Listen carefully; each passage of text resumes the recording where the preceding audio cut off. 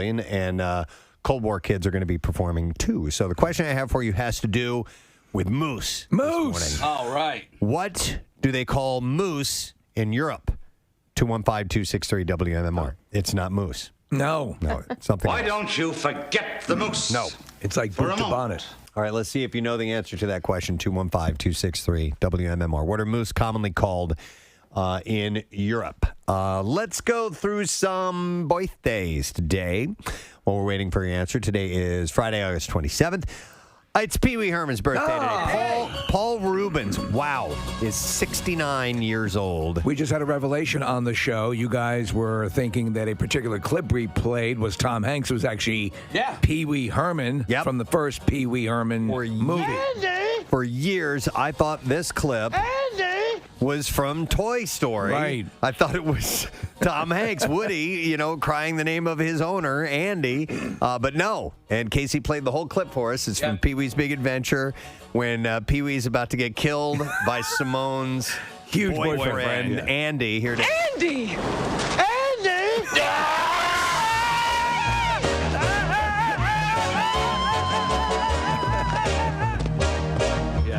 And this is... He's chasing him. Is this after they sit in the dinosaur? Yeah, and they're watch the sun sitting come in up? there, and he's already washed the dishes because he lost his wallet, and she asks Pee-wee to tell her about his big butt. Yeah. Okay. And, your big butt, but B-U-T, not B-U-T-T. All right, I got you. So Paul Rubens is 69 years old today. It's downtown Julie Brown's birthday, former MTV VJ. She was a big thing on MTV for quite a while. Yeah, Club MTV, I think. Club she was the MTV, first host of that, right? Wubba Wubba Wubba. Yep, that was her thing. She is 58 today.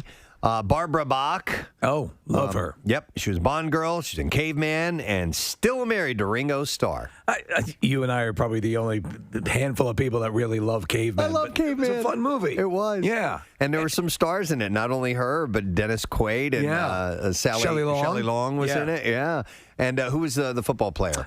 John Matuszak? Yes. Yes. They were all in that movie, and almost no English spoken during the whole film. It's goofy. It's stupid.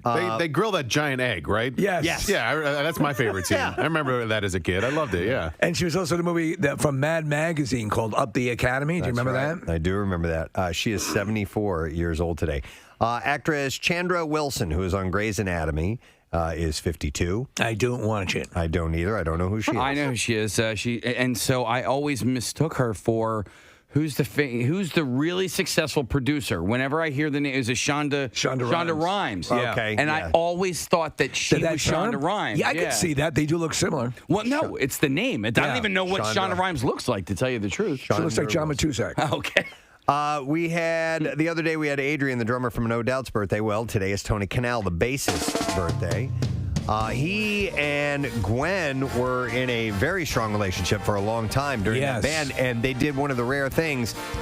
They broke up and they stayed in a band together. It had to be tough. And they hit the height of their success, I think, after they had broken up. Yeah. So, I mean, it was a good thing. It was, he knew she was a star, so, but they managed to stay in the band together. Isn't that what Don't Speak is about? Is their breakup? I think it is. I think you might be correct about that. Or Hollaback Girl. I don't think it's that. I don't know, but well, maybe he was trying to do booty calls, and she's like, "Hey, I'm not that. I'm not a Hollaback Girl."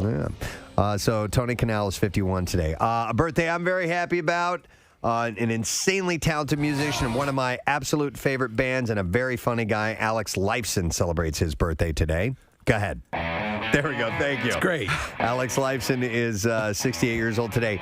He and Getty recently, they've been posting videos of them. They have released a beer through a brewery. Yes, yeah. And their relationship together is very, very fun. They seem to enjoy each other quite a bit. Not that they didn't enjoy Neil, but they have more of a comedic camaraderie. Yeah, very much so. Yeah. And they're like brothers that just really love each other, and they have a blast together. So Alex celebrates his 68th birthday today. He's one hell of a guitarist, by the way.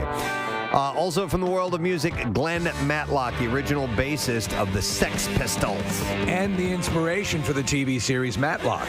Oh, I had no idea. I mean, they changed a few things. Yeah. Like the spitting on people. Right, yes. And cutting themselves and bleeding. It became a lawyer instead of a punk rocker and less body piercing. Glenn Matlock is 65 today. It's Tom Ford's birthday as well. Oh, the designer and director, right? The fashion designer and director, yes. I wear Tom Ford. Do you? Oh, well, yeah. The cologne I or have the clothes? ombre leather. Or his Crocs? Wait, what do you have? It's ombre leather. It's actually... Oh, the cologne. I'm sorry. It's a unisex scent. I bought it for my wife thinking it was a perfume, and I liked the way it smelled, and she didn't care for it, so I was like, all right, well, I'm just going to wear it. Okay. I have a pair of sunglasses. Is Tom Ford pricey? Yes. Oh, yeah. Yeah, okay. So, like, give me an idea what an outfit would cost from a high top designer like that. I don't know. All right, let's go. Let me go to the website really quick. It's probably like, here, let's see. Like if I wanted you want a backpack? Sure, yeah. Okay, let's see. Let's see what I can get you a backpack for. Only $2,800. Oh, that's $2,800 for a Tom Ford yeah, backpack. I could upgrade it for $3,400 if you want. There's one that's a little bit bigger. Oh, man. They got a little bit He can take a bigger. dump in it. It's $1,000 more. They got belts or socks over there at Tom Ford? Yeah, I think probably. Let's Okay. see. Oh, yeah. Oh, do you want to? How about this? A belt bag. Let's not go with a backpack. Let's go with a belt bag for $2,190. What's a belt bag? It's where you keep your belt. A fanny pack. What? Oh, fanny pack. They're called belt bags now because they're cool. Yeah. And for how much? $2,190. How do they get away with that? Never mind. So a fanny pack costs more than I've ever spent in total on clothing in my life. Oh, it's not $21.90. It's $2,190 for a fanny pack. See? Oh, yeah. Okay. You're right. You guys want some $1,000 sneakers? Because they got those too. Oh, my God. Okay. Sure, why not? Chuck them on. Put them in my inbox there, Nick, in my shopping cart. I will say that I bought my sunglasses that I have at Off Saks, and they were at a very discounted price. So I got a nice. That's what you got to do, right? Yeah. You go to like Nordstrom Rack. Yeah. It's even cheaper at Nut Sacks. I was like, all right, you can buy this off my sack. So Tom Ford is 60 today, so a big birthday for him. And then the last birthday we have today. I don't want anything off your sack, Casey. Are you sure? Aaron Paul celebrates his Aaron Paul. God, man, Breaking Bad. And so he in Breaking Bad, I thought was great. And Steve, I'm pretty sure he won at least an Emmy, not an Emmy. He won an Emmy. And the winner. Dear God, I had coffee in my mouth. 1999 Emmy Award for Best Guy Who Does Stuff, Aaron Paul. Nami. No, an Emmy, not an Emmy. Oh, Nami. I remember growing up in Scottsdale thinking I will never win an Emmy. Nami. I wanted to win a Moni for stage work. Or a Mammy for music. Oh, God. Okay. What's the point you were going to The point I was going to make was I thought he was amazing, and I know people that his constant crying in the show was a turnoff, but I just thought it was Not great. you. His character was absolutely tortured. Dude, he won 3 Emmys, Casey. Yeah, he won in 2010, 2012, and 2014 for supporting actor. And we were Just being nominated for an Emmy is an honor. Well, we were supposed to have him in studio once, and it snowed. And Oh, my God, Remember really? that? Yeah. It was for the video game movie. They were trying to start their own Fast and Furious franchise. Yep. Yeah. The end, and this is not me giving anything away really, but at the end of the series when he's in the car and just he's lost his freaking mind. Oh, my God. He's just he's a great actor. That's a Nami winning performance. And then how they picked up right from that into the what's the name of El it? Camino. Thank you, El Camino. With him, right from the end of Breaking Bad into El Camino, and I really liked El Camino. I thought it was a really nice coda to Breaking Bad. Yeah, so he's 42 years old today. Nami Award winner Aaron Paul. I'm sorry. Not Nami. Don't be silly. All right, what do they call a moose in Europe? 215-263-WMMR is the number. That's the stupid question. We're going to go to Mike, see if we can get an answer. Good morning to you, Mike. Hello, Preston. Hello, Steve. Hey! Hello, Casey. Hello. All right, dude, what do they call a moose in Europe? How about a European elk? An elk, yes. Why don't you get the European elk for a moment? That is correct. Hang on a sec, Mike. We're going to set you up. You got tickets, man. Kings of Leon, the When You See Yourself tour with Cold War Kids is Sunday at BB&T Pavilion, and some tickets remain at Ticketmaster.com. All right, we're going to go through some stories here for you. Erin Andrews revealed in a personal essay and bulletin she has been undergoing in vitro fertilization, which she describes as time-consuming and emotionally draining process since she was 35 years old. She's 43 now. She's been trying for a long time. It's got to be an emotional suck on you. She said, I have been trying to do IVF treatment for a while now, but sometimes it doesn't go the way you want it. Your body just doesn't allow it. She admitted that at times she felt like she had to choose between the future of her family or her job while trying to figure out how to juggle treatments on top of her work schedule. The treatment, she says, take a mental, emotional, and physical toll, and oftentimes are unsuccessful. Writing, I think that's why a lot of people choose to be quiet about it, because maybe we feel as if this is something we have to do and we don't want to jinx it. On the other hand, we can also feel like we're a failure as females or to our partner. Yeah, it's got to be horrible. It's really, really tough, and I don't think people really appreciate the mental fortitude it takes to go through something like that. I have no idea what the physical part is either. I've never It's like a turkey baster up in there, and it's. I have a friend that went through it recently and then lost the baby in the third trimester. Oh my God! Well, it's the prep too, prior to it, and it's expensive as all hell. But she just started back up again. I mean, she got right back on the horse. I'm so proud of her for giving it another go, because it often takes multiple efforts, and God willing, she'll have a baby next year. There's somebody here that's going through it, and she's lost a couple of pregnancies, and I've run into her in the bathroom where she's crying. It's got to be hard. You've got your hopes are so high. Yes. At that point, it's happening. We're on our way. Right. And then boom. Mm-hmm. And then you try different doctors, thinking maybe the one doctor didn't do it the right way. Yeah. You try another one, and then you lose that. It's terrible. Can't even imagine. Yeah. So and because I know people that were going through it as well, and other people in this person's life did not appreciate or what's the word? Sympathize and empathize, and we're downright nasty about they're. I know, and I will forever about hate what? those Nasty people. About what? Losing, they just didn't get it. They didn't understand. Weren't compassionate after they she had lost zero the pregnancy. compassion, Yeah. and I will forever hate that whole family. Wow. Because it was really, really nasty That's stuff. terrible. It's terrible That is stuff. terrible. Yeah. Well, anyhow, as she makes her seventh attempt, she wants her fellow IFV warriors to know they're not alone. She said, it's a team that no one wants to be a part of. We're all going through this and having a tough time. It can be so isolating, but in reality, we are all there together. So we wish her luck. Zoe Kravitz and Carl Glusman are officially single.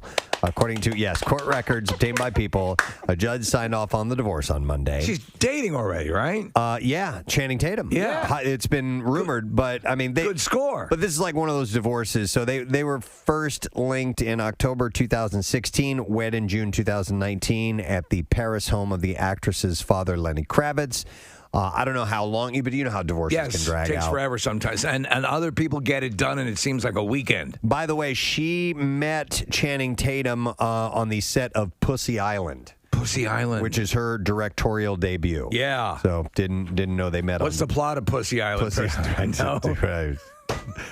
We could see. I don't know. We could kick that around. All I know is I'm going to see it. Yeah, I have to see Pussy Island. Yeah, it's. It's from the makers of Dong Island.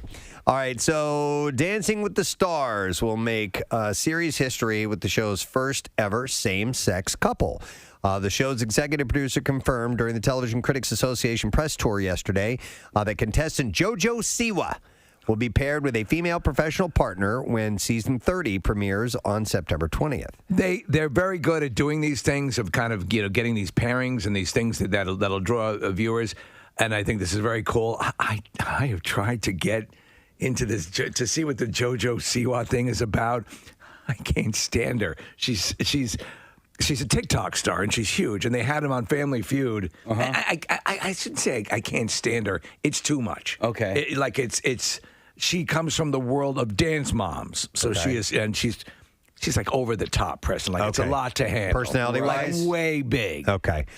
Was she a dance kid in She the was a world of dance Mom? kid. Yeah, she Okay. worked. Remember that one who went to jail for a little while? That the one who runs the school in Dance Moms. They apparently had it out occasionally, but it's like a little too much. I didn't know that about her. I just knew that she was an online personality and has gained a lot of fame. I got to tell you, she's got millions and millions and millions of followers. TV Line reports that although her partner has not yet been revealed, Siwa said she'd love to work with veterans Lindsay Arnold, Jenna Johnson, or Britt Stewart.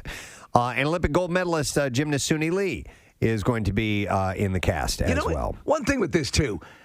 How do you have this as a real competition when you've had and she's an actual dancer? Yeah. She's worked as a professional dancer. Is she held to a higher standard? Right. How do you is that what they do or do they really do that?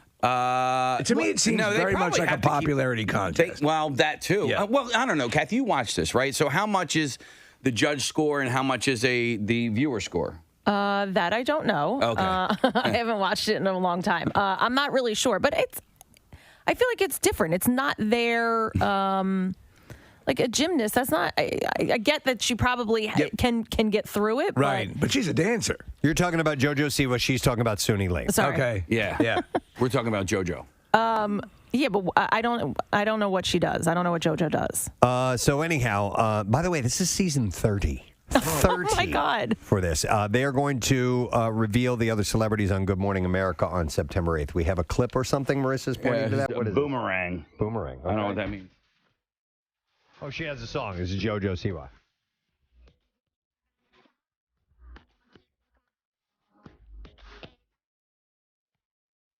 I love it. It's a huge hit. So hang on, she's a singer and a dancer? I didn't even know. I had no idea. No, she was a dancer. Oh my God! You asked for it. Marissa, if you can grab her TikTok announcement about the Dancing with the Stars thing, I think you'll see Do we have why I say she's a little over the top. I'm going to move over to some other stuff. Maybe we can come back to it. Michael Nader, best known for playing Dex Dexter You know Dex Dexter. on the original Dynasty, and Dimitri Merrick on All My Children passed away this week. He was 76 years old. Do any of you guys remember this guy? He was the guy. He was the original guy who talked like this. Yeah, right. Right? Yeah. The Alexis, actor you're so much, so hard to handle. passed away in his Northern California home. His cause of death was an untreatable form of cancer. I remember him. Nader joined the Dynasty cast in 1983 via an episode appropriately titled Dex. His Dex. character would go on to have memorable love affair with Alexis Carrington. Of course, it was Joan Collins, along with several other notable female characters. them all. Yeah, he course. did. I even bent John Forsythe over the table. Oh, wow. On those shows, they have a romantic relationship Everybody. with everyone. Everybody. They just bounce from one to the next. And Dex was the bad boy. And he remained on that show until the 1989 series finale. He also played a ladies' man on All My Children, which he joined in 1991. He played Rex. During his initial 10-year run, Nader's character romanced some of Pine Valley's finest, including Erica Kane. Of course, that's Susan Lucci. Though Nader left the show in 2001, he briefly returned in 2013 during the soap's short-lived run on Prospect Park's online network. His additional TV credits included roles on Cold Case, Law & Order, SVU, the original Flash, Magnum PI, and Gidget, of all things. Yeah, so sad news. Yeah, the guy had a long run, though. Yeah. All right, I have an actual Kardashian roundup. Oh, all right. Hang on a second. Like 3 Kardashian stories here. So. Think of it as one group flush. Okay. Kardashian roundup. Here we go. All right, we're going to round them up for you. I'm Robert Mitchum, and this is Kardashian Roundup. Kim shared an amazing throwback video featuring her, Khloe, and Kourtney auditioning for Star Search. Oh, it was amazing. Did you see it? I did. I've not seen it. Okay, for what, spokesmodel? They lip-synced Tiffany's I Think We're Alone Now while wearing matching metallic outfits chosen by Kris Jenner. Not much has changed because they're still pretending to have talent.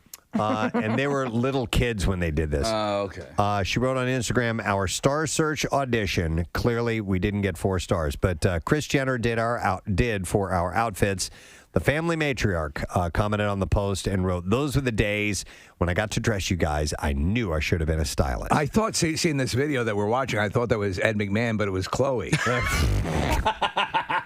Speaking of Chloe, she celebrated hitting a social media milestone yesterday, or on Wednesday. She added a photo of herself topless. What? In honor of her 178 million Instagram followers. Okay. Is that a milestone, 178 million? No, it's just a reason to drop your top. Yeah, okay. Yeah, right? That was just the excuse for the photo. It's kind of an arbitrary number, isn't it? It's not topless. Yeah, in the photo, well, her hair is covering It her is boobs. topless. She's not wearing a top, but her top is covered. Yeah. I think is what Casey She is sans top. With She is fake topless, but And her boobs aren't out. It's covered with fake hair. Man, I'm looking at these pictures. They just don't look real. It's so Just don't look real. And I do not find this cosmetic surgery look in any way attractive. Yeah. I think there are a group of people that do, though. They do, yes. And I think it's people who all get plastic surgery and I guess understand it or understand why she wants to get it. Yeah, body dysmorphia group. Whatever that commercial is, Steve, that we see on TV with her in it, like she looks like she can't even really move. Eating popcorn. What? I'm here with my daughter eating popcorn. You're here with your daughter eating popcorn. Yeah. And like it just looks so awkward. Like she's like hugging and playing with her daughter, but it's like her face. Don't touch the face! Yeah, her face doesn't move. Don't touch the face! It's so bizarre. Yeah. Wait, excuse me, Chloe. You got a little schmutz here on Don't you. touch! Don't touch! Let it fall off. Let it dry up and fall off. Don't touch. Don't touch. It might cave in. Don't touch! Don't touch! Close the windows. Close the window. Mommy, you got a little something on your lip. No! No! What did I tell you? Don't touch mommy's face. Don't touch mommy's face. Don't touch mommy's face. In the photo, Chloe is. Don't even look at mommy's face. I don't know, the eye beams or something. I don't know. Eye beams? I don't know. Maybe there's radiation. I don't know. I'm not willing to take the risk. Preston, that's the commercial though. You haven't seen it. Like she's haven't. eating popcorn with her daughter on a white couch, and it just is so. The daughter's like jumping around a little bit, and it looks like she's like. It's true, right? True's their daughter, right? True. I don't know who has whose kids. It's terrible. I report on this stuff and I can't keep track of them. You know what's so alarming is that, and Kathy's right. Here's in the first few seconds, I was saying, "Who is this person? Look at this." Oh man! All right. Well, she's seen wearing a pair of jeans with her long blonde hair covering up her breasts.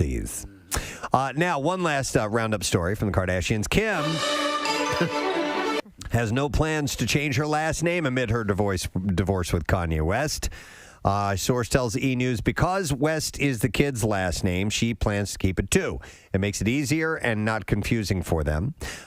She said, this insider said, they are always going to be a family and a family unit. She feels like it's in the kid's best interest to all have the same last name. So that actually makes sense in a way. So, okay. I got it. Yeah. So their kids are North St. Chicago and Psalm. Chicago! Yes. Chicago! So just to finish the roundup, are you guys familiar with, there's a series on Netflix called Untold, and it's all these documentaries on sports stories. So the first one was Malice in the Palace, if you remember years ago. Like 20 years ago, where Ron Artest got into a fight with the crowd. And so it's just like a behind the scenes, like real deal documentary about that. So that one, and then it was a female boxer, Christy Martin, and then the latest one is on Bruce Jenner. And he had a dust up or a controversy? I mean, no, it was just basically his life. And it was a documentary about his life going through. And I think it starts kind of right around, well, it might have even gone further back, but.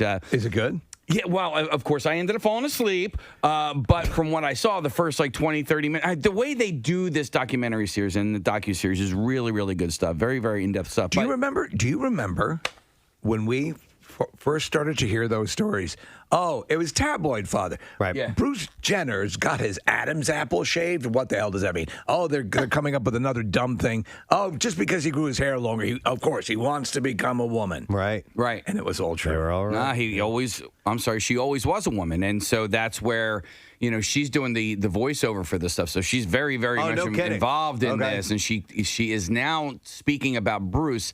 And I don't want to, was it called dead naming? I don't want to dead name She her. doesn't refer to that as her dead name. No, but so she refers to Bruce essentially as a character. Like when she became, I'm sorry, in like 5th grade is where she really became involved and obsessed with sports, and that's where this Bruce characters sort of took over. Right? Yeah, it's a fascinating story. And that's on what? It's on Netflix, and so it's a docu-series, and only 3 are out now. So I'm sort of excited to see what's going to be next. All right, cool. Well, Just don't fall asleep. I have some other things. Congratulations are in order for Diane Kruger and Norman Reedus. People confirmed Thursday that the 52-year-old Walking Dead star and the 45-year-old actress are engaged officially. So, and you know her from Inglourious Bastards and the National Treasure movie. She's a really solid actress. So they had met on the set of their 2015 Sky film, and then they went public with their romance in March of 2017. Wouldn't it be great if you got all the fame and all of the attention looking as slovenly as you could possibly look? Oh, my God. So Norman that Reedus? you never have to. Yeah. But what happened? You should look like a slob. Yep. So they have a 2-year-old daughter together, by the way. So they are now officially engaged. Emily Van Camp. Oh, man, do I dig her. She's great. Oh, she's gorgeous. And she was so good in the MCU. And her Revenge co-star, Josh Bowman, welcomed their first child together. The Falcon and Winter Soldier star shared the news on Instagram on Thursday, writing, "Welcome to the world, our sweet little Iris." And I like that name, too. I always loved Iris. She was great, as you said, in the MCU universe. Falcon and the Winter Soldier was very cool, and the direction they took her in sort of like shocked me. Especially at the end. Yes. And figuring out what might come next for her. Yeah. She said, "Our hearts are full." The couple got engaged 2017 after 4 seasons of starring together. We got full hearts on the ABC drama. So congratulations to her. Eric Stonestreet is hitting out against critics who claim he's too old to be engaged to 41-year-old Lindsay Schweitzer. The 49-year-old, yeah, right? The 49-year-old Modern Family actor edited a photo of his fiancée to make her appear more wrinkled and shared it to his Instagram story on Wednesday and wrote, "Apparently, a lot of people think I look too old as a 49-year-old man to be engaged to my almost 42-year-old fiancée." What the hell? And he wrote, "Look, she can't help that she looks so great at 42, and I can't help that I apparently look like her granddad, so I fixed it for everyone." Oh, my God. How funny is that? What a bunch of a-holes. 49 and 42, and who cares? That's totally within the. In fact, it is. That's an anomaly in Hollywood. But look at the original picture. Yeah, I know. He looks a lot older than He her. does. So I don't know if they were being straight up serious about it when they were criticizing him, but that's pretty funny to do that. I've said this, and there were rumors they were going to do this, but I would love to see a Cam and Mitchell spinoff series from Modern Family. Yes. I mean, they were so good. Yep, that would be hilarious. So the Harry Potter films are making their way back to HBO Max. The return comes following the series' 11-month stay over on NBC Universal streaming service Peacock, and is sure to make an HBO Max look a whole lot more appealing to a pretty massive audience. They're also releasing or re-releasing the entire series, which I've already bought, and I'll probably buy this freaking one in 4K with all tons and tons of new stuff. I bought the digital version, so I don't hopefully ever have to buy it again. Yeah. The Harry Potter series is set to hit the streaming service on September 1st, where it will reside indefinitely alongside a large number of Warner Brothers' other films, such as the DC Cinematic Universe collection. Have you finished the books on Audible yet? No, today I will finish Prisoner of Azkaban. Oh, cool. So I'm working my way through. So included in the series are all 8 mainline Harry Potter films. There's no news on whether or not the Fantastic Beasts and Where to Find Them series will be joining the rest of the films in a move to HBO as well. For those wondering why the iconic Warner Brothers series weren't already on HBO Max, it's for a pretty good reason. Prior to the establishment of HBO Max, the studio had sold the streaming right to the series to NBC for their service Peacock. Therefore, when HBO Max first launched in May of last year, it only had access to the movies for 3 months before the deal went into effect, and all 8 films were transferred over to Peacock. It's so freaking stupid. So at the time, they didn't know, HBO didn't know they were going to have a streaming service. However, Warner Brothers has since reclaimed the rights and is bringing the series back to its own service. By the way, Harry Potter films rank as the 3rd highest grossing movie franchise of all time, with a value of $7.7 billion. Anybody want to guess what the other 2 that are ahead of it are? James Bond, right? No.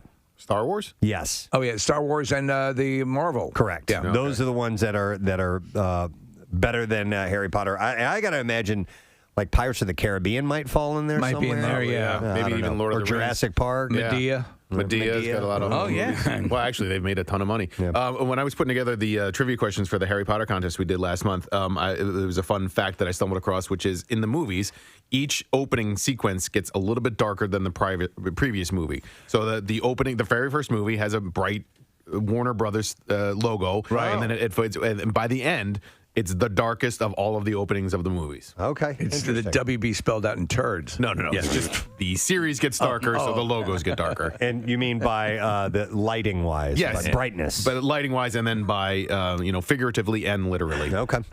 And then one more thing, and then we'll move on to a couple of audio pieces. Actually, we'll do the movies. A little more than 2 years since it debuted, the first trailer for the first Downton Abbey movie at CinemaCon 2019, the sequel to the Focus Features hit big screen transfer, also got a Las Vegas unveiling during Universal's Slate presentation this past Wednesday. So Downton Abbey 2. I don't think I watched the first one. I watched the show. I loved it. We had the cast in here and everything. No, You I didn't know. Yeah. I don't think I watched the movie. The second one is taking a different turn, Kathy. It's street buggy racing. Yeah. Are they drifting and yeah, stuff? it's like drifting and stuff. It's slow and furious. Slow and annoyed. Slow and focused. It's going to be called Downton Abbey: A New Era, and it is due It's about family. to open globally starting March 18th of next year. The teaser footage reunites us with the Crawley family and the Downton staff as preparations for an overseas journey are underway. The Pic's original principal cast, including Maggie Smith, Hugh Bonneville, Michael Dockery, Elizabeth McGovern, Laura Carmichael, Carter, and more. I'm not watching it if Aquafina isn't in it. Have returned for the second film. New additions include Hugh Dancy, Laura Haddock, Nathaniel Bay, and Dominic West. Here's a clip from it, Preston. Oh, we're watching. Slow and steady. Yeah, we're watching some horse racing, harness racing. All right. So movies are opening this weekend. Yeah.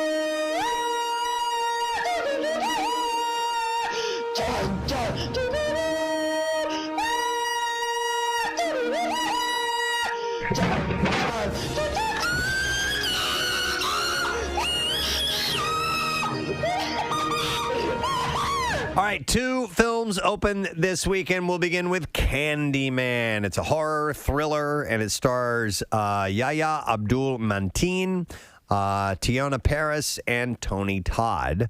The plot is, for as long as residents can remember, the housing projects of Chicago's Cabrini Green neighborhood were terrorized by a word-of-mouth ghost story about a supernatural killer with a hook for a hand, easily summoned by those daring to repeat his name 5 times in a mirror. Could that same supernatural killer now be visiting his wrath upon a luxury condo complex on the same site? You'll have to find out. Hour and 32 minutes long, rated R, wide release in theaters. Good score on Rotten Tomatoes, 86%. What I think is really cool, too, is that they have Tony Todd in this, and he played Candyman in the original series. The original run of movies. Is he playing a main character? Or I think he's playing one of the main characters, but not Candyman. Okay. And also opening this weekend, legit, Bob Ross, Happy Accidents, Betrayal, and Greed. There's a story here that I'd always heard, like, kind of flirted with, But this documentary is supposed to be a real eye-opener. So it stars Bob Ross in archival footage, and the plot is Bob Ross it says a shockingly untold story of the prolific landscape artist and host of The Joy of Painting. With a keen appreciation for nature and a kind and gentle demeanor, Bob Ross encourages everyone he met to embrace their creativity and believe in themselves, becoming a cultural phenomenon along the way. But beyond the iconic hair, soothing voice, and nostalgic paintings lies a mystery that many have yet to discover. Yeah. Do you know what it is? I don't. I've heard. He was taken advantage of apparently, but I saw a documentary about Bob Ross not that long ago. Did they suggest anything that was really dark or? No, it's just fascinating to see where all of his paintings are stored. And so there are all of these paintings that are now worth lots of money that are just stored in a warehouse in Virginia, I think, somewhere. And it went into his life quite a bit. Well, they're never going to sell them either. That's the word, right? Yeah. They're never going to sell them? Well, they're worth, well, don't say never, because they were never going to move the barns out of Lower Merion, and now there's a brand new museum in Center City, Philadelphia. So the art of the steel sort of is a similar approach. There's a lot of money, obviously, involved and attached to Bob Ross's work, and so these paintings are just sitting in a warehouse somewhere. So this is probably a story on why that is, and it's available on Netflix. So, Steve, I didn't want to fall asleep while watching it last night, so that's why I ended up watching the Untold Bruce Jenner story. So 1 hour and 33 minutes long, rated PG, and the streaming begins today. Its Rotten Tomatoes score is 67%, by the way. All right, let's get to some clips. Together chronicles the life of a couple as their marriage is tested during the early days of the COVID-19 pandemic. In this clip, James McAvoy talks about the complexities of breaking the fourth wall in his performance. It's a weird thing, like when you're on stage or you're on film and you're talking to the audience aren't some character. They aren't a therapist. They aren't a social worker. They aren't any of these things, because if they were all of those things, we would then treat them like a social worker or a therapist, and that would then affect the scene. Yeah! Together premieres in theaters today. Here's the next clip. Nothing says sexy like David Spade. And here, the comedian talks about his hesitation to be a guest host on recent episodes of Bachelor in Paradise. And I think they were just brainstorming. They're like, would you want to be in the mix? Would you want to come down and do some, or host a couple, or one, or whatever you feel like? I was like, hang on, let me get back to you. And then I thought about it, and I was like, not like I'm some big commodity, but it's just a risky. Doing anything is risky. And I'm like, oh, Bachelor people are kind of feisty, and if they get mad at me, then I don't know if I can handle it. New episode of Bachelor in Paradise premieres on ABC this Monday. I don't know if he'll be hosting it on that episode or not. I'd like to see him do it. All right, that's it. Your report, and we're done for the week, friends. We're going to take a break. We'll come back in a moment. Don't forget Sandra Bernhard will be joining us this morning. She's going to be in town next Wednesday at the City Winery. And we got all kinds of stuff to get into before we wrap up the work week. Back in a moment. Hang in there. Preston and Steve on 93.3 WMMR. It's the annual tradition that launches 1,000 debates over the alphabet. 93.3 WMMR's Back to School A to Z. We dig deep, and we mean deep, into the massive MMR music library and play just about everything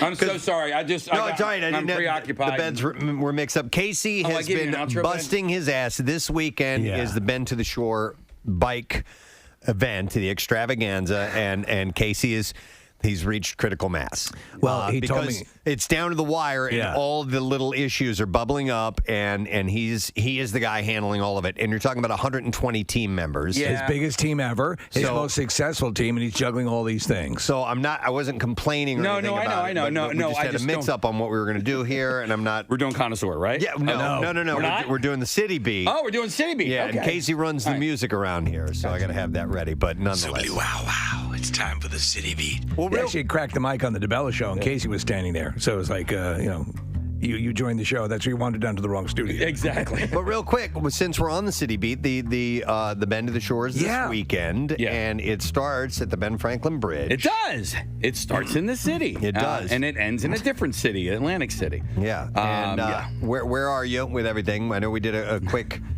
update on that yesterday, but okay, so packet and bib pickup started yesterday, so my life has just gotten exponentially more complicated and annoying, and so we're good. Okay, the bigger picture is that our team has raised over $50,000. Thank you, Preston, for your donation. You and Rochelle donated to the team yesterday, so we really appreciate that. No problem. Wait, can we still donate, or is it over? No, you can still donate. Yeah, okay. You can still donate. And easy, I donated. Yeah, she's got some bagels in the freezer that she's going to... Hey. You guys are going to be hungry, right? Yes. So we have rest stops where we can eat bagels and Uncrustables and all that stuff.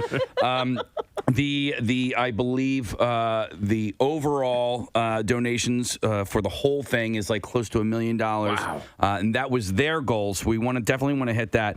We're riding on Sunday, starting at 7. I don't even know where we're going with this, but so I'm trying to manage 100 people, and bib pickups were yesterday. And you're trying to run a radio show. And I'm trying to run a radio show, but I just got a long ass email about.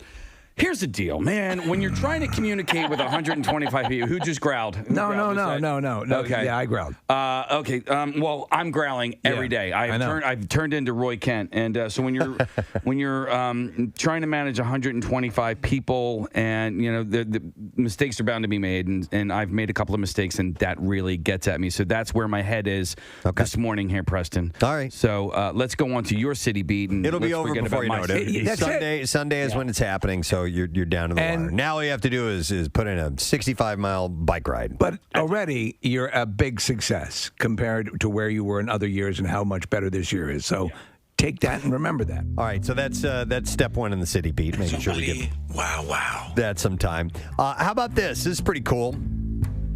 10 Wawa fans will have a chance to win limited edition Wawa sneakers. Oh, that's great. By Garrickson, a Philadelphia sneaker designer and manufacturer, as part of Wawa's hashtag Wawa Run social media sweepstakes. Wawa gave us towels, beach towels, a few years. Well, actually, it was years ago. It was probably 10 years ago at this point. Every time I use them, I have 2 of them. I keep them. I love them. They're great towels. Every time I use them, someone's like, "Where'd you get that? Can I still get one? Do you know if I can you get me one?" Are they the Hoagie Fest ones, or are they just the yellow with the Wawa logo? They're the big logo. Yeah, that's the ones we have. Yeah, I've got both of them. Oh, no, I have. I don't think it's Hoagie Fest. I think it's just a regular Wawa beach towel, and they're great towels, and people stop me all the time on the beach, at the pool, no matter where I am. People want to know where I got the Wawa towel. So these sneakers are going to do well. We were gifted those, I think, from Lori Bruce and the gang at Wawa, but I don't know about purchasing Wawa stuff like that. That's a good question. What if you want? Do they make that swag available for purchase? You know what? So the Wawa. So Nick is wearing his Wawa Delco shirt. Oh, I love this shirt. And that was I had it on. Yeah, that was a you could only win it type of deal, but it was such a huge hit. And they decided to make that available to be sold, and you could buy it. It's Mayor of Easttown. Mayor of Easttown, yeah, but you could buy it on Wawa.com. So maybe if you go to, because they have things you can buy in store, like the coffee mugs and all that, but. Well, this past Tuesday, the beloved Delaware County-based convenience store chain announced it's releasing a limited edition Wawa sneaker in collaboration with Philadelphia-based sneaker designer, like I said, Garrickson. They manufacture them as well. The shoes will be available to 10 fans through an end-of-summer social media giveaway, which is dubbed the Wawa Run Gear Sweepstakes. The sneaker is a classic Nike Air Max 90 running shoe updated with colors and graphics inspired by Wawa. That's really cool. I have been invited to go to the grand opening of the newest Delaware County Delco Wawa store. Where is the case? It's going to be in the Ridley area. Yeah. And I'll be there on Thursday. And I'm just saying, if they want to have a pair of these shoes waiting for me there, I wouldn't turn them away. Marissa? All right, I'm on Wawa.com, and they have an entire store. There you go. Yeah, Excellent. there is it's not the towel that we have, but there is a towel on there. Okay. Well, and they have these socks that I actually saw somebody wearing the other day, and their feet look like hoagies. Oh, that's because That's they were pretty like cool, the too. same paper that you wrap up, so I didn't like that they were great. wearing them with Crocs, but their whole ankles look like hoagies. The red and white kicks with blue laces feature the flying goose pattern from Wawa hoagie wrappers and the words Wawa Run on the side. The 10 lucky runners or winners will receive their fancy footwear in a custom hoagie-inspired shoebox that will include a Wawa gift card inside as well. You know what? If someone is out of town or has moved out of the area and you're looking for a gift to send, that's pretty cool. Some of that stuff. Yeah, totally. Emily Kim is the technical design manager for Garrickson, said one of their sales reps, a guy named Brett Pulley, hounded Wawa for at least a year to collaborate on a sneaker design. Garrickson has previously made sneakers for brands like Planters Peanuts, Super Pretzel, and Budweiser. And Kim said, for us, Wawa made sense because we are a Philadelphia-based footwear manufacturer, and they are a Philadelphia-based convenience store chain. They should do this more with other things I that think are. we need sneakers. Yes, we do. Preston and Steve sneakers. That'd be pretty cool. That would be really cool. Yeah. Garrickson, if you're listening and you want to do a special collab, Let's collab. we We're can on do board. that. Preston and Steakers. Ooh, it even works. There have been offers there in fact, I want to say we have MMR stickers in Eric Simon's office. We have MMR Really? sneakers too. We have Preston and Steve sneakers. No, I'm just saying, but Yeah. the offer has been out there. All right. Yeah. Oh, okay. That could be a P on one and an S on the other one. It could be. One of the fun features of the packaging of the Wawa shoes, which Kim suggested, was to include an extra set of shoelaces inside of the small condiment-to-go containers that Wawa uses for their sides. That's cool.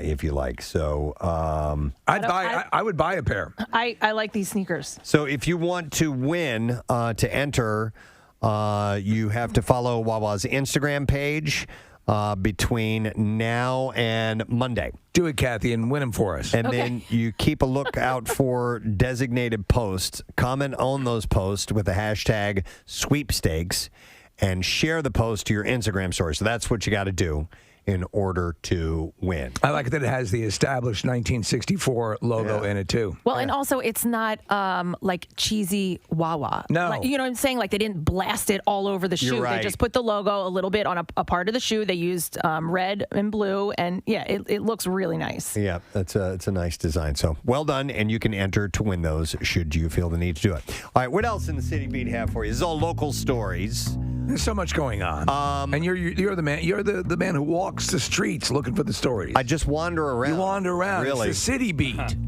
Lucy the elephant is having all of its metal skin replaced. With because what? More than 50% of its exterior has degraded beyond repair.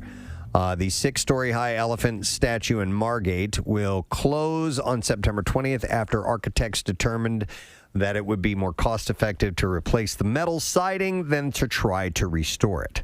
So they're going to do a full rehab on it. All right, so we do know that inside you can rent it, right? Basically, almost like an Airbnb. It depends.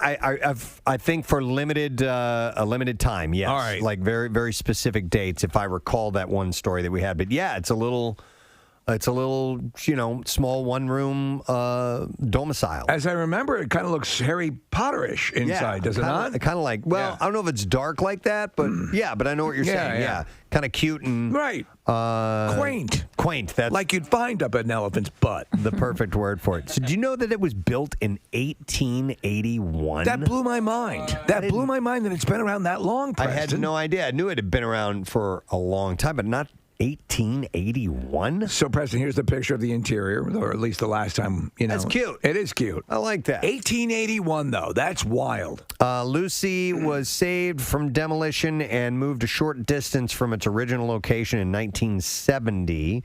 The National Historic Landmark on the Jersey Shore is one of the oldest roadside attractions in the entire country.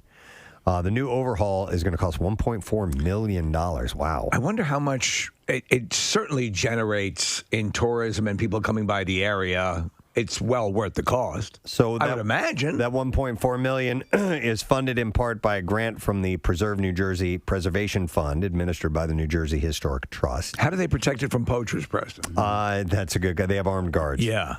During restorations, a weatherproof scaffolding will be built around Lucy. The target for reopening is Memorial Day of 2022.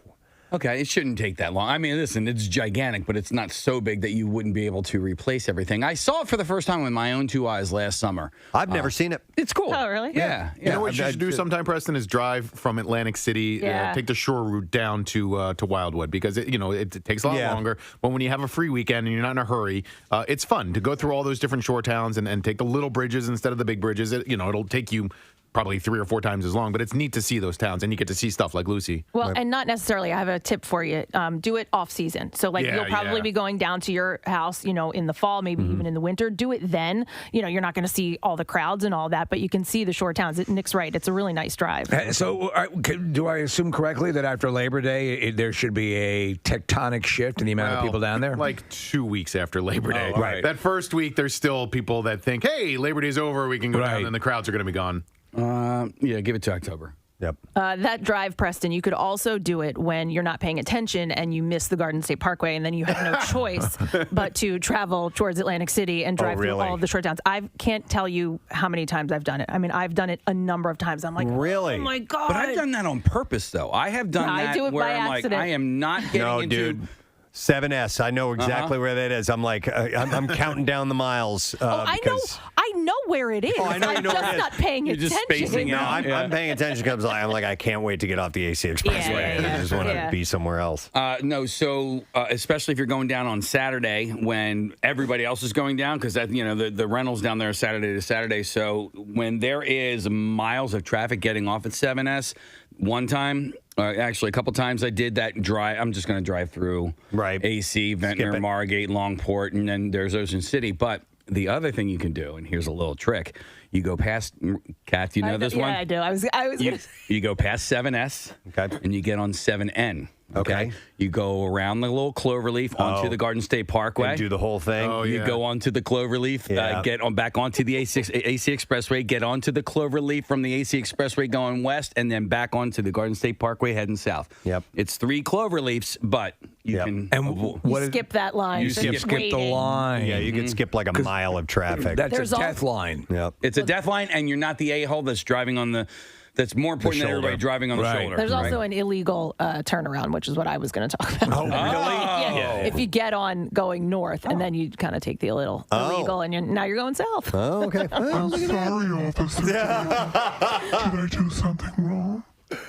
All right. Other stories from the City Beat. Saw this one a couple of days ago. A judge ruled that the Phillies can continue to use the Fanatic as their mascot. My God, this is just being settled? It's wow. Over a year, has it not? Oh, more than that. It actually dates back 50 years. I mean, this lawsuit has been going back and forth since the Fanatic was created. But the this recent flare-up. It's been a few years. Oh, okay. So a decision that comes amid legal battles due to changes that were made to the mascot last year by the franchise. So in her decision, United States Magistrate Judge Sarah Netburin So it went to court. in Manhattan wrote that the original creators of the Philly Fanatic, Wade Harrison and Bonnie Erickson, demonstrated that the mascot had been registered as an artistic sculpture under copyright law.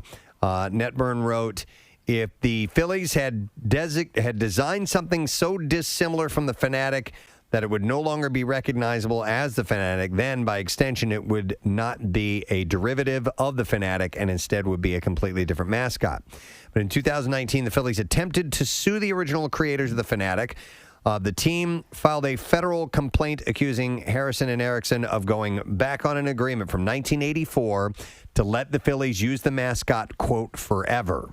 The team then decided in February 2020 to alter the appearance of the Fanatic, which included changes to the mascot's feathers as well as a few other tweaks. Now, I haven't seen side-by-side comparisons. Neither have I. They're noticeable, and it's not dramatic. It's still the same goofy mascot. But when they first debuted, you could tell it was a different costume. There was an article that came out in the New York Times Magazine on August 6th, and it was about the history of the Fanatic, how it helped to form Gritty, and Dave Raymond, who created the Fanatic, and now he has this mascot school, and I think it's based in Indianapolis or whatever. But it's a really fascinating look into how the Fanatic and Dave Raymond have changed the mascot game in the entire country, and it goes into great detail about this lawsuit as well. I got to imagine if you're a major team and a major market, major city, you're going to drop a ton of cash on a good mascot. They do, and they go to Dave Raymond for this business because he knows how to run it. And Dave Raymond's father was Tubby Raymond, is a legendary football coach at the University of Delaware. And Dave has built this business. But Steve, they've done it so many times wrong. Yeah. These cities and these mascots and these teams haven't figured out how to do it. Right. So they come to him in order to do it exactly the way you're describing it. I have a question. You said he built it, but Harrison and Erickson are the ones who designed it. You're right. They designed it. Dave made it what it is. How? So, by embodying the mascot, by literally being the first Fanatic's friend and doing the miming motions. Oh, he brought the it guy. to life. He was the first guy. Tom Burgoyne has been the Fanatic's friend for a long time now. Right. There are other Fanatic friends that work out with the Fanatic from time to time, but Dave started it all. Watching the creation and meteoric rise of Gritty has been quite interesting because at first we, along with everybody else, was hesitant. You saw the pictures of it and you're going, no, this thing is horrible. But then what they did with him and the videos and stuff, the situations they put him in, the creative stuff, that team has been brilliant in what they've done. So it takes a real marketing mind to make something like that click. Something creative. They actually also did, they quickly brought Gritty by here and a number of other places the day or two after the big unveiling. And we gave sort of the papal blessing because you got it in person. Yeah, we were won over immediately. Right. Yes, you'll like this article, Preston. It's called The Mascot Whisperer, the New York Times Magazine from early August, and it talks a lot about Gritty, talks a lot about the Fanatic, and why some mascots have failed over the years. It goes into like the San Diego Chicken and why that was popular. That was a radio station stunt. And the first was the San Diego Manson, and they said that was just a bomb. This is just a bad. Everybody enjoying the games. San Diego Chicken was this intern who thought he was energetic and fun and funny, and he was like, I'll go do this. I want to do this. I want to do this. And he was persistent about it. The radio station was like, finally, fine, we'll send you out. And he did it, and it was a hit. And the Padres were terrible at the time. Their attendance doubled in a year. Wow. Because people just wanted to go see something fun. Yeah. And it helped with the Phils a lot. Because I remember the video of when they brought him out in a big like foam egg. And came out of it, and it was a gimmick, but it was a gimmick that worked. It's fun. It's fun. Well, by the way, while the Phillies are still legally allowed to use their new version of the mascot, the judge recommended that Harrison and Erickson be recognized as the original creators of the Fanatic. She also noted that Harrison Erickson had the right to end the Phillies' 1984 agreement to acquire the rights of the Fanatic, which they did in 2020 after the team made the mascot changes. So they are still going to be known as the creators. Even though they've changed the mascot. I have to imagine there was probably some financial consideration as well in that deal, right? It wasn't mentioned in the story, but I do not know. All right, one more thing to mention on the City Beat. I saw this article in Philly Mag. And it's a little history because Casey was going on about Wetzel's Pretzels. Yes, like crazy. Just wouldn't stop talking about it. And it's the relationship of Philadelphia and pretzels and the history of that. But what I didn't know is that we as a city, according to this article, eat 12 times as many pretzels than anybody else in America. Oh, my gosh. All right, so and we make 80% of the nation's supply of pretzels. I believe this. So coming down years ago from New York, where a pretzel would be, you might see a pretzel in occasionally in places, and then to come down and see them always by the register at the Wawa, or and of course the classic Philadelphia pretzel design, and how important it was. I can absolutely believe that because it Kathy, like in New York, it's the pretzel's there, but it's not as big a thing as it is here. No, definitely not. So I have a question. I know places like Philly Pretzel, they're making their own pretzels. Like when you go in there, you can see them doing it. I love it. What about Wawa? Did they make their own pretzels, or are they getting it from somebody else that's making them in Philly? They have a baker. Yeah. Because I have a Wawa pretzel almost every day. But it's what do you call it? Vertical marketing. So the Wawa owns that bakery, and so they make them exclusively for Wawa. Okay. So, per a 1988 New York Times article on visiting Philly's pretzel factories, pretzel twisting was the second highest paying job in the city in 1861. I'm a pretzel twister. Yeah, the second highest paying job in the city. The article... I'm sorry, sir, we're all booked. I'm a pretzel twister. Get this man at the table quickly. The article states that the first pretzel factory in America was opened by Lidditz in Lancaster County. Wow. In 1861 by Julius Sturgis, and one of his sons, Lewis, ran it almost until his death in 1976. And he would tell stories of how his father learned his recipe from a traveling hobo. You want to know how to make pretzels? Why, yes, I would, sir. Follow me. Gotta put a little bit of your own piss in it. And also how the family sent pretzels to a son who was in prison at Andersonville during the Civil War. I would have to imagine, like, out in Lancaster and those areas, Lidditz, and, listen, when you get a pretzel freshly out of the oven, like a Philadelphia pretzel, it's so freaking awesome. Among the pretzel factories the Times recommended touring were the still existent Center City Pretzel Company, Philadelphia Soft Pretzels Incorporated, whose pretzels went into space on the Columbia Space Shuttle in 1996, and the Federal Baking Company. Per the 1987 book called The Larder Invaded, the earliest record of a street vendor selling pretzels in Philadelphia is one of Daniel Christopher Kleiss, in the 1820s. According to the Heinz History Center, in the 1800s, a distinction arose between taverns, which served food and drink, and saloons, which focused solely on drink, mostly beer, and whose clientele was largely male. Germans dominated the beer biz, so when saloon keepers figured out that they could sell more beer if they served salty treats to wet men's appetites, that's brilliant. They naturally turned to pretzels. They sometimes even offered a free lunch of pretzels, pickles, and cheese. That actually sounds really good to me. My dearest wife, today a hobo taught me how to create pretzels with his own piss. I think, it's... I vacillate between what kind of pretzels I like. Now I'm currently on a pretzel nugget kick. Yeah, with the peanut butter inside, or just regular? No. Okay. Just you can get a cup like from the Philadelphia pretzel. No, soft pretzel nuggets. Soft pretzel, yeah. Pretzels also suffered during World War I from anti-German sentiment. What? Patriots banned them from saloons, and the Los Angeles Times declared them, quote, too German to be taken seriously.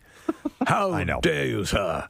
Prohibition threatened the pretzel's survival, but it actually thrived as folks brought them to accompany their home brews. They should have had freedom fries. Yeah, right. Exactly what I was thinking. One major innovation was the debut of the pretzel rod. Now I love pretzel rods. Much simpler to make than its twisted kin. I think they're overrated. Pretzel rods are great. Now listen, taste-wise, they're not anything great. The ability to replicate and pretend you're smoking a cigar, that's everything. All right. Nick? Well, I guess as a gimmick, as a costume accoutrement, I'll take it. But as a snack, I'm going twisty pretzel. Okay. Kathy, you know that my dream is to open up a pretzel rod club where everyone walks around pretending they're cigars. Yeah, I think it's a great idea.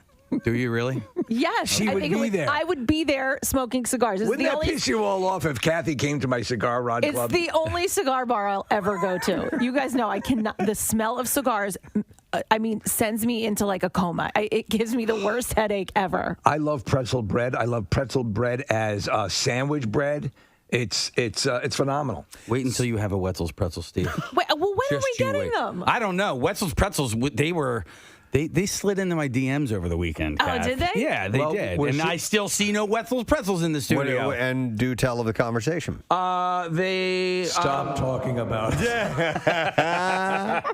No, just just thank you. Light flirting and stuff like that. All right, well, anyway, what are you wearing? Yeah. I bet you got big junk. You like mustard? I said they They started following me, and then they tweeted. They grammed at me, and then I grammed back at them with giant eyes, looking at their gram, and then they said, "Yup, don't be surprised when we show up." You know, Casey, they added you to their stories, and they put it in their highlights on the Instagram there. God, Casey. So they have a Preston and Steve highlight. Maybe they'll add this conversation to their highlights. That's a compliment. But yeah, Wetzel's Pretzels Philly is their Instagram page. All right. By the way, the pretzel rod sets the scene for 1947 and the debut of the Reading pretzel machine, a mechanical marvel that could twist 250 pretzels per minute. And then it became self-aware, though, and killed some Germans. The snack food, formerly largely confined to the mid-Atlantic states, spread out across the country in its hard, crunchy form, which could be stored for long stretches in tins and bags. You know, the irony is that Hitler was kind of a potato chip guy. Was he? I didn't know that. He's a vegetarian, so. So are there? I potato chips. Then there have to be, pretzel-like snacks, and I don't mean like that look or taste like pretzels, but like gum. No, but there's got to be regionally something that we're just not aware of that exists. Let's say, I don't know, in Oregon, that it's a go-to for them. Like so, if something that is pretzel-like, but is not exactly pretzel bread. Right. So I hear you. Like they're pita chip crazy over there, but. Oh my God! You know that Beach Boys song, "Pita Chip Crazy" in Oregon. Because if this is Oregonians, they really dig their pita chips. No, I'm just saying if this is. Listen, pretzels obviously exist all over the world. They do. There's been a study. We're talking about it right now. But if it is, the concentration's mainly here in like this area, and as you were saying, the Mid-Atlantic. Let it go. Go ahead. I've let it go. I'm good. Do you know they flew over it? You know that remote tribe they found in the Amazon that actually killed the people who first discovered it? Occasionally, planes will fly over it at a very low altitude, and they'll come out and throw pretzels at the plane. Oh, wow. Wow, they have pretzels there. Even they Case, can I sum up what you're trying to say? I get you. Let it happen. That there may be some hidden cuisine somewhere that we just haven't found out about. That's all I'm saying. Okay. Kathy didn't have to be that way about it. It was just going like on and on, and I appreciate. Thank you so much for your notes, Kathy. I appreciate that. No, she saw my facial expression. I was helping you, so Preston wouldn't get mad at you, and then you wouldn't get upset later that Preston was mad at you. We're good. We're good. Let's move on. So what I was trying to get to is that 40 years later. Let's talk about this Oregon thing. Stop it. In 1988, and you guys will like this, Ann Beeler, better known as Auntie Ann, introduced her ideation of the soft pretzel at a farm stand in Pennsylvania, Dutch country. I think I know where that is. She was a raging slut. Because there's a small Auntie Anne's shop on the way to Hershey Park. I will tell you this: I get exclusively it's in the middle of farmland. The cinnamon pretzel. The Auntie Anne's cinnamon pretzel in the mall is my hands down absolute favorite. But I've never tried any other pretzel on their menu list. Just the cinnamon pretzel. They got lots of good ones. I rarely eat pretzels, only because the only time I'm going to eat it is if I get it for Jace and he doesn't finish it. But he doesn't like soft pretzels. What? He does not like soft pretzels. Steve, he does like the cinnamon nuggets from Auntie Anne's, probably because it's more of like a dessert. It is, yeah. They have soft pretzel day at his school all the time, and I'm like, honey, do you want the soft pretzel? He's like, no, I don't like Did you ever see the episode of The Office where they have soft pretzel? They have soft pretzel day at the office. It becomes a religious thing where they're all waiting in line for their soft pretzels. By the way, Auntie Anne's now has more than 1,500 franchises. Wow. Stanley loves his pretzel, Steve, on that. Yeah. Auntie Anne is still alive. And whatever you said her last name was, Preston. Oh, then I apologize about this. Byler, yeah, I'm sorry. But she serves on the board of directors at the Museum of the Bible. Wow. And she's also on she got a master's degree from Eastern University. So Eastern's local. Yeah. Yeah. Okay. So she's still around. So maybe we could reach out to her. Let's talk to her. Why did I think she was like had passed away and the company's been around for years? She's elderly. She's 72, but she still lives in the area. And yeah, maybe. Oh my God. Right. Yeah, let's see if we can talk to Auntie Anne. That'd be very cool. So anyhow, the biggest pretzel ever made, by the way, was baked by a Philly guy named Joe Naccio. And it measured 5 feet across and weighed 20 pounds. Wait a second. 5 feet across and 20 pounds is the largest pretzel ever made? When was that? I feel like I remember That seems inordinately small. Well, hold on a second. It says, unless, of course, you believe the Guinness Book of World Records, which cites one baked in El Salvador in 2015 that was 29 feet long, 13.3 feet wide, and weighed 1,720 That's a pounds. pretzel. Yep. Oh, we're looking at a picture of it, Preston. Look at that. Oh, my God. Holy effing hell.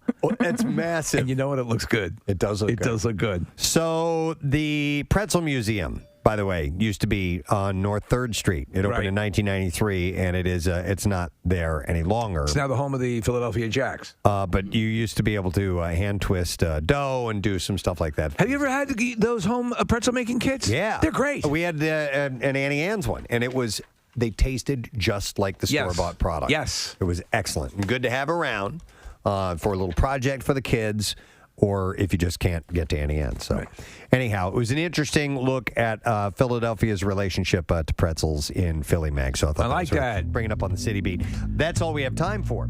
And thank you for those who have been on hold. I apologize. I'm not going to be able to get to your call, but we had to get through that story, and we have to take a break because we got guests and bizarre files and things like that. So we're going to break. We'll come back in just a moment. Make sure that you stay with us because we won't be gone long.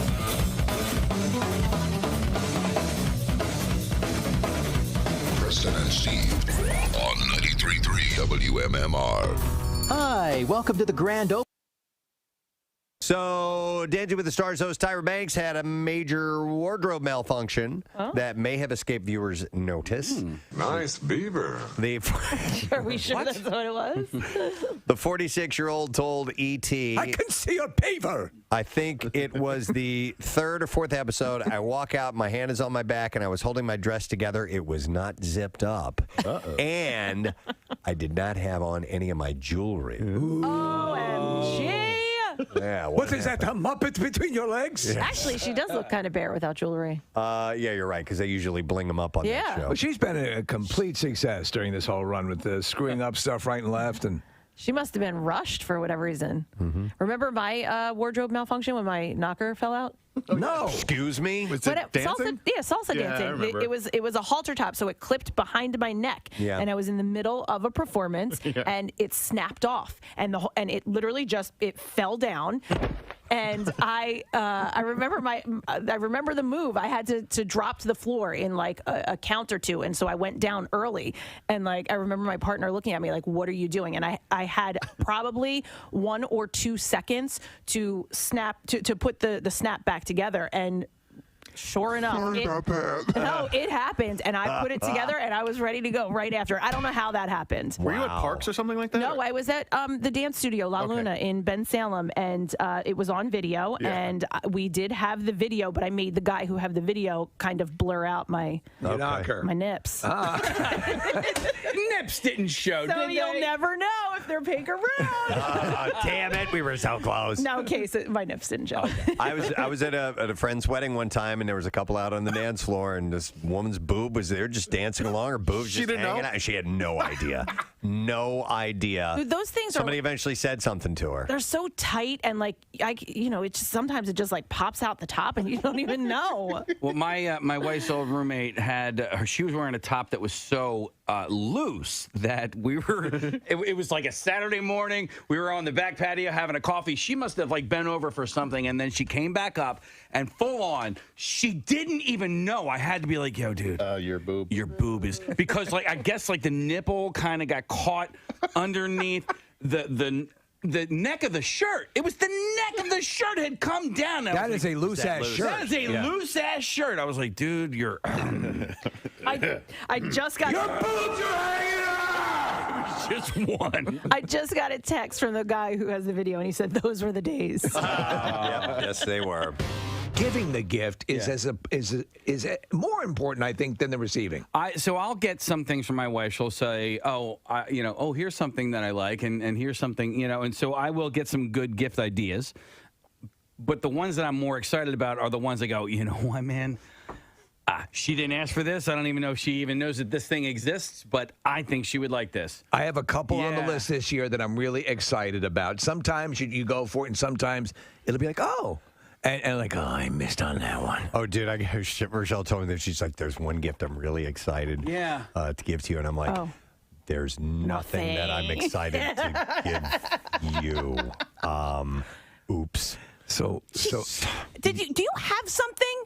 Oh, yeah, I have several things. All right. I have several things. But there's She's gonna nothing love that's 'em. like, wow, is she going to freak out when she gets this? You know what Preston, I mean? I don't know if you've seen it, and it might be a last-minute thing to add to the list. It is a it's a dildo mounted on like a machine gun thing. All right, hear him out. Hear him out. It's like a machine gun truck. You've seen those. Yeah, I know what you're talking about. They look like expensive, though. the perfect holiday gift. You know what? You can't put a price tag on love. No, It's a gift that keeps on giving all year. Yes. Wait, Steve, let me ask you a question. Oh, it's got a pull start? Yeah, oh, my yeah. God. Son of a bitch. Yeah. Bastard's powerful. There you go. The Oh automatic. my God. Scaling toys. it Oh, says it's here. real? Yeah. Oh, yeah, of course. Oh, jeez. Come on, Kat. What were you going to say? Come on, man. Yeah, think I'm I'm talking about sorry. here? I don't know what I was thinking. I'm an influencer for this stuff. Steve. Yeah. The machine gun dildo company contacted me and said, let's collab. Let's collab. DM me. All right, another fact that we learned from the Just Saying Institute, located over 200 sprawling acres in West Virginia. the last decade from researchers. If your ex wants to be friends, they might be a psychopath. If your ex wants to be friends, that's sign of being a psychopath, possibly? In 2016, researchers from Oakland University in Michigan found that people with the so-called dark triad personality traits like narcissism and psychopathy, I guess is how you say it, He's a member of the Dark Triad. Like Cobra? I'm going to have to take him out. often keep their exes. He's the disease. I'm the ex-boyfriend. No, they often keep their exes around for calculating, self-serving purposes. Okay. A desire for continued sexual access, financial help, or a need to still exert some control over a former partner were among key reasons for maintaining contact, especially for men. These are facts, yes, from the Just Saying Institute. From the Just Saying Institute. That we end up just saying things at the Just Saying Institute. That we have found out over the last 10 years about relationships and That's a decade. love and sex and all that stuff. So how about this one? Speaking of sex, that sexual afterglow that you feel after sex will last about 48 hours. Really? Yeah. You mean longer for you, Cather? No, it seems to diminish pretty quickly. Are you sure? Because you have to clean up right Get after. off of me. Get it off of me. But the glow, get it off. It's like it's like you've sat in the bedroom with me. Get it off. You have this glow.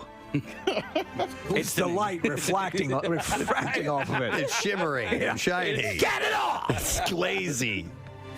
I look like a Krispy Kreme.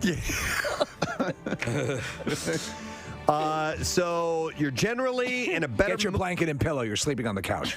You're generally in a better mood after sex thanks to a flood of endorphins and other feel-good hormones released post-climax. Positive effects of getting laid last up to 2 days. And Wow. that the feeling can help couples bond over time. I always let out a big sigh when I close the laptop. Says there might Clear history and there might be. Erase the history. What's on Google News? There might be an evolutionary reason for the 48-hour shelf life. 48 hours is roughly the same amount of time that A, conception is maximized, B, it takes sperm concentrations to be restored to peak levels. Do we have to guess which one? And C, no, these things all happen. All the above. And C, sperm remain maximally viable in the female reproductive tract. So all of that happens over 48 hours, and it's all You're apparently. the semen. I'm the afterglow. Just let him be here. All right. Let him be here. That's Cobra. That's Cobra. I apologize. He's a professor at the Just Saying Institute. I didn't know. Oh, my God. All right. Just Saying Institute. I'm a professor teaching classes daily. Let's take a look at the NJM Insurance Group traffic. What's going on, Kath? So we have looks like an accident on 95 northbound. So I had to fake like I was having stomach problems a little while ago. What time is it? 7? Yeah, so a little less than an hour ago, I acted like I had some stomach problems, so that this time around, it would be more believable. So these guys have no clue what's going on. The right lane is blocked with an accident. We're also slowing from the Boulevard out to Belmont, and then from the Blue Road to 202 eastbound side, slowing from the Blue Road into Belmont, and then Montgomery to South Street 422. So what's going to happen now is I'm going to end up outside, above the 4th floor, outside the windows of the Preston and Steve show. And they have no clue what I'm doing. They think I'm taking a dump. And then in New Jersey, 42 north backs up from the Black Horse Pike to 295, 55 northbound jams Deptford to 42. And that's your traffic on 93.3 WMMR. Preston, may I ask you, take a gander out the window there? Uh-huh. Oh, Hey, my man. God. Oh, my God. Jesus Christ. Oh, my God. What the That's hell? good. What the hell? No, that's Casey. I thought it was just a dude working out there. Got a helmet on. Hang on, let me explain. We have construction going on in our building, and it happens to be outside of our window here that these guys are out on scaffolding. And Casey's out there. He's outside of the studio. And I just looked over and I saw a guy's bare ass up by the window. And apparently that's Casey. And he's calling the hotline right now. Hang on a and second. I love that the other construction worker out there is really not phased at all. and He's is going about his continuing to business. work. What the hell are you doing? Oh, I don't know. I was presented an opportunity to be on the other side of the glass, and I just jumped on it. Sorry, I'm mooning you, and they gave you the finger, and you flipped me off before you realized who I was. Well, you were flipping me off. I know. You're like, I'm just going to give this guy the finger back, and then you're like, oh my God, that's Casey. Yeah. Yeah. So, hi guys. Do we get a picture of the actual mooning? Because it was amazing, especially with the skyline behind you. No, we missed it. Oh, damn it. We can recreate it. I'm sure Casey doesn't mind dropping his pants again. Case? Yeah, I don't know how to mime. Is that what you were saying? You know what's great on the radio? No, we had nothing to do with miming. I was wondering if you could drop your pants again because we missed that. We didn't get a picture of it. Oh, there we go. All right, so He's miming on the radio. would Casey mind, I think is what you said, not mind. My mind, it's the same thing. He started doing the fake pane of glass thing. Is that what he thought I said? I guess That's so. adorable. This other worker, I just love it. Casey mooned us again. He looked at him and he didn't crack a smile, nothing. The first time, Kathleen, I did it, you were still doing your traffic. He was the only one who saw me, and you just hear him go, "Are you serious?" Yeah. Casey, is it cold out there at all, or is it protected? What's that? Is it cold out there at all, or is it protected by the glass at this point? I'm totally fine. Yeah, no, we're completely enclosed in glass. So the outer glass is it's cut off from the elements outside. Okay. Yeah, so they have this atrium that they're adding to the building here. Ask this construction worker what his name is. Oh, jeez. Oh, man, I don't want to do this. Hey, what's your name, by the way? Robert. That's Robert over here, guys. Hey, Robert. We've been looking at Robert's ass for the better part of the morning, so yeah. Hey, guys, I hate you. I'm trying to do my goddamn job. Seriously. Okay. How did you get out there, by the way?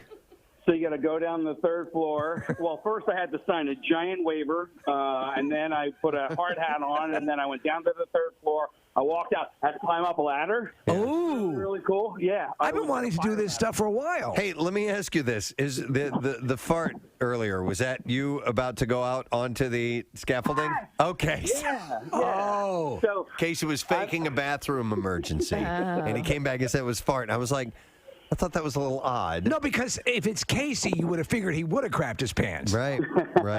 Okay. Yeah, so I thought I was going to be out there earlier, but what I actually had to do was go through all of the legal stuff of signing my life away. But at that point, I thought I was coming outside, but I wasn't. So this kind of stuff, construction. When you see this, you just want. I think it's cool. Like that's why we talked about Diggerland or whatever it is. Anything with the equipment and cranes and stuff like that. Look at you. You make a good construction worker. You look good in your hard hat and everything. The way you moon. Right? I think you look like the foreman. You know, like you look like the guy in charge of everybody out there. Are you sure it looks like a fiveman? That's a fat joke, guys. A fat joke? Yeah. All right. All right, well, get on in here. All right, come on back in. All right. Bye-bye. Guys, I thought it was a guy who works here that maybe was a listener and decided to show us his butthole. But no, it was Casey. It's Shirley Bassey's birthday today. Yeah. Love her.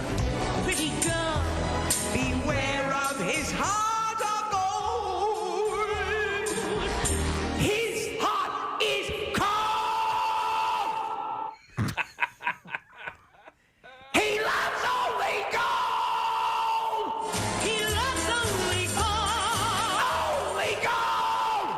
Only gold. He loves gold. He loves gold. It's the only reason I bring the birthday up every year. That and actually, we had mentioned that she was on the Oscars and they had her come out and sing that song. And hey, I want to remind you that our Love You Help You line is available for your convenience should you be looking to, if you're looking to get a little boost to a business. It's something we've still...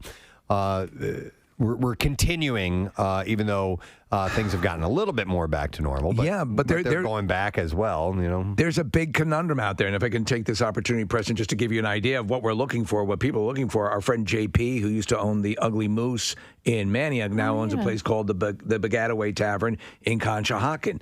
Listen to what he's looking for. He needs a GM.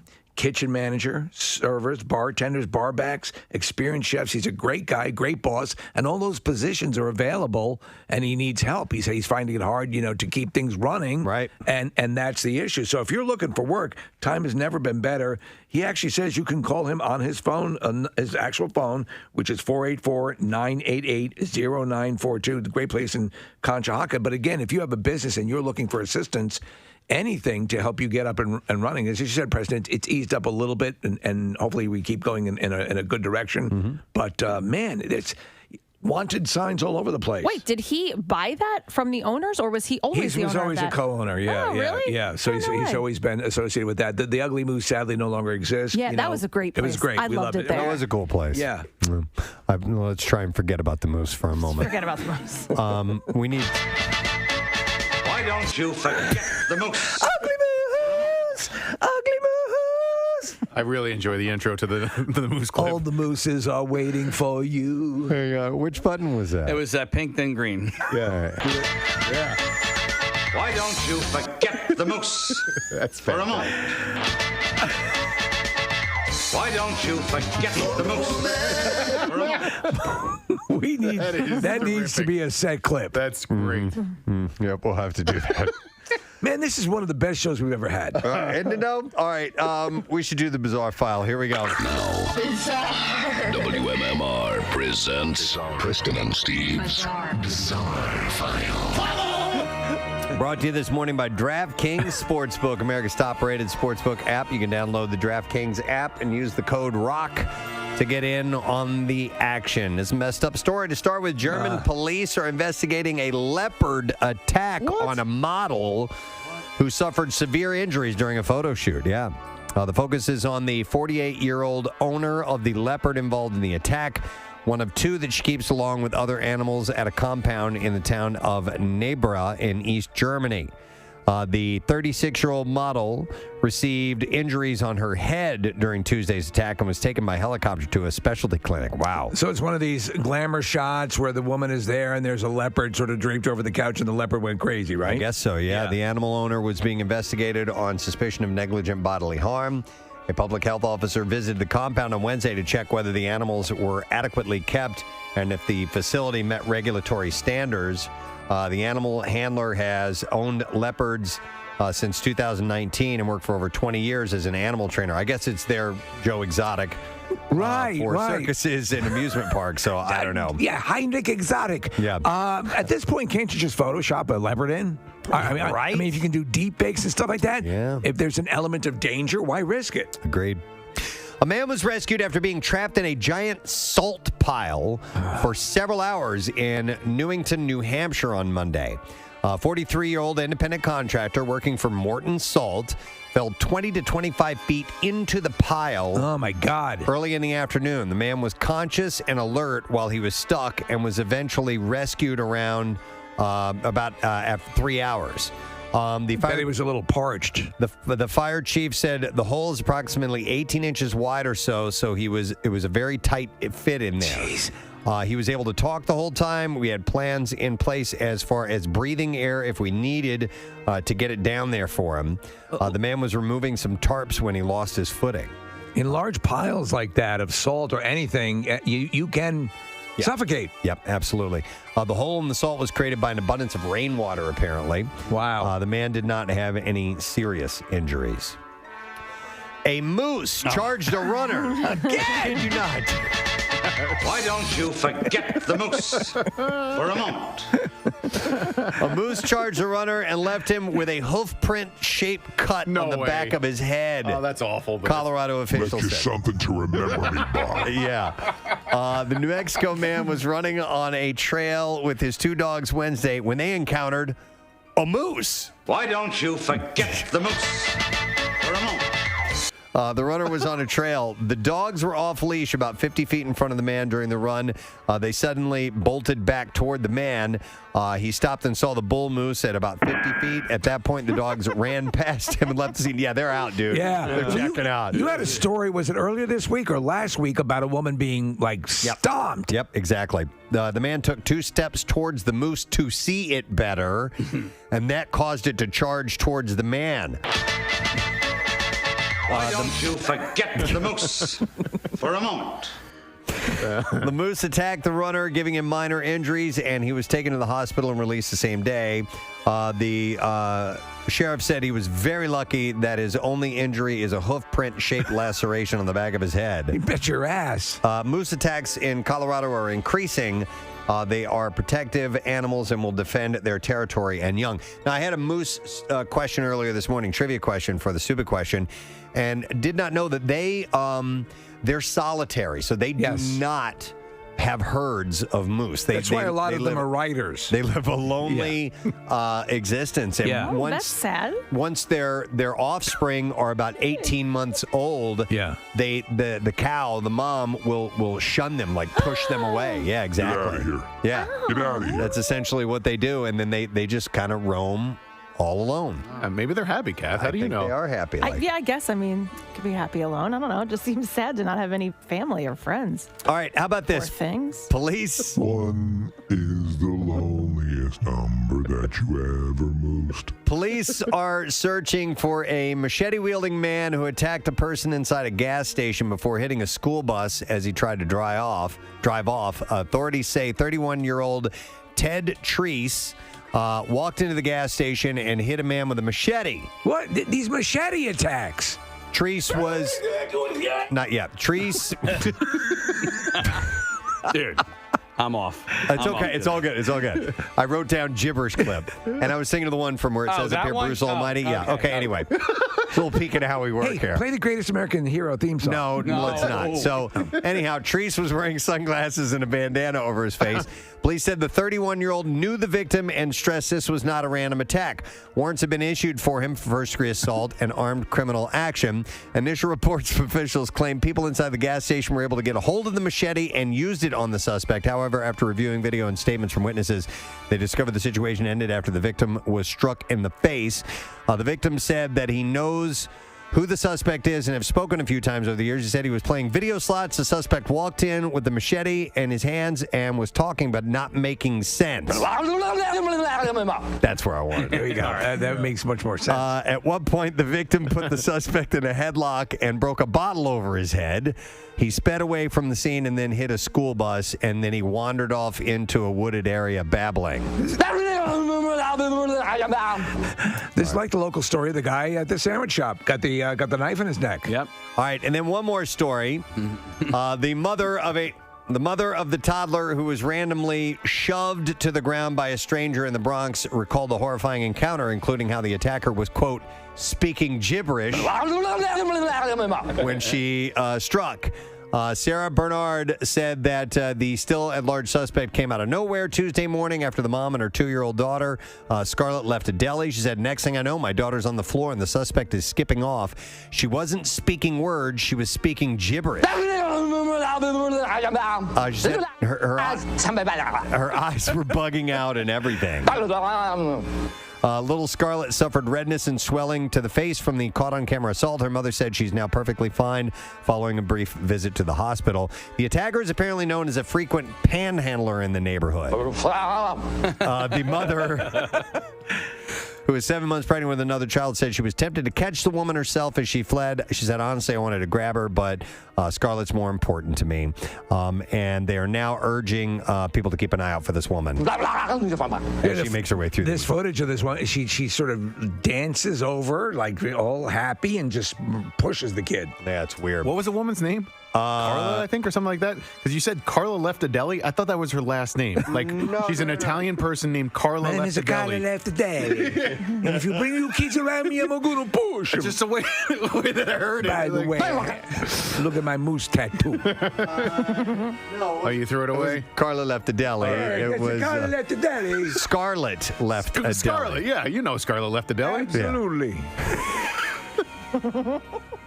Who you dating? Carla left a deli. This is Joey still at the dry cleaner.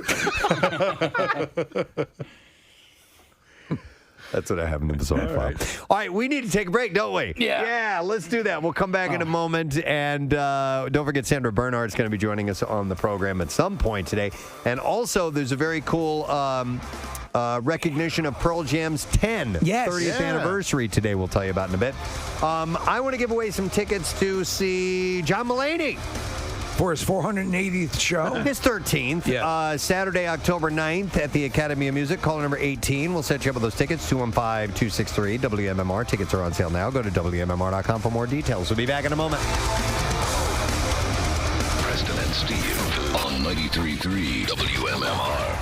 The Preston and Steve Small Business Love You, Help You line. Preston and Steve are the right guys of everything. My name is Jerry Torres, and I'm a comedian. And if you'd like to book me, I perform at things put in place because of COVID. Does that now effectively eliminate, for all intents and purposes, the classic snow day? So here's what's happening. The school districts that are having the snow day, what it looks like is that they had snow days built in. So that's why they're closing. They already have these snow days, so they're going to use them. The districts that didn't build in snow days are the ones that are going to do that virtual learning in the morning and then give the kids the snow day the second half of the day. Because by law, they need to get a certain amount of school days in. And if you go... That's what I'm talking about! Man. Kathy Romano with the information you can use. Oh, my God. Now we go to Kathy with her observations on snow days. This bitch is cranking it up to 10. This bitch. Oh my Snow! Slayer! Snow and Slayer! Snower! Oh, my God. That's awesome.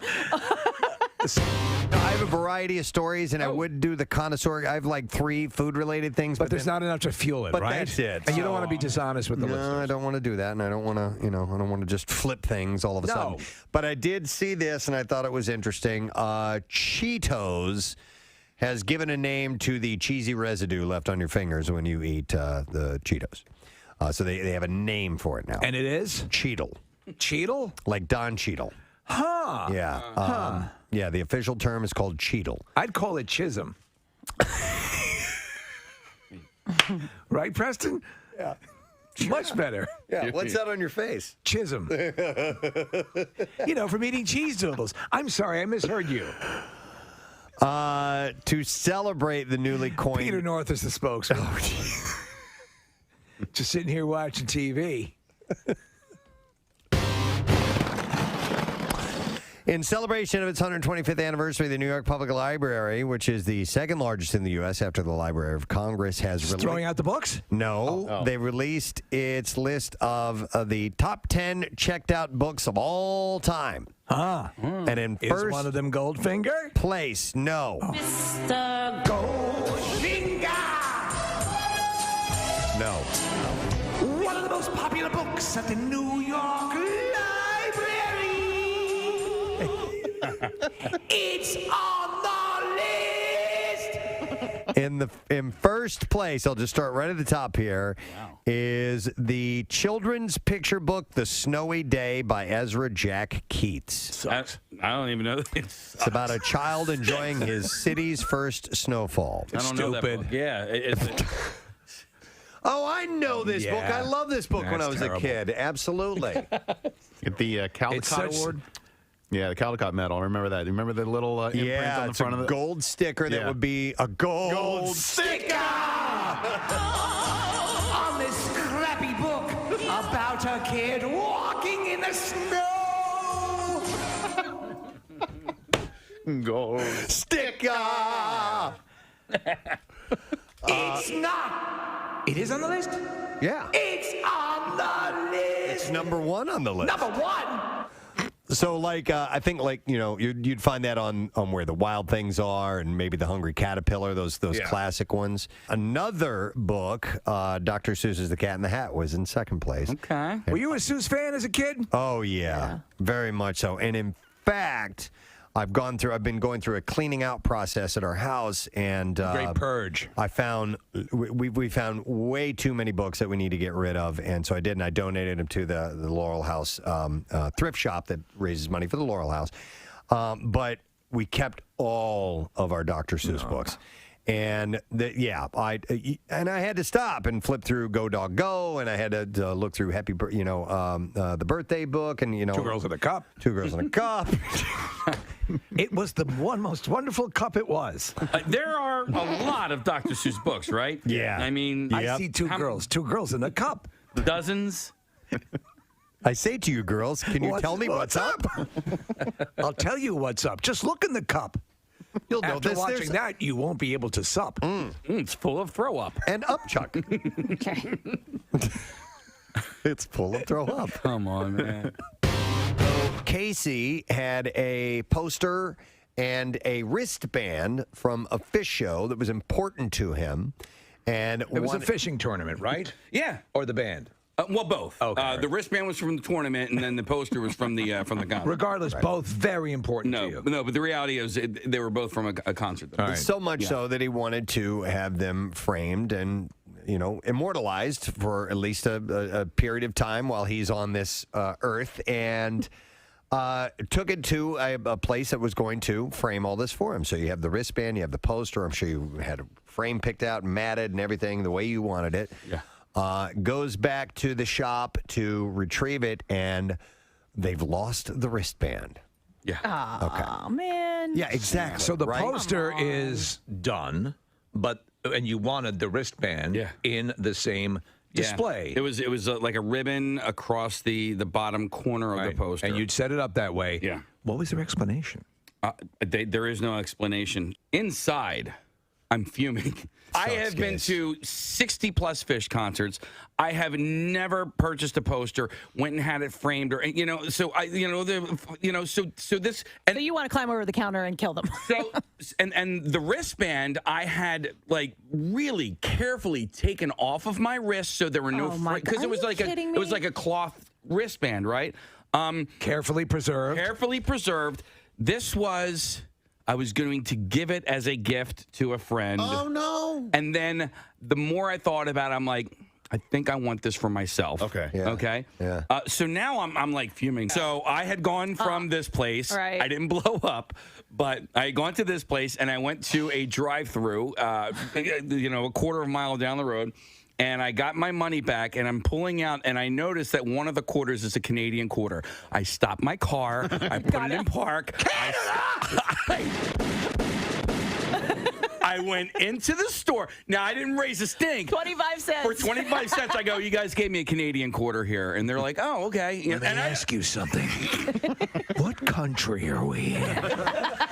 Do we have provinces like, I don't know, Ottawa? What is this? Yeah. Is this legal tender? I in my life have never returned a foreign coin before. I've never even You just kind of considered that. What did I order? Poutine? What did I come in here on a moose? What am I, a Mountie? Where the hell are we? Does it say Tim Hortons outside Come this on, for establishment? Christ's sake! What am I, Trudeau? Did I drive here 35 kilometers per hour? Jesus Christ! I didn't make a big stink about it, but I go, hey, this is a Canadian quarter. I couldn't help but notice that there was a ridged potato chip in my bag of regular potato chips. Oh my God! Parlez-vous English? I would be raging. You're better than me. I would be raging out of control at those people. And why not give me the right change? Eh? Eh? We talked about Cameo before. Yes. And, you can do birthday wishes and hellos and stuff like that. Hi, But this is Liam Neeson. I understand, Jimmy, that it's your 8th birthday. I want you to know it's a hard world out there. Well, apparently now the trend is to get the celebrity to break up your relationship for you. Wow. And some people have been doing a lot of them. Sugar Ray singer Mark McGrath has been a popular choice for Cameo users looking to pass their breakup responsibilities on to him. Well, he had one that had been requested, and it went viral, and a lot of people were talking about it, so I guess he immediately earned that status. Yep. By the way, he's had a lot of work done on his face. Has he? A lot He was of a work. good-looking guy. Very good-looking guy, which is probably why he's had a lot of work. See, Yeah. with me, it's like, who cares? So he had said, I've been doing these for fun. I wouldn't want to hurt anybody's feelings. But even Matthew Perry says that he'll deliver any kind of messages, and he has done breakup videos as well. So, that's kind of sad, though. Like, then what if I the know. person likes that celebrity and now they've just ruined their life? Well, maybe it might be a little bit of a buffer if someone you like is telling you and giving you words of encouragement. I think it would have to depend on what type of breakup. How bad of a breakup can it be If you're hiring a celebrity. that you're hiring a celebrity to do it? I mean, I don't think it's You know what I something mean? Nicole Brown Simpson would have done. So I think Well, if it's more volatile, no. But I think if it's hey, we know this is over, you could have fun with this. Yeah. Right? I don't think a divorce would be the right thing. Yeah. No. Hey, like honey. kids and everything. And yeah. Maybe I would say a year and under. You've been dating for In a a year relationship, yeah. or under. Okay. Anything over, you can't hire a celebrity. Yep. So that's been the latest, and a lot of people are up for it. You guys ever do a Cameo? Steve has. Hire Yeah. one? Yep. I did with Kevin Sorbo because my wife loves the show Hercules and always had a crush on him. And he did it, and he did a great job, but he talked for a while. I did one. It wasn't a cameo. It was the musical one that I did for my brother. This is Ian McCarron.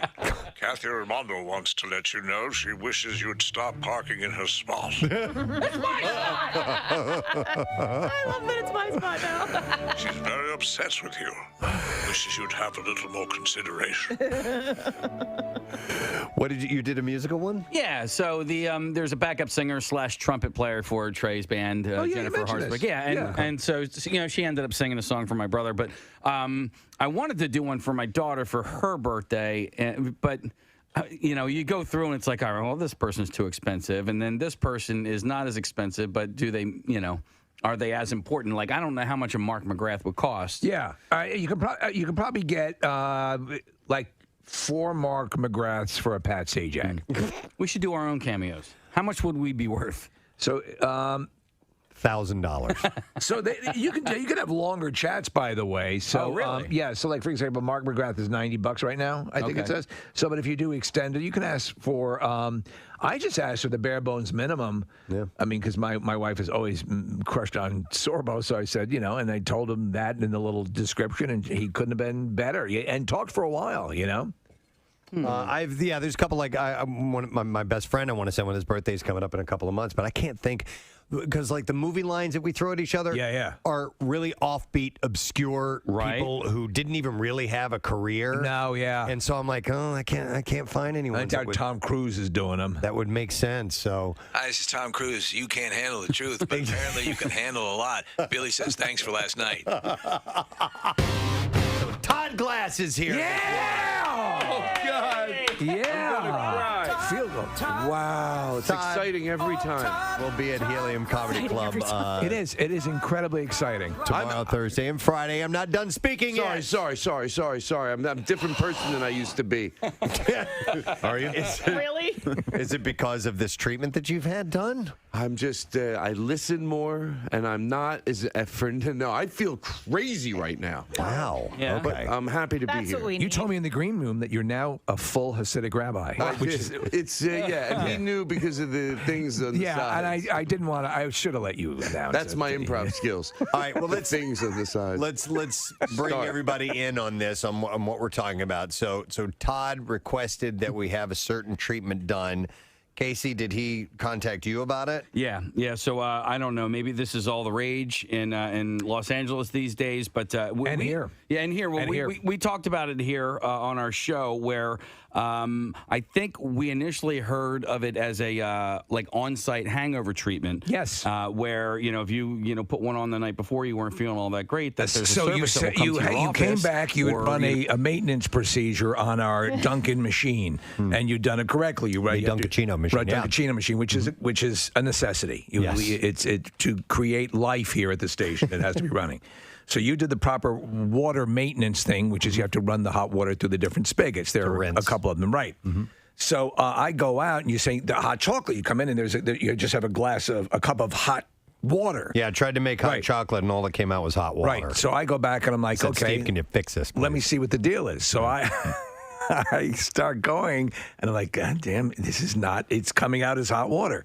So I do process of elimination.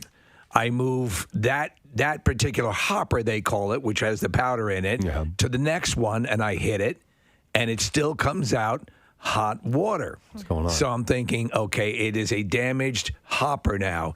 So then I pour the hot chocolate powder into another hot. By the way, it looks like I dropped a hand grenade into powder out there in the kitchen. Really? Right now. Okay. Because not only that, there's no more paper towels, and there's no broom, there's nothing. Yeah. So it looks like a disaster. I just want to put out that message to the employees of Beasley. It now looks like a desert in the cafeteria. But by switching the hot chocolate powder into another empty hopper and replacing it, that's why you have a... So the hopper was broken. There's something wrong with it. All so right. it's by the sink.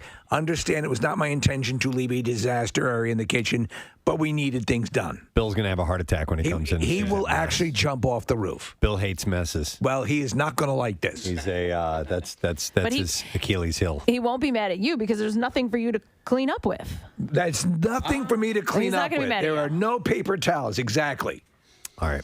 I just had to get that out there. Well, thank you. I appreciate no all problem. the laborious process you went through. Hey, speaking of Dunkin, the cooling caravan is out and about, and they are headed to There's 3 stops this morning. Stop number 1 is going to be at the Imported Automotive location in Havertown.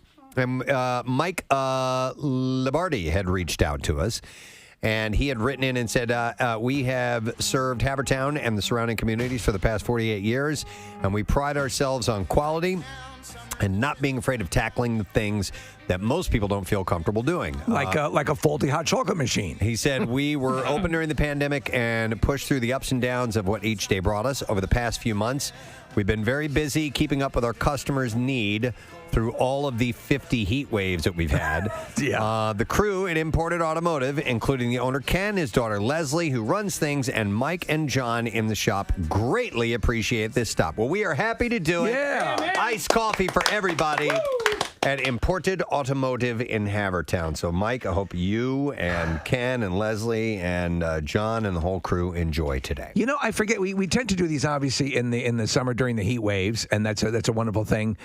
Have we done 1 or 2 with hot coffee during cold snaps? Yes, absolutely. All right. Yeah, Pierre's gone out with the hot coffee and been an enormous help for those types of things. So yeah, we've done both seasons. Yeah.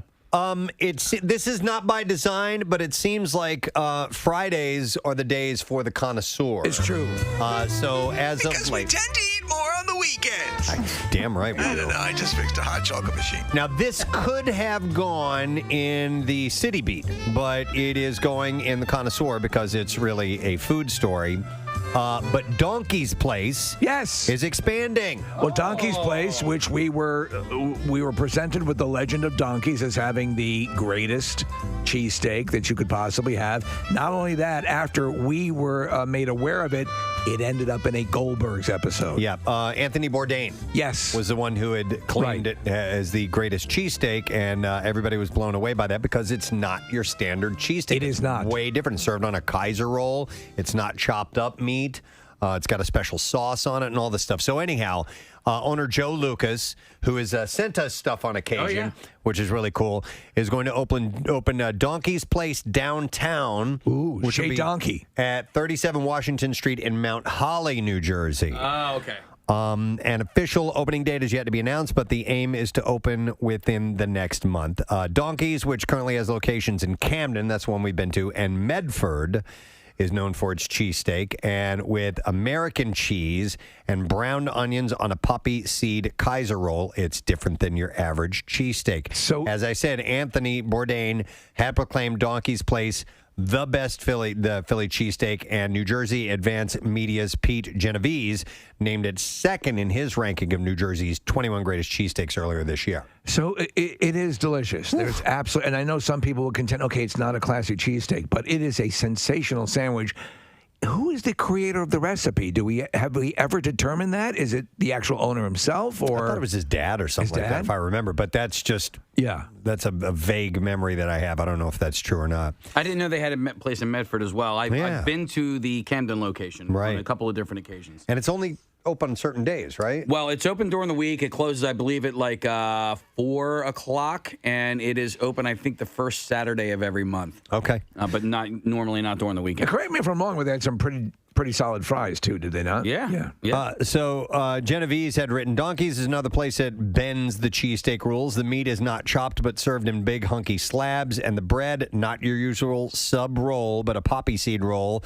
Top it with a thick pile of onions, and you have a cheesesteak bully, one that dares you to call it out. I like the fact that they're different than everybody else. I mean, listen, you get like pizza's pizza, and a lot of pizza places are very similar, and in texture and taste and all that. And then so what these guys do is it just kind of turns it on its side a little bit. It's like I like that. The Detroit pizza phenomenon coming into the area and having a big hit. I love the onions on it. I'm not always a grilled onions guy, but for whatever reason, the way that they grill their onions, the way they brown their onions, to me, really makes this sandwich. The Goldberg's episode is pretty funny because as Coach Melner takes into the basement to expose donkeys to Barry, and say here's the deal, and they will not listen. His father and his grandfather. This is an abomination. And they blended that with Indiana Jones, didn't they? Yes, they basically. made like a map to try and find it. Right. In New Jersey. By the way, it's named the. Donkeys is named after the founder and Olympic heavyweight boxer Leon Lucas. It said his punch was like the kick of a mule. The original Donkey's Place opened more than 75 years ago. And I believe the onions, they're caramelized, right? Yes. Okay. I like caramelized. Yep. More caramelizing. So the new restaurant's menu will include cheesesteaks, fries, onion rings, mini panzerotti, and its renowned hot pepper relish. The restaurant will have 10 to 15 tables for outdoor seating, as well as a takeout window. And let's see here. Donkey's Place amassed a great popularity since opening as a bar in Camden in the 1940s. I wonder how much the Goldbergs led to. Maybe. Yeah. I mean, a massive uptick. By the way, the one in Medford opened in 2001, Casey. It's been around for 20 years. For a while. And you mentioned the word panzerotti, and I had never heard panzerotti before. But it's a German tank. It is not. I don't even know what that is. Okay. But we call that an inside-out pizza. Huh. And so panzerotti is a South Jersey thing, and my wife is, she's from Marlton, and I've had, in Delco, there's a place called Double Decker, and they got great, quote-unquote, panzerottis, but we call them inside-out pizzas. Okay. And she says that they don't even hold a candle to what she would get over in the Marlton area. Dude, when I was in high school, every now and then they would have a pizza roll. Yeah. I hated those things. Oh, yeah?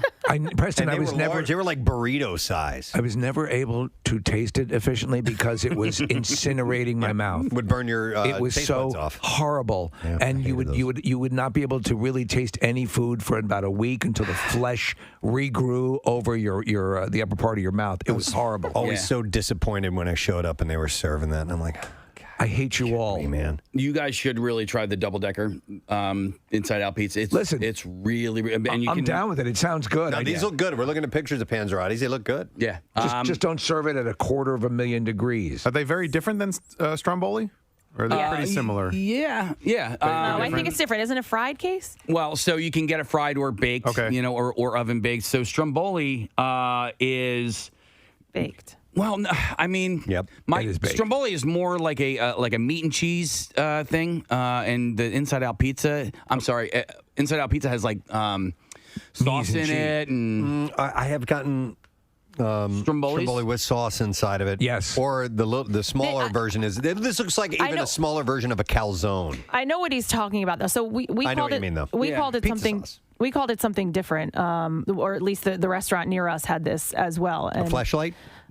What? Fleshlight's good. Yeah. It replicates a porn star's vagina. Right. But like Pinocchio's has a Stromboli, and then they have a thing called a canoe, and the canoe is traditionally like an Inside-Out pizza, and that's different than the Stromboli. I don't necessarily know what makes it different. Do you know? I think they play light and fast with the descriptions a lot of times. As long as it tastes good, I'm down with it. Yeah. The one thing though, to Preston's point about that, again.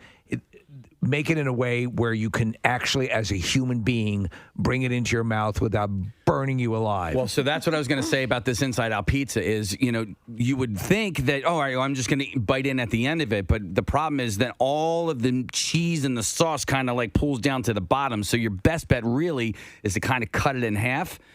And if you disagree with that, I apologize. But, you cut it in half, and then you get equal parts on either half, if that makes any sense. I know what you're saying. What do you guys think about pizza cones?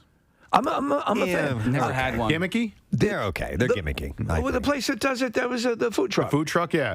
They taste good. They have a fine pizza cone. Would it be my first go-to? Right. No, but if I show up and there's a pizza cone place there, I'll take it out If you're for on a spin. desert island and it's the only pizza that's available. And just me and a moose. Right, yeah. Then you're good. All right. Why don't you forget the moose for a moment? All right, I have other stories in the kind of story I want to get to. So let's move on to something else. Let's talk about erectile dysfunction. Yes, and pizza. Actually, University of Athens researchers found that when men eat a Mediterranean diet that is low in red meat, it can help improve erectile dysfunction. Make your erectile dysfunction more efficient or fight it? It fights it. Okay, because I that's my diet, Mediterranean diet, and that's I guess you why I walk have around a with a boner all Woody the time. all the time. Yeah. Look at him now. Yeah, I can't even. I'm pointing west. It's because men with high blood pressure are twice as likely to struggle with erectile dysfunction, and the change in diet can help lower blood pressure. Researchers also found that men who most closely followed the Mediterranean diet had better blood flow, higher testosterone levels, and better erectile performance. Can a Panzerotti give you a boner? Yeah. Sure. Why not? If you're really hungry. Right. Sure. Why not? It's just eating healthier.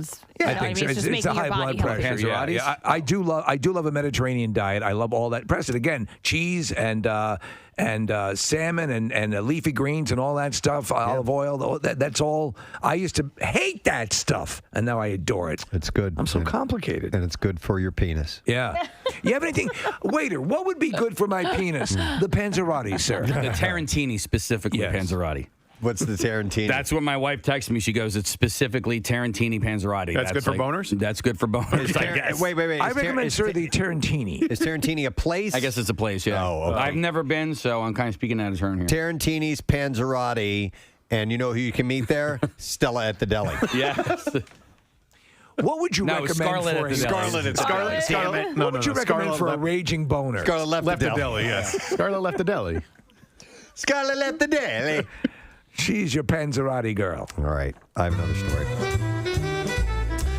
McDonald's says that it has pulled milkshakes from the menu in all 1,250 of its British restaurants. Whoa. This is pretty wild. Why? Because of supply problems stemming from a shortage of truck drivers. Well, and they have that huge milkshake pipeline that comes in from Alaska. Oh, okay. From Alaska It goes all the way, England. Yeah, it runs across Russia. Wow. Yeah. The fast food chain says that it's also experiencing shortages of bottled drinks. It is the latest in a series of shortages to parts and products in Britain blamed on a combination of Brexit and the coronavirus pandemic. Britain's exit from the European Union at the end of last year has made it harder for the bloc's citizens to work in the UK, and businesses have also been hit by large numbers of employees having to self-isolate because of possible exposure to the virus. I've always been a fan of the McDonald's milkshake. I like them too. Yeah. Yeah. Industry body, the Road Haulage Association says pandemic restrictions over the past 18 months have delayed many of the new recruits taking their driving tests. And the group says that Britain is short about 100,000 drivers from the pre-pandemic total of 600,000. So this is bizarrely taken an effect on milkshakes. Gentlemen, you're charged with a very important task, the delivery of milkshakes throughout the EU. The McDonald's has added, and it's I think it's unnecessary, but over the last decade or whatever, it has added whipped cream and a cherry to the milkshake. You are speaking to me, and I agree 1,000%. I always have to say no whipped cream.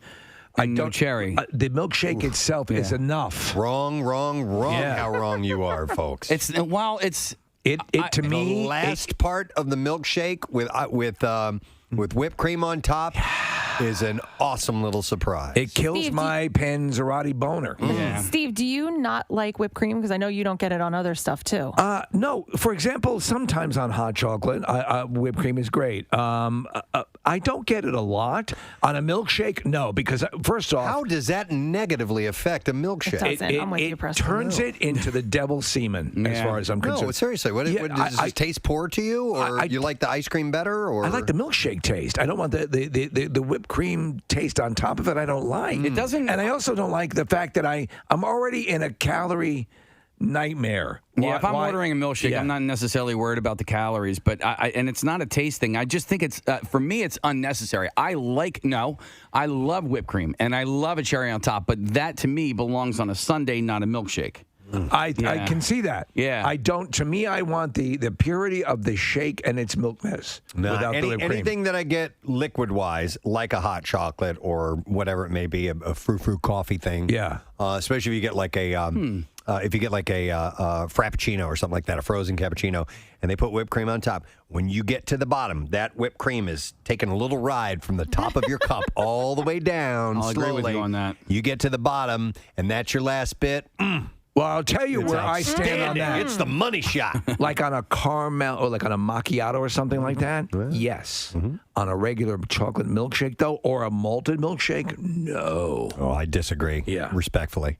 I yield to the senator. So anyhow, they're having to put the hold on all of the milkshakes at McDonald's in England. They're saying they might have to consider drinking water. Wow. You know what's funny is the ongoing joke through Ted Lasso about tea. Yes, yes. He's like, that's disgusting brown water. And he keeps trying. Nope, I don't get it. Let's see. We'll do one more thing because we got a guest coming up. I want to make sure I get to something that might be time sensitive so I don't end up just throwing it away. No, not time like that. I mean, like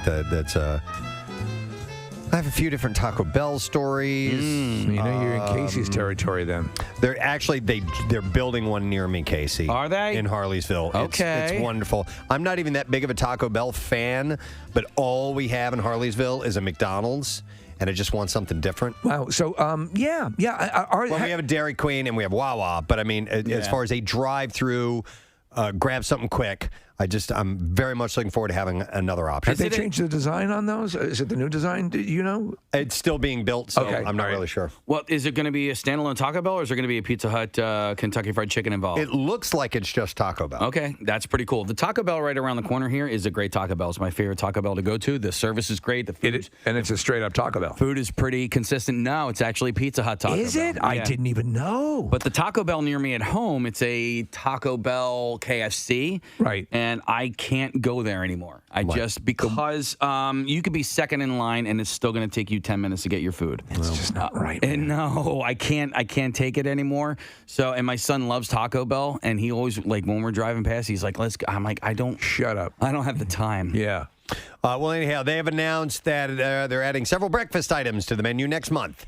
The new options include the cheesy toasted breakfast burrito, the grande toasted breakfast burrito, the hash brown toasted breakfast burrito, the hash brown toasted breakfast burrito steak, and the cheesy toasted breakfast burrito potato. Do you have whipped cream on your hash browns? No, I don't do whipped cream on my hash browns. I think breakfast burrito might be one of my favorite things. Really? I mean, I don't think I would ever go to Taco Bell for it, but like anytime we've ever had like a meat need or something and someone brings a breakfast burrito in, that's like I will go for that first. I love them. Yeah, the breakfast burrito on the McDonald's menu is the unsung hero, I think, of the breakfast It's menu. not bad. Yeah. Is it still on there? Yeah, oh yeah. Okay, because they removed the fajitas from most menus. I rediscovered something at McDonald's that I had completely forgotten about, and I'm so happy. What do you think it might be? The filet of fish? No. Dude, my dad used to get that all the I did too. time. I used to love all it. the time. They're not bad. Cheeseburger and a filet of fish, but no.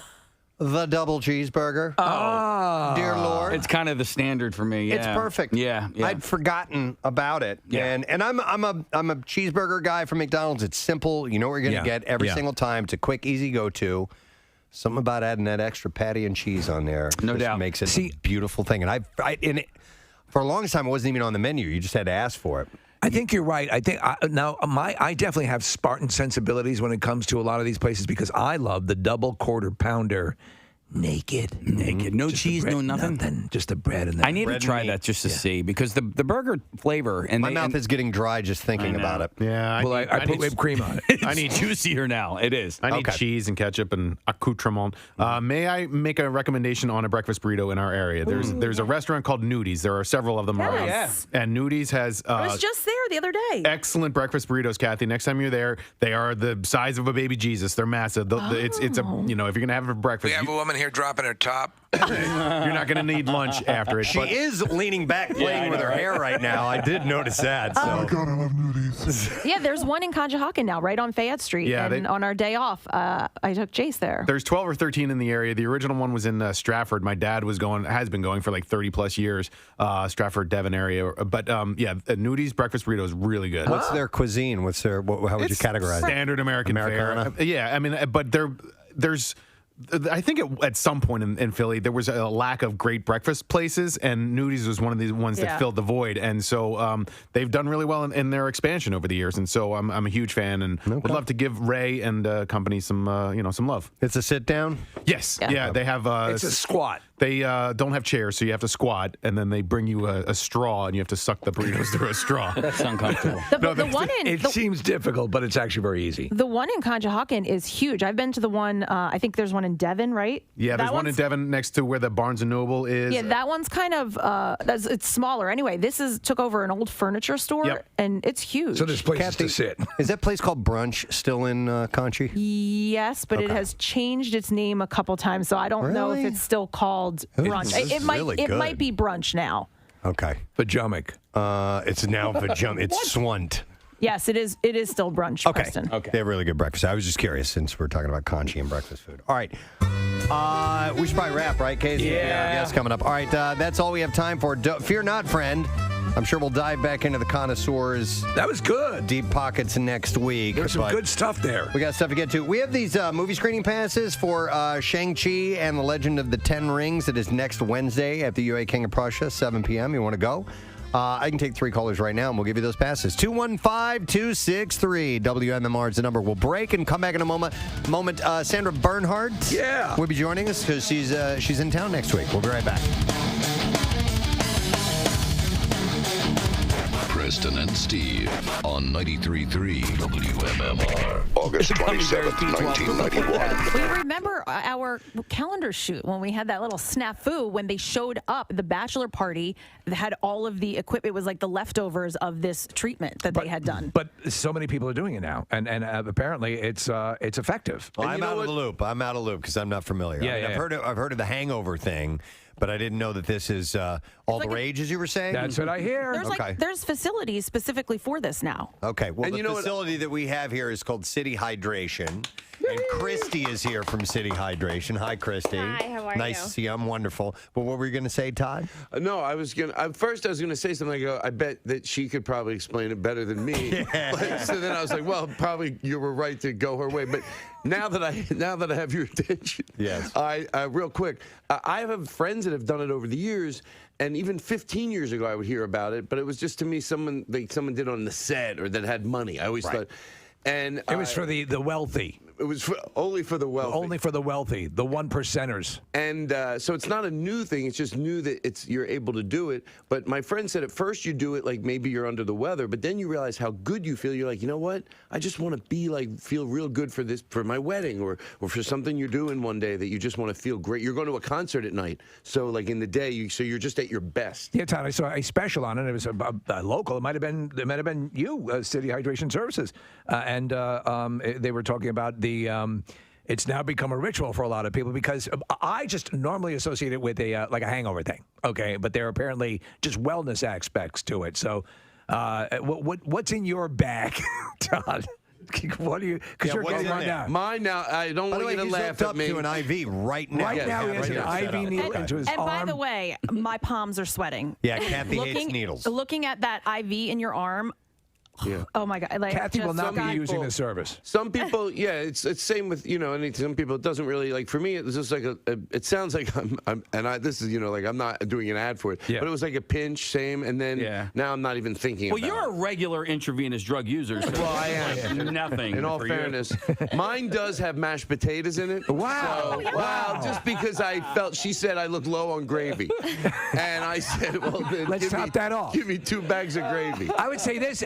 Funny, John. Look how my friend John. You have a friend here, I guess. So what is he the like? This is a double-blind experiment. If he passes away, you're good. I started his intravenous about 20 minutes before mine. If he drops dead, I pull mine out early. No, this has been vetted quite a lot. People are using this quite often. Yeah, so. yeah. I'm sorry, your name is Christy. Is that Christy, right? yes. So how's business been? Is it booming? It is booming.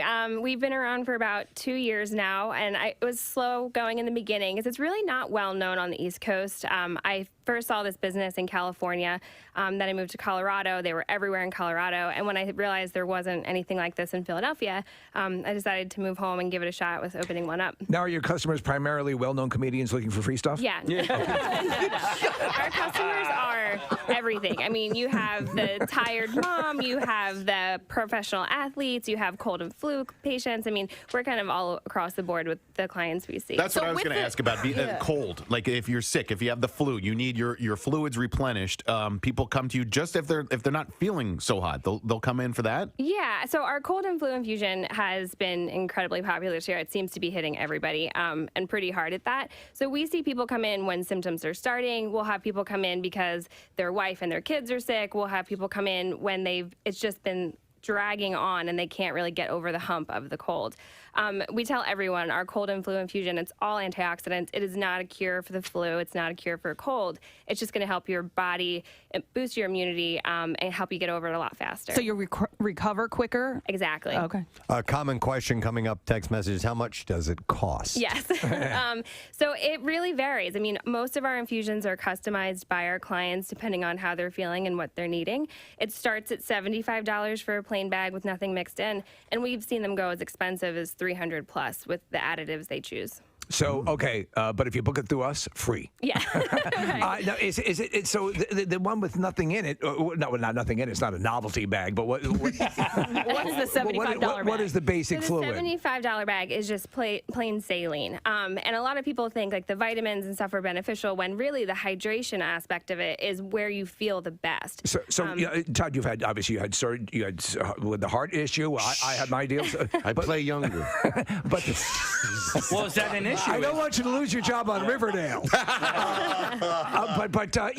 The saline thing is always what they give you, and it kind of it gets you back Yeah, up and it running. really makes you feel like you're revived. All right, how is this different than just drinking a lot of liquids or electrolytes? I mean, so that's a great question. So absorption via the GI tract is variable, and it's susceptible to first pass metabolism, which is really just a fancy way of saying that a portion of what's taken in by mouth is filtered through the gut and the liver, and it's not really hitting your bloodstream. You're going right in. Yeah, exactly. All So right. this is 100% absorption. It bypasses your GI tract. It's not filtered as much. It's going right into the blood cells. Okay. So how are you feeling? Whenever I've had an IV, it's weird because you'll start to feel it. I don't know if that's a placebo What, like thing in going your on. body? Well, you start to feel cold. Yeah. I'll tell you. Really? It's very common. You feel cold pretty much instantly. Your hand or your arm, wherever it's infusing, you'll start to feel a little cold. A lot of people taste the B vitamins. Do you taste it? No. Yeah. I taste the donut I had. Yeah, a majority of people will taste those B vitamins. It kind of tastes like a Flintstones vitamin. It's not too terrible. But it's the hydration that's really giving you that immediate difference. We have a lot of people that love B12 in their infusions. It's B12 is the big thing. You always hear B12 mentioned. And I tried B12, and I was not looking to think. I didn't want to pretend it was working if it didn't. So I was during the day. I go, I don't know if I feel it. At night, absolutely. What I always say is clear-headed, and I did it one more time. I don't need to do it every day, but it was another thing I was going to. I was like, God, I like the way that was the first time. I went and did it again, and lightheaded, not lightheaded, clear-headed, And to me, it feels like the B12 right now, but like 3 times. How often do you do it, Todd? I've only done the B12 twice. Just twice? Okay. Yeah, so this to me, the closest I can get to ever feeling it was that. This right now, even now, and it's only been in there for 20 minutes, it feels like 3 times that. It feels very nice. All right, so should you go to your doctor before you do something like this? So we actually Let's keep them out of this. We have physicians on staff. All of our staff are critical care nurses, so ER, ICU, lots of experience.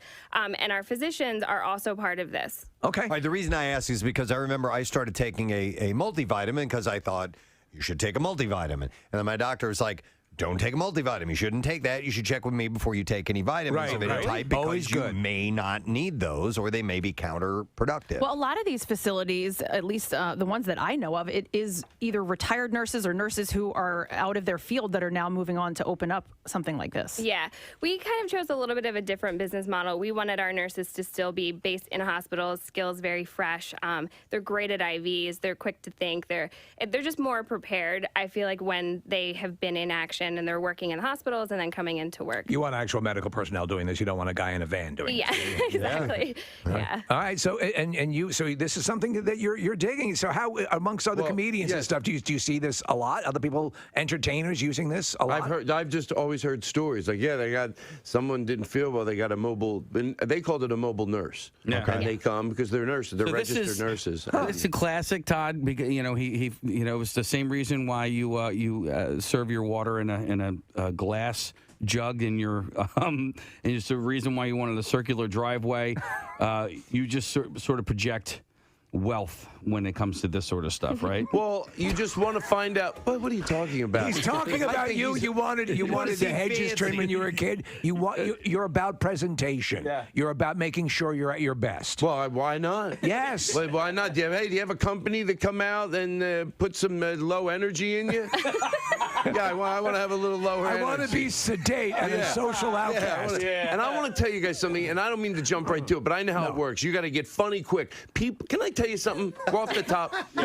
When I come in here every time, how can I get people to come to my show? Not like in a begging way. Look, you go to Netflix. If you think I'm funny, if you're not familiar with me. Also, by the way, tonight I will be on Jimmy Kimmel. We already recorded it, but we did it from his club in Las Vegas. And it's with the whole band, and it's the most different stand-up set I've ever done, seriously, in my career on late-night television. You've been calling this the event of a lifetime. I have. Yes. There you go. It's what it says. That's the name of my tour. Of a lifetime, and that's saying a lot. And I have the whole band with me on the show. So I've never done a late-night set with the whole band. Yeah. So they're all there. John over here, he is the keyboard guy in the band. And he's currently he blew right through his bag. Yeah. Look at that. Seriously, his bag's bag is almost empty. Yeah. Yeah. You're right. You know, what is it about a keyboard player that has them suck up their juice quicker? Is he in your Steve Netflix? by the way, Steve, you got 3 cackles out of me this morning, and it's like not the most appealing thing about yourself because you think that's who you really are. In the other room, you said something, I went. I'm like, I guess that's how I laugh when I don't have time to do the fake laugh, like, you know. Is John in your Netflix special? No, John is not. Okay, John in that Netflix When are you going to special. film your Netflix special? Well, I'm getting close. I'm getting close to film the one that aired already. I love the last one, by the way. Yeah. So what I'm saying is when you come to my live show, I seriously take responsibility for every. And the minute you get in there, I want it to be an experience. When you're buying your ticket, what it's like, the music you're listening to in the bar before you go into the showroom, what you hear when you leave the showroom. So and then the band as people are being sat. So I really care about the show. So if that's any reason, because people spend money they don't have. Sometimes they spend money they don't have. They park, babysitters, everything ends up costing. And as I do comedy longer, I try to remember that. I've made mistakes in the past when you didn't give it your best. So now, put your hand down so that you drain quicker. Hey, by the way, he just reached over to calm Todd down for a moment while he's streaming done. So your Netflix special is really, really great. Very, very meticulous. And I know all stand-up comedians or most successful stand-up comedians really, every single beat is rehearsed and practiced. And with the band, you take it to a whole new level. Now, I had also heard when you talk about the experience for the fan, for the people that are spending money to go to your show, that I heard that you, even with the green room, you will go in and you'll spend money and you'll decorate the green room just to sort of make sure that it's it gets sometimes that stuff, and I don't know if it's my own insecurities. It gets exaggerated, but basically what I've done is you're in a green room. It's really bright. Yeah. And they don't have a lamp. Most clubs, if they figure it out after years, if you're it's people are going to be hanging in here, that is not conducive to hanging out. You want mood lighting. So at Target, you buy a lamp and you leave it. Right. You leave it for the club. You're like, there you go. And now hopefully every comedian uses it. I hear stuff like it's that. about presentation. I agree with that 1,000%. Yeah. So you're very proud of this. I have to ask you because on your Twitter page you have all these animations, all these cartoons to promoting the show. Mm-hmm. Is there the chance that we're going to see a Todd Glass animated series or no? But it's fun. They Josh would take these. They were called mashups. They would take literally you talking about a sketch and turn it into a sketch. It was really a cool way to do it. They're well done. Yeah, because you're just talking it. Like sometimes you'll talk a sketch. You'll be like, yeah, what if this? And they would take it to life. And they ended up on the internet. They're very funny. They're bits of your routines and stuff, and they're animated and it's the animation's top level. And did I ever tell you that speaking of animation? Speaking of that, speaking of other things, this happens, a little turnaround, you put it all in a bowl. Next thing you know, who's to say you can't talk about the frame situation that happened before? So, you have a personal experience? You never know the way it turns around in conversation. Best segue I've ever But seriously, was Dunkirk necessary? Put it in a bowl, spin it around. I brought my dad. I don't mean to, but by the way, my dad did pass away. That is the truth. Yes. But I brought him to after he passed away, I dragged him to a frame shop. And I told them, this is a true story. That's why I was wanting to get in here. How important it was to me. I said, I said, this is my dad. He's dead.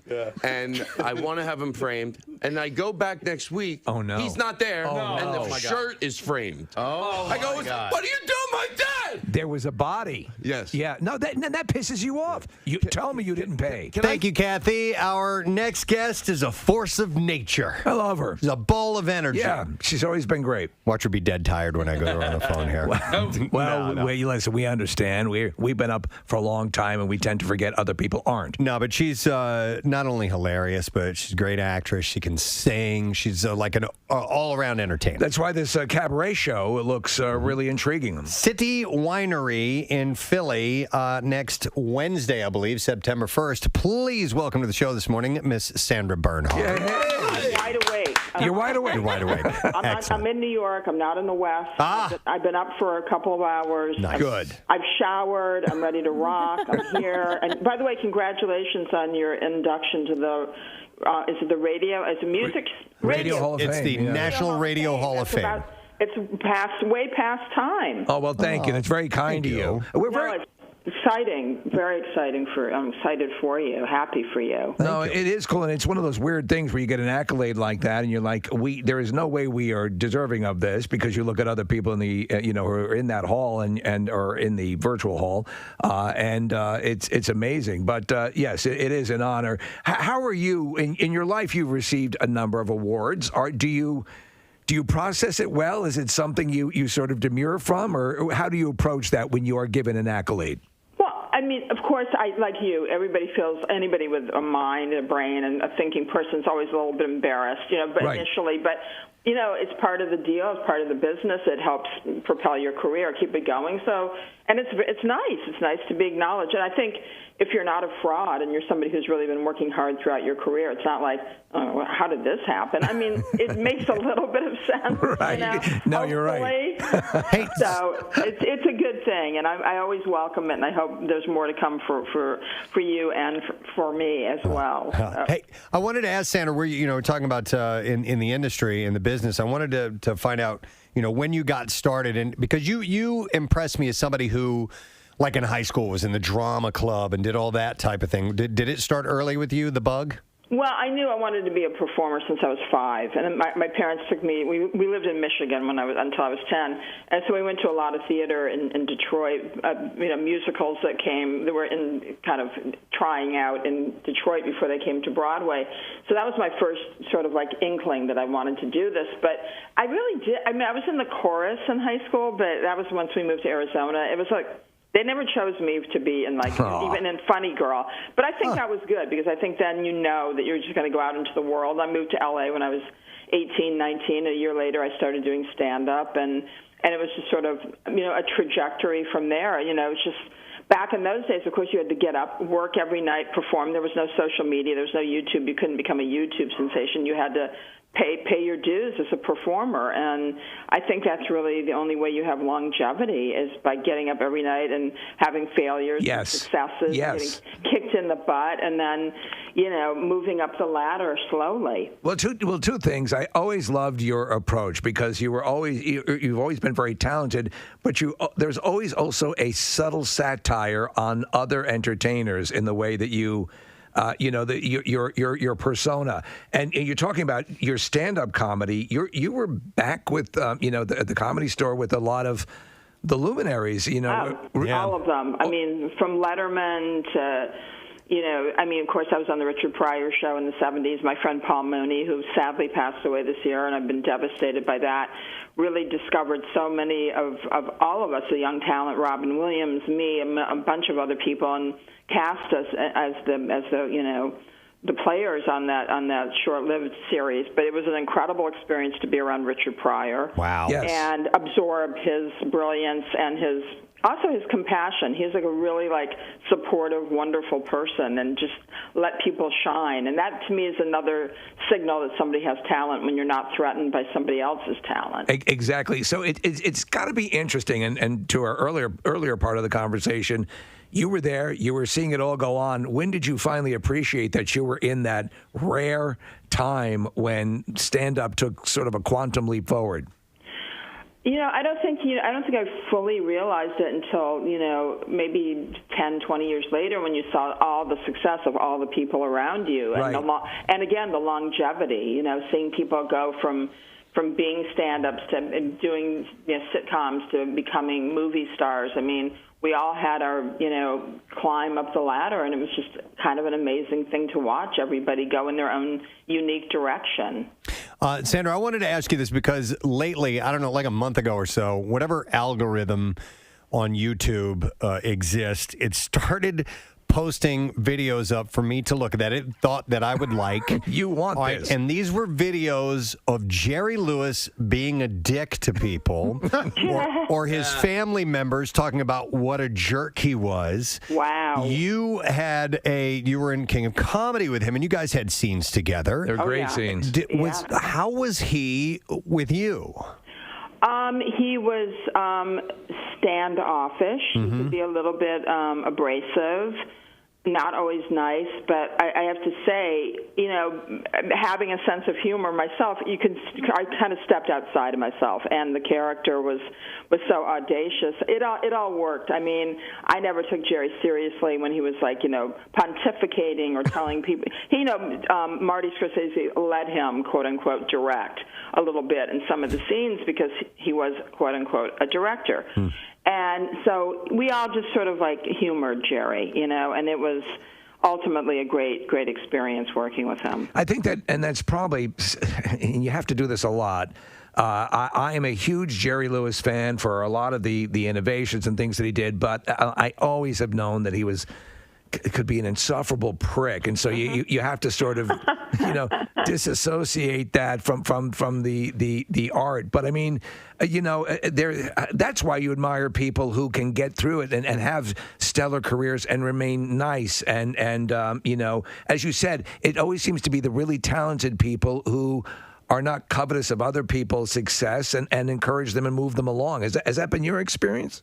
Absolutely. I mean, all the great people I've worked with, I mean, the Robert De Niro's and the higher up the ladder people are, usually the nicer they are. And therefore, it also teaches you to be nicer to people who are coming up along with you. So it's like, it's sort of like, it's like a round, you know, a circle of respect, and also like, you know, really helping people come up with you, you know, because you can't keep it forever. I mean, it's not yours to keep anyway. Your audience, you know, decides who they love, and your work reflects, you know, if you have the longevity to stay in the game.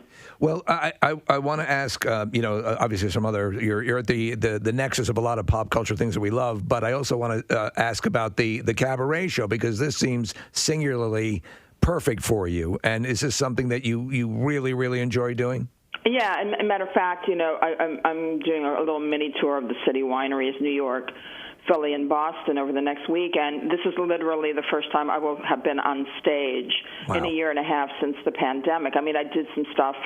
I also do my radio show weekly on Sirius XM, Sandyland. So that's a great outlet for me to keep my material honed. But there's nothing like getting up on stage in front of a live audience. And for all of us, any of us who've come from that world, you never stop doing it, because you can't reenact a night that's unique. You know, every night you get up, it's something different. And I do a lot of improvisation, and I have my music with me. That I'm just doing piano on this tour, but often I have a band, and so it just mixes the whole world, all the genres of stand-up and music and rock and roll and cabaret, and you know, and it's very timely, and yet it's very personal. So it's a big sort of a mashup of all the influences that have really inspired me as a performer over the years. There's something so cool about it. And I think for people, like when you talk about Richard Pryor and obviously your experience on stage, I think the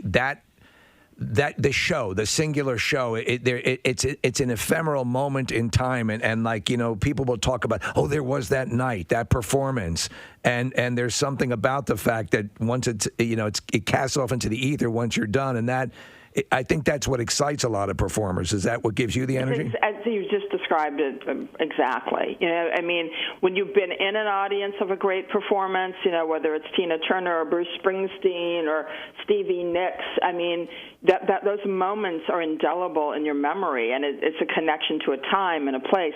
And conversely, if you are the performer and you've walked on stage and you're having one of those nights that's magical, hopefully all of them are in their way, but some nights are even more than others, and you go, oh yeah, that night in Philly, that was like something I'll never forget, and you have that connection with the people that were there, and it's I don't know, it transcends anything you can describe, really. Yeah, no, it's very cool.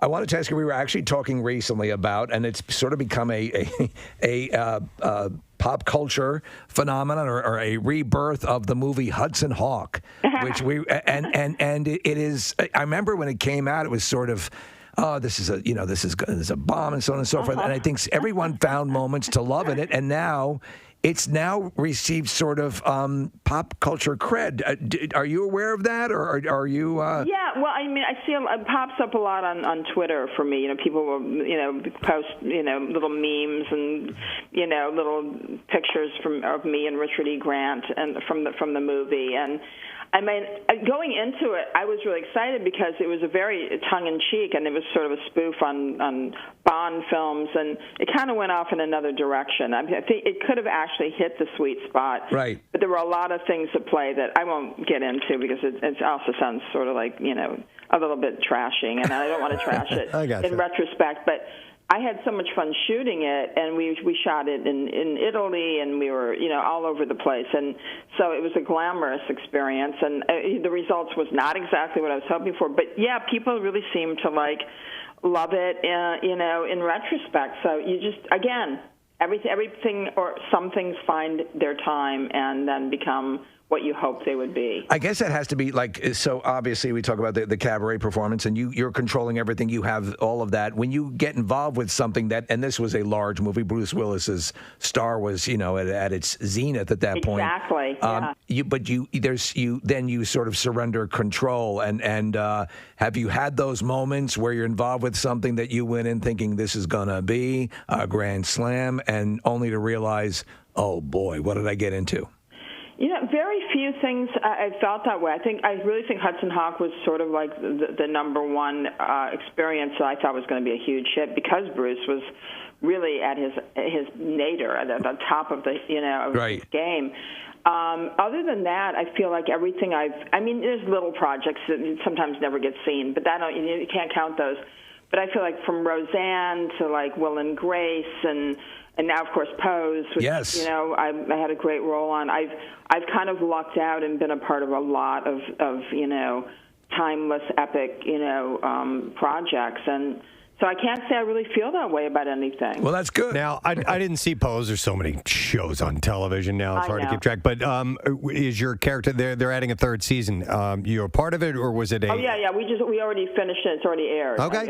It was the season finale a couple of months ago, and the show is nominated for an Emmy. Nice. And MJ Rodriguez and Billy Porter are also nominated. So it was a very powerful end to a great series. Nice. Hey, so Sandra, when people come out to see you to City Winery next week, what mindset would you like them to be in when they show up? Celebratory. I mean, I think that in spite of the fact that we're still in the midst of this pandemic and there's a lot of people that are not willing to deal with it or take care of themselves and get vaccinated. You can't come to the show unless you're vaccinated, which I'm very happy about because, I've worked really hard to stay healthy.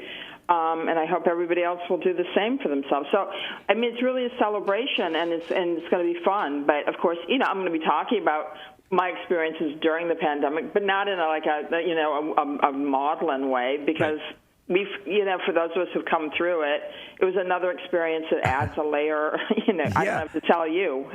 Right. I'm not going to sit here and give you a lecture about how we all evolved during this, because some did and some didn't. But, it's really, I'm just so excited to be back on stage and I really can't wait.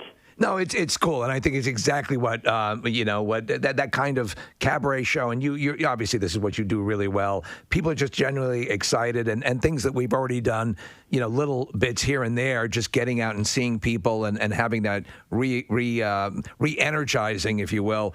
This is going to be great, and I think people are going to love it. Yep.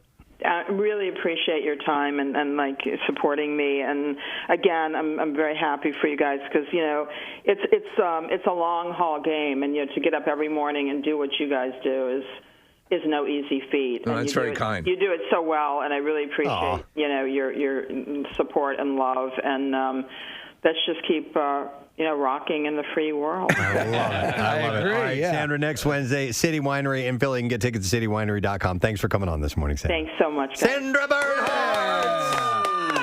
She is so good in Keep on Rocking. King of Comedy, which she won. You mentioned, Preston. Yeah. There's a scene where she has Jerry Lewis taped to a chair. And they're holding him hostage so Rupert Pumpkin can have his career.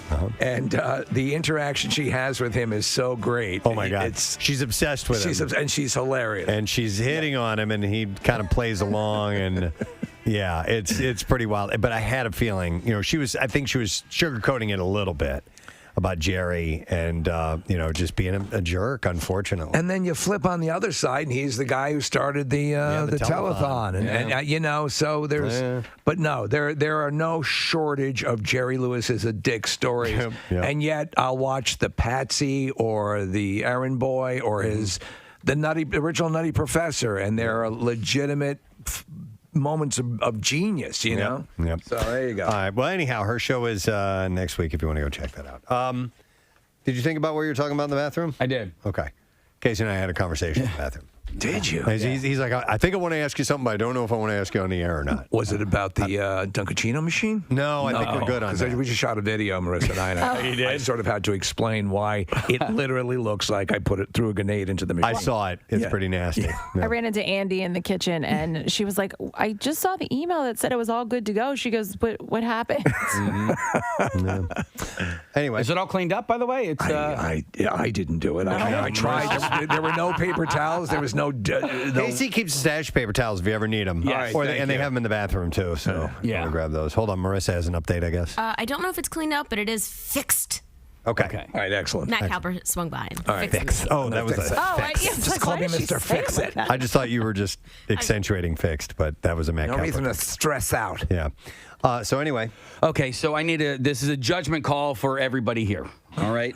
So if we don't want to talk about this, we'll move on to something else. We can move on. If we decide this is not worth talking about, Casey, is it about pretzel-like food in Oregon? It's not food. He was wrestling with the idea of bringing it up or not. So All right, go ahead. So judgment call. So your spouse or girlfriend or boyfriend is asleep. They're napping, right?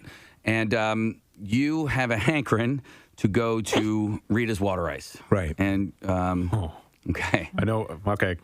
I know where you're going with this, too. Okay. Yeah. Quick question. Did this happen to you and did it cause a problem? This happened to me and I got the double middle finger last night, so I said spouse woke up. I had a similar thing happen recently, so I can commiserate. Go ahead. Okay.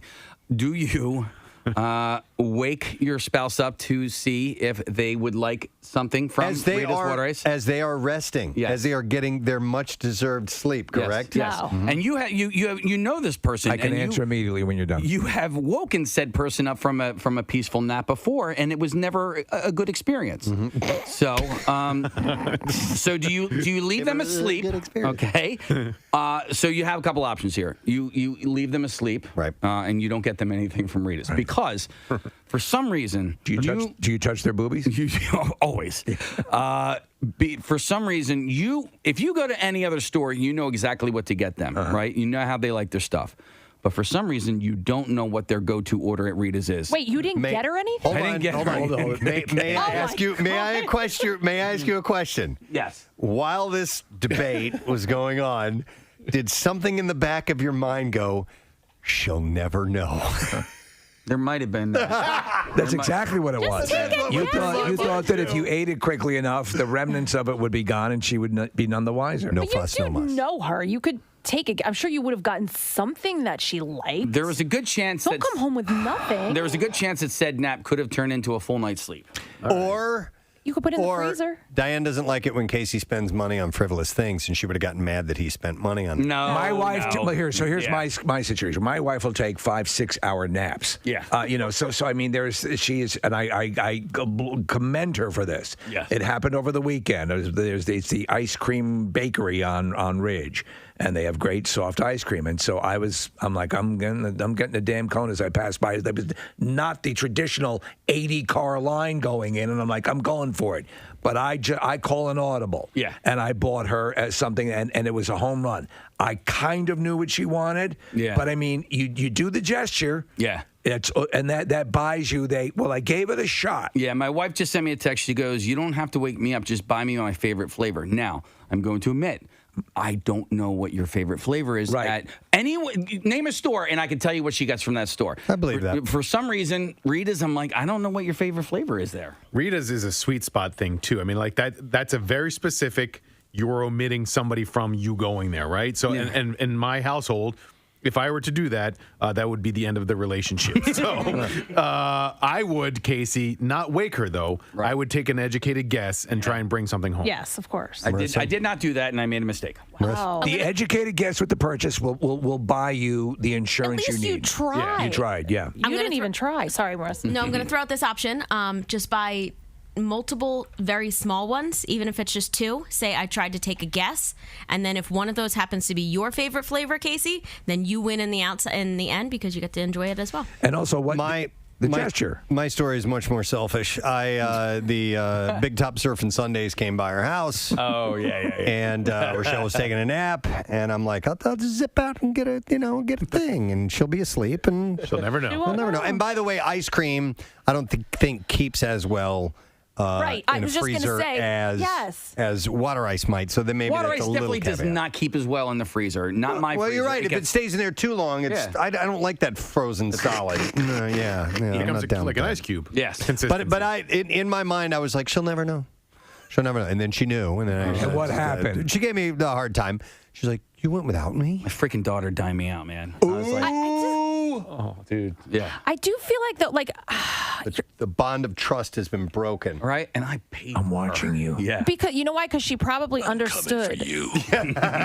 No, she understood because, and I hate to be like that person, but like a lot of guys are the same when it comes to things like this. Like it's just common sense. Like, why would you have not picked your wife up something? Even if it went in the freezer, even if it became a block of ice, she would have been like, oh, okay, well, he helped me out. It's not great, and I'll go get my own tomorrow or something like that. But like, no, you're right. You're absolutely right. And my house is filled with people.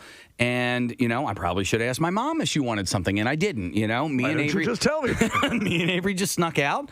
And oh my God. I did ask my older daughter. Casey said no, she didn't want anything. She was like, no, I'll just tell mom. Yeah. Hey, every now and then it's okay to do something for just you. All right, I'm gonna back you on this because I was thinking the same thing, man. If I got it, Rochelle, then I got to ask the kids, and then it's a whole big thing. I don't have that. And then I got to wait for these guys to all get their shoes on and come outside and get it. And by the time we get out there, it's gonna be a huge line. Yes, I could just zip in and zip right back out and get my little cone and eat it, and I'm a happy man. May I suggest something though? You probably shouldn't have had kids. Right. the kids you can take off the list, but not the wife.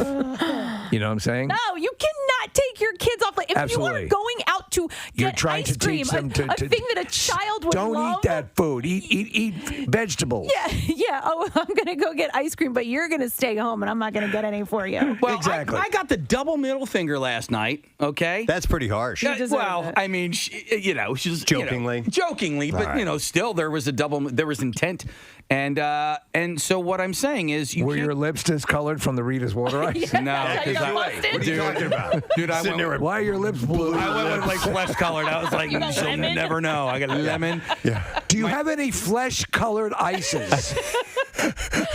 By the way, my new favorite flavor is they have a Florida orange. They didn't have Florida orange last night, but they did have an orange cream. So I went lemon on top, orange cream on the bottom. You thought about that? You thought about your mouth being discolored? No, it's just my favorite flavor. The lemon is that would be the best. So he's got these big, bright purple lips. What are you talking about? No, it's just really cold. No, I just missed Prince. Listen, if you're going to give me the double middle finger, then you have to make sure that every time you get something somewhere, you either text me or surprise me with something, and that is never the case. So I could have gotten the sundae that she likes, but I got the ribbon soft chocolate and vanilla ice cream, and I also. You do things to buy yourself a little insurance. Yeah. I got her a quart of it so that she could. I failed. Yeah. I failed. I definitely failed. Okay, I failed. What's your flavor? What's your favorite flavor? I don't know what your favorite flavor is. Did she ever tell you? No, let's see if she. You need to know now for your. This is actively happening right now. Yeah, it's okay. He's checking his text messages. Hang on a second. It does not indicate. Now, what would I? Do you guys all know Do you know your roster of favorite menu items for your significant other? I mean, give me a store and I'll tell you. When it comes to well, I desserts, know something that I could get that she'd like. Yeah, I don't right. know, Yeah, maybe not her favorite, but yeah. Right. Like What were you if, gonna say? no, just when it comes to desserts, I know my business. You know, Okay, like yeah, likewise. that's important. And if I were to swing by an ice cream store and not get her something or a Rita's or whatever, I would know what to get. Yeah, I like if I'm ordering takeout, it's more of a guessing game. I'm actually my ability to call an audible is quite sensational. On desserts, And or now, mind you, I'm not dealing with kids. I'm dealing with one person I can focus in on. yeah. So with everything, however, we'll do this thing, and I'll be going out to get milk from the Wawa. So you want anything, and she'll look at me and she'll do this thing we do. She'll, why don't you surprise me? Oh, and I always nail it. Steve, I could get you dessert. Yes, you know. You know what I mean? Like, if Steve was like, "Oh yeah, I'll take dessert," like I would know what to get him. Right. Chocolate chip cookie. Chocolate chip cookies, brownies, dark Chocolate dark ice cream. chocolate. Yes, there No you go. whipped cream. No whipped cream. You can get me anything. I'll eat it. Yeah, you're more of because you like to try I like the stuff. sample. But your favorite recent is the pistachio is my favorite. That's now at flavor the top ice of the cream. list. Yeah. In fact, I bought some pistachio gelati. Yeah. Gelato, I guess I should say. Last night. Dessert-wise, you know what's become a little bit overrated is that chocolate lava cake. Oh, but it's so Has good. become Why is it overrated? I was just talking to my wife. I said, is there any situation in which chocolate lava cake is not applicable? You seen the movie Chef? Yeah. When he wigs out on the chocolate lava cake. What is it? What's he say? Because it's in the middle. It's a chocolate ganache. It's frozen. Yeah. It's frozen, and you cook it, and that's how it becomes molten in the middle. He's just this critic doesn't understand how it's made, and he's just wigging out, and he's like, "There's more to it than you think." But yeah, chocolate lava. A lot of places pretty won't let damn you good. do takeout chocolate lava cake. Because it's not going to port well. Yeah. Right. I can't turn away a bread pudding if I'm out to dinner and that is on the dessert menu. I have to. So you know, the Desmond has, it's won Philly's best for their bread pudding, and it is sensational. I know a little bit of the secret of their bread pudding. Oh, hot dog rolls. Hot dog rolls. You know what else? Those Hawaiian rolls. Yes, King's Hawaiian. Mm-hmm. Those ones are really good. Yep. And the best dessert I've had in the last couple of years is actually they have any dessert you don't have to get for your wife. That one. Or I told you the one we had in Hawaii that they have a giant Hawaiian king roll and they hollow it out and they put the ice cream. They toast it. They put the ice cream inside there. Like drizzle honey and maybe pineapple sauce or something in Hawaii, and then they put the other toasted the bun back on that with some whipped cream and all that stuff. It's fantastic. King's Hawaiian bread pudding recipe. Is that what you're talking about, Preston? No. This was an ice cream dessert that I had in Hawaii on Kauai. Maybe we should go to Hawaii right now. Let's get going. Bill, just bring back something for your wife. The Outback Steakhouse has. We came real quick. Outback Steakhouse has this. It's like a toffee cookie ice cream thing. Yeah, that's. You should get that. That's good. Mm-hmm. Yeah. All right. Anyway. Okay, so here we are talking about part food again. 2. Yeah. But the judgment call, I failed. Yep, and I failed too this last time. So I got I didn't get the riot act, but I got the guilt trip, and so I'll make sure I get something next time. What is your or I'll go-to be even flavor? more sneaky? Kathy, what can you not go wrong with at Rita's for you? Lemonade, cherry. I'm not a Rita's person. All right, let me ask you guys. To me, it's not worth the calories. What am I inclined to get? When I go to Rita's, what am I going to get? Well, there are really good chocolate desserts. Custard. Kathy knows. I told you I could go get something for Steve. Their chocolate custard is chocolate custard. Sensational. All right, because I like the gelatis. The gelatis are really good too. I like cherry and vanilla. Yeah, it's together. a basic, but that's my go-to. But the Reese's ones that they have there are unreal. Reese's? Yeah, like Reese's Pieces, gelatis, and they're almost like a blizzard. My inclination is to go if you're going to go like pieces of like chocolate, that has to be an ice cream. I like. gotcha. As far as water ice, I prefer the fruit flavors. Okay. Because that's how water ices occur in nature. That's right. The What water would ice be freeze. what would be your fruit flavor? That you get? Classic lemon, believe it or not. Ah, It's a good one. Can't go wrong. Yeah. Okay, that is good. All right. Well, speaking of good, the cooling caravan is a truckload of good, and T-Mobile sponsored this, and they're headed to a second location. There's 3 locations this morning.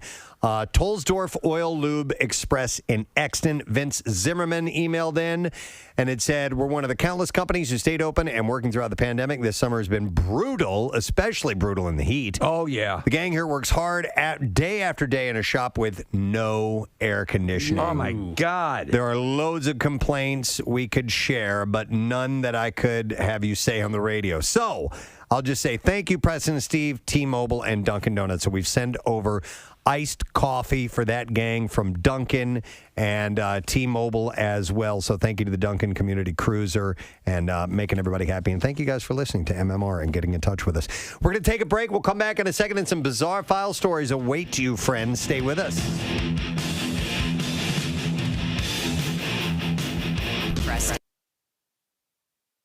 Say, add my serious thoughts to that for whatever it's worth. Serious that wasn't my serious. Wait, that didn't happen? That wasn't my serious. Is that I know from knowing this happened once with somebody's pictures after a wedding. Yeah. Not all of them, but the most empathy that it is met with, the easier it makes for you to try to go. Like if it's like I think what happens. Let's say it's a picture of your grandmother, whatever it is. Yeah. What would you have wanted your grandmother to do in that situation? Like to be nice to this person, to be like she'd probably want it to be the best scenario in the world. So if someone meets it with knowing how important it is, like to just go, they look genuinely crushed.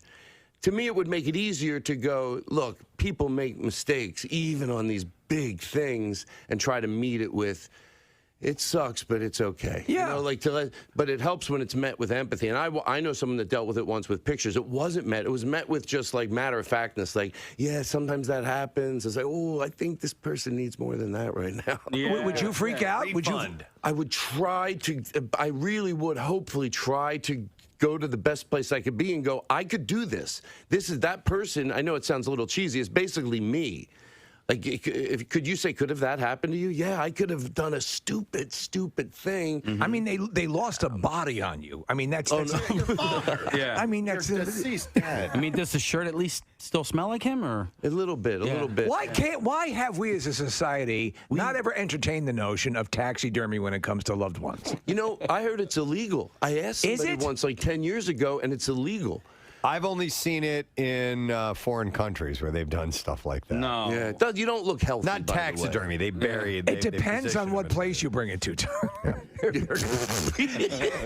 I know Maybe a guy. I could get it next time I come in here. Could you get a taxidermist that does people? I want to start talking to him on your show, and then I want to be left here in the Preston and Steve studio. If I die and you're still doing the show, I want to sit over in the corner with a drip bag from City Hydration. Yep. Can I tell you something that I noticed?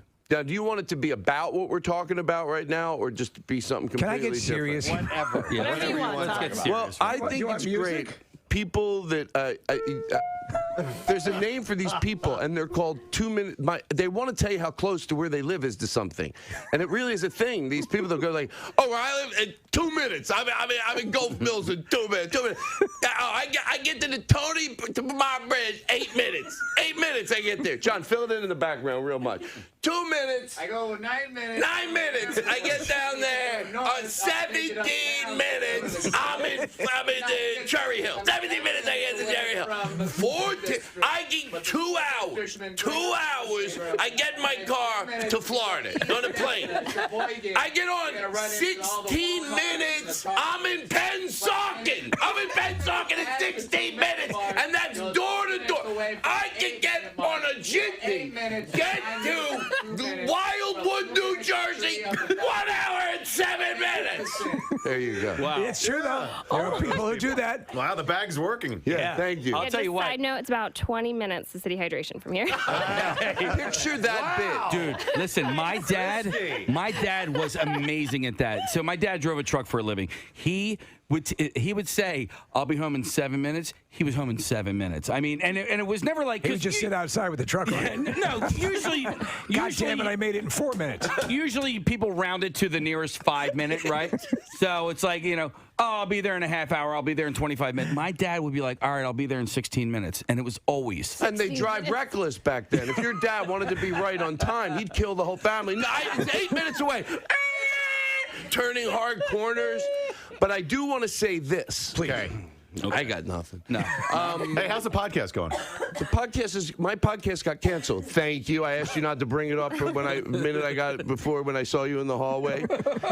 The podcast is going great. I'm a fan. Is going great. Thank you. Thank you very much. I'll tell you, you're all right. I'll tell you. I'm getting my B12 bag. See the bit you just 2 minutes, 4 minutes, just John filling in. Imagine that, but with 5 band members doing that. It's overwhelming. You have a 5-piece band? I'll have 3 instruments and sometimes 2 fillers, like just bongos and a tambourine, because for the bits. Like he has 3 guys, but some of the guys have 2 instruments, Preston. Thank you, bro. Who lives the closest to you? How many minutes away? What are you talking about? Well, I don't know. He's doing a recall. Todd, with the band, and I mean this is a total compliment, it's obviously rehearsed, but it seems like it's improv. Do you know what? Can I tell you something? Please. I hope this is interesting to talk about on the radio, but people will know when they go see it. A lot of it isn't. Once, especially with John Brand Wagner, when he's with me, if he knows how to do it. Like you can ad lib more than you think. That's great. And they off the cuff, just it's whenever I call on them, they're always there for whatever bit. It is a lot of fun having the band on the road. I feel like it's getting to do the best sketch. Is this what you've always sort of dreamed about? Yes, having this vibe great. where you have sort of a traveling review or like a troupe of just stand up with a band. It's like you get to play and it's fun. But anyway, how much more expensive is this? You got these guys got to stay somewhere. They got to eat. You got to pay them. You use a local. What I've learned, if John there is are just hostels one person, all over the country. He'll round up other musicians. Use a local drummer. You can always teach 2, 3 local people, and so you're just bringing one person with you. Should ask me, dude. I would have accompanied. Do you know that Preston is Preston? We kid you not. Preston is a sensational drummer. Well, but would you have wanted to do 6 shows? Not at all. Hell no. Right. No. I would have done one of them, though. Well, you know what? You still can. I got a gig on Friday night already, but yeah, maybe we can fit that in. We'll talk. Well, listen, here's what I'd like to do. You'll do the Saturday. Oh, ready, I locked you.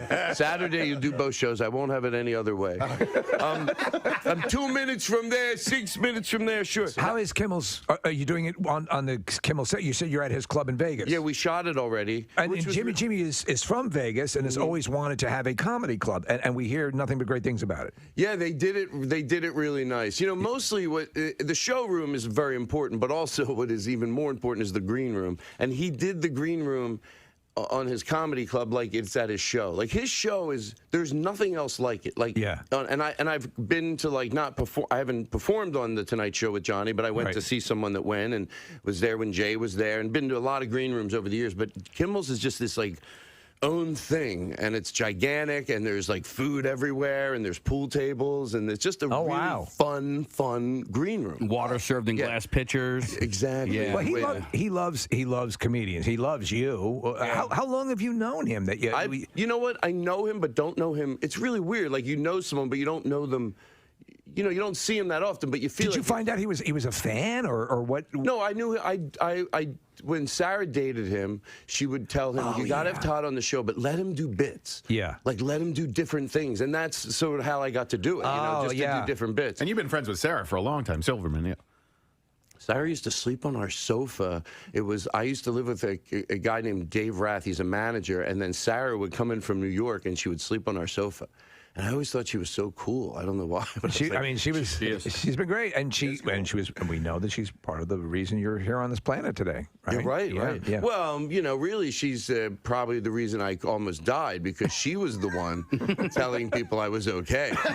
She was going, "No, he's just high. He's fine." Jeff Ross is the reason. Jeff Ross. By the way, along the lines of the people who always say how far away they live from things, how many minutes, there are also people who say who slept on their sofa too. Oh, I knew it. I knew it. I knew it. Mm-hmm.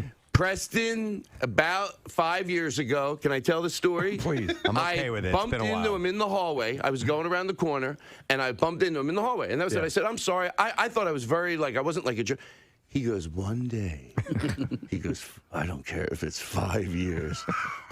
You're going to say something, then I'm going to call it back, and I'm going to put it right in your face. And that's exactly, I guess, and I thought he forgot about it. He never forgets. I thought that he let it. He never forgets. Do you think I'm performing good today? Do you think the people listening? 'Cause I said I'm going with my A game. What's it say at the top of those notes? 2 minutes from 8 minutes. Oh, no, wait. Preston and Steve. Frame Dad's body. Oh, Well, Preston and Preston Steve. I'm sorry. A friend of mine, he told his wife, he saw how affectionate his wife was with the dog. Okay. So he just said, maybe half kidding, he goes, why don't you treat me more like the dog? So, and now every time he poops in the house, his wife squirts him with a water pistol. Which, by the way, is a humane way. I told somebody that story, and they go, does that work? I go, well, I think I heard it was a non-physical way to maybe train your dog if it's barking or something. I think I saw it on a show, which I like anything that creates non-physical for anything, human or dog or anything. I thought to squirt the water pistol. But let's say you have a dog, I thought of after I heard the water pistol thing. Right. The water pistol's not working.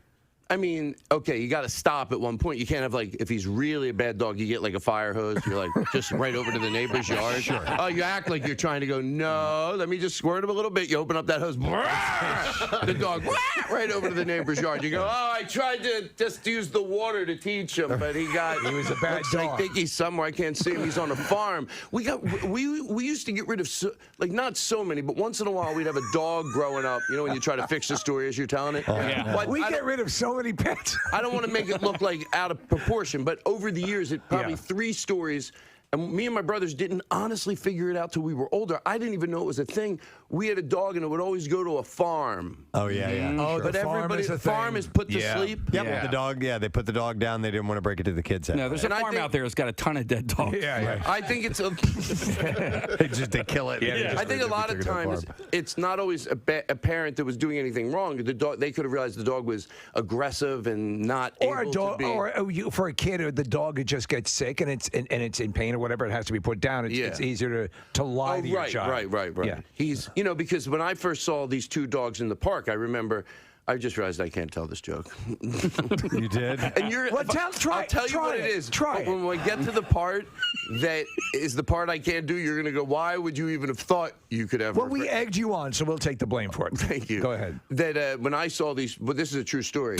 It's a true story. Why would I make it up? True story. When I was younger, I saw 2 dogs in the park, and they were going at it, bumping each other. Yeah, right. And I asked my dad what they were doing, and he said, because he didn't know how to deal with stuff, and he just said, he goes, I remember he said they're playing a game. Yeah. So I was like, I just asked him, I go, I took a beat, like a little kid will, and I go, what's the game, And he said, it's effing. It's called, and he said it. Yeah. Did you watch the Golden Globes by any chance? No, I did not. Oh, because Ricky Gervais, he did a little bit of a monologue, and he had gotten to a joke where, we'll get you a water. And he had gotten to a joke where... Just top off his bag. That's so weird that you need water, but you've got the saline going through your body there. Did you hear what they said from No, City I wasn't paying Hydration? attention. So cleanly and brilliantly, she explained the difference between water that would make you thirsty and the hydration that would make you feel... like I do right now. I feel like, can I tell you right now? I could bend steel. And I'm not thinking just, I'm not just thinking maybe thank you very much. All right, thank you, Marissa. Have you ever been on stage and you thought better of a joke that you were about to tell and had to hang a 180 away from it? Yes, yeah. Okay. You know what, sometimes, you know what it will be? I'll be doing an old joke that I didn't realize, just don't. I have a different relationship with what I say that comes out of my mouth. So I'll be like, I'll think of an old joke, but then halfway through I go, oh, that's not nice. Right. And I just want to stop. I'll just go, you know what? I don't need that joke anymore. I had a series called if you see a sign that says don't do it, it means somebody did it. Yes. Okay. It's true. Because, they don't just put, if it says, I don't have to repeat the bit, but I will do one example from the old pile of part of this joke. For instance, if you see a sign that says no diving in the jacuzzi. Yeah, somebody dove into a jacuzzi, which think about that. That's crazy. Yeah. A moron. Yeah. A moron. And I don't like to call people morons because if I'm so smart, why shouldn't I be so smart to just talk about people kinder? But I don't know the word for it. And by the way, I hope this guy probably had a dad. You have children. You have people that love you. Yeah. Who are you to go, I'm going to go dive into that jacuzzi? Yeah. So maybe you're better off. Did you work at Dairy Queen? And I was did it work Plymouth at Dairy Meeting? Queen, not to brag. But so when you talk about signs that, if there's a sign, I'm going to make full circle. Everyone's going to be proud of me. It's okay to get a loss, but you got to deliver. No. So here's the point. Yeah. Right. So the ice cream place, it says 3 sample limit. It doesn't say 4. It says 3 sample limit. And I thought about something. That tells a story. That tells 3 sample limit. You know what that story tells me? Look, lunatics come in different forms. Yeah. So when I use the word lunatic, people might go, lunatic? Yeah, that means a lunatic. Anybody that would go get 3 samples is a lunatic. Look, you certainly have problem with boundaries. If you're going to go, can I taste one? Can I get another? Can I get a third? Is there any stopping you? So that's what I think. That 4 is enough. 3 sample limit. I think 3's too much. I agree. Matter of fact, if I'm with people, 1, I'm okay with. You have to realize that not everyone's like you. People have a right to go get a sample of ice cream, Todd, even if it's something you're insecure about it. I say no sample. None. Do you ever sample deli meat? I've seen people do that. Can I have a slice of that? Oh, yeah. I've done that. I've tried cheese. Right. So you can do that like occasionally, same thing. Yeah. You don't do 4 or 5 different types of. I trust the relationship where I'm getting it, but in the right situation, definitely. In that situation, I could lie and go, no, I don't do it there either because I seem like a hypocrite. There's something different about the ice cream. But they have the little spoons. That's you're one of those, aren't you? What about? For the beat file, a couple shout outs real quick. There's a few that I have let kind of build up here, so I got to blow them out. Okay. Yeah. Float an air biscuit. This one says, hey, you crumb bums. I'm requesting a birthday shout out for my husband, Jonathan Sauer, to be played at any time as we are both avid podcasters. Oh. He's the best husband and father to our 2 young boys. He even has my 3-year-old saying, la-di-da-di-da-di-da, bees. His positivity and fun-loving nature has kept me sane this past year, and I'm so lucky to have him in my life, and I know he would love a good juicy shout-out to start his day. That it says from his wife, Michelle. So here you go. It's Michelle Martino, by the way. This one says, hey, Preston, I was recently in New Hampshire at the Climb to the Clouds event and was working with a couple from the area who were also working the event, and we were flagging the race up Mount Washington. During the downtime, we got to talking. They both went to college in Philadelphia, where they both became diehard fans of your show. So please give Tim and Monica a big shout out as they listen every day on the podcast just to make their day. Thanks. Mark says, I'm also an everyday listener since the early days, so rock on. So here you go. That's a shout out for you guys. And then this one says, on June 14th, 2016, you guys granted a shout out request from me to my wife on the birth of our first child, Nicholas. It was awesome and greatly appreciated. Now, if you don't mind, I'd like to send a request for Nicholas. He's starting kindergarten, and I'm not ready. We live in North Carolina, and he used to ask me why I was crying when we would listen to you on the fancy thinking phone. He didn't realize I was actually laughing very hard at Steve's jokes. And now he'll be driving to school with my wife tomorrow, so we won't be able to listen together, but it'll make him feel privileged to hear this. I'm his biggest fan, and I hope that he has an awesome first day of kindergarten. Thank you for the consideration. You guys rock. That's from Ken DiOrio. So there you go. By the way, this was sent on the 22nd, so I missed the actual first day of school. So, but you can play this back. Well, maybe they're graduating today. Yeah, maybe. Yeah. So I had to look up Climb to the Clouds event because they do have a cycling race that goes up Mount Washington, but it looks like this one is crazy. It's a car race. Up Mount Washington. Mount Washington? That seems kind of dangerous. Well, so they do it timed, right? So you're not racing, all at once. So like off the edge. Right, but if you've ever driven up there, that's pretty dangerous, you man. Run off the you road. could easily run off the road there. Yeah. Wow. That is crazy. There was I forget where it was. It was in Well, no, it was Palm Springs, and it was a mountain road up that was they actually had to check to see if there was anyone coming down before you went up. One of those scenarios. That's how thin the road was. You can drive up Pikes Peak in Colorado. That's a fun one too. Yeah, Mount Washington. You get the bumper sticker that says this car climbed Mount Washington. Can you do Everest yet? You can't do Everest yet. Well, we're watching video footage of this race. That guy was hitting 130 at one point. Did you see that? Yes, I did. And that's going up. That's going up this mountain road. That's wild. And eventually you get up above the trees, and it is just, there are no... It's because you're flying off a cliff. You're flying off a cliff. I'm above the trees! I can see my house! I can fly! It only lasts for a little bit, and then it's over. When we were driving up it, my wife was a little uneasy because I wasn't, because I was driving and I was in control of the vehicle, so I was okay with that. Yeah. But I couldn't imagine going. You're going like what, 20 miles per hour max, something like that. So this guy's going a lot faster. A lot faster. Wow, interesting. Wow, that's crazy. All right, we're going to do the bizarre file. So here we go. Now, Bizarre. WMMR presents Preston and Steve's Bizarre File. Brought to you by Maury's Beers. Celebrate Oktoberfest at Maury's Beers with MMR's Big Friggin' Deal. This week, 2 one-day ride passes for Maury's Oktoberfest are only $45. So get this exclusive offer now through Sunday at WMMR and WMMR.com. The keyword is deal. Hurry because supplies are limited. A tourist from Indiana was attacked and injured by a grizzly bear at Denali National Park and Preserve in Alaska this past Monday. The 55-year-old tourist, whose name was not released, was hiking alone in dense fog in the Thoroughfare Pass area. I can't see a goddamn thing. When a mother bear and multiple cubs charged him from nearby bushes. He had puncture wounds to a calf, his left ribs, and his left shoulder. He's lucky. The victim used bear spray, and that may have cut the attack short, the Park Service indicated. That smells great. What is that? He walked a mile and a half to a visitor center where medical personnel vacationing at Denali treated him. As a park bus driver called 911, the hiker was taken to a medical center near the park before he was transferred to Fairbanks Hospital about 120 miles away.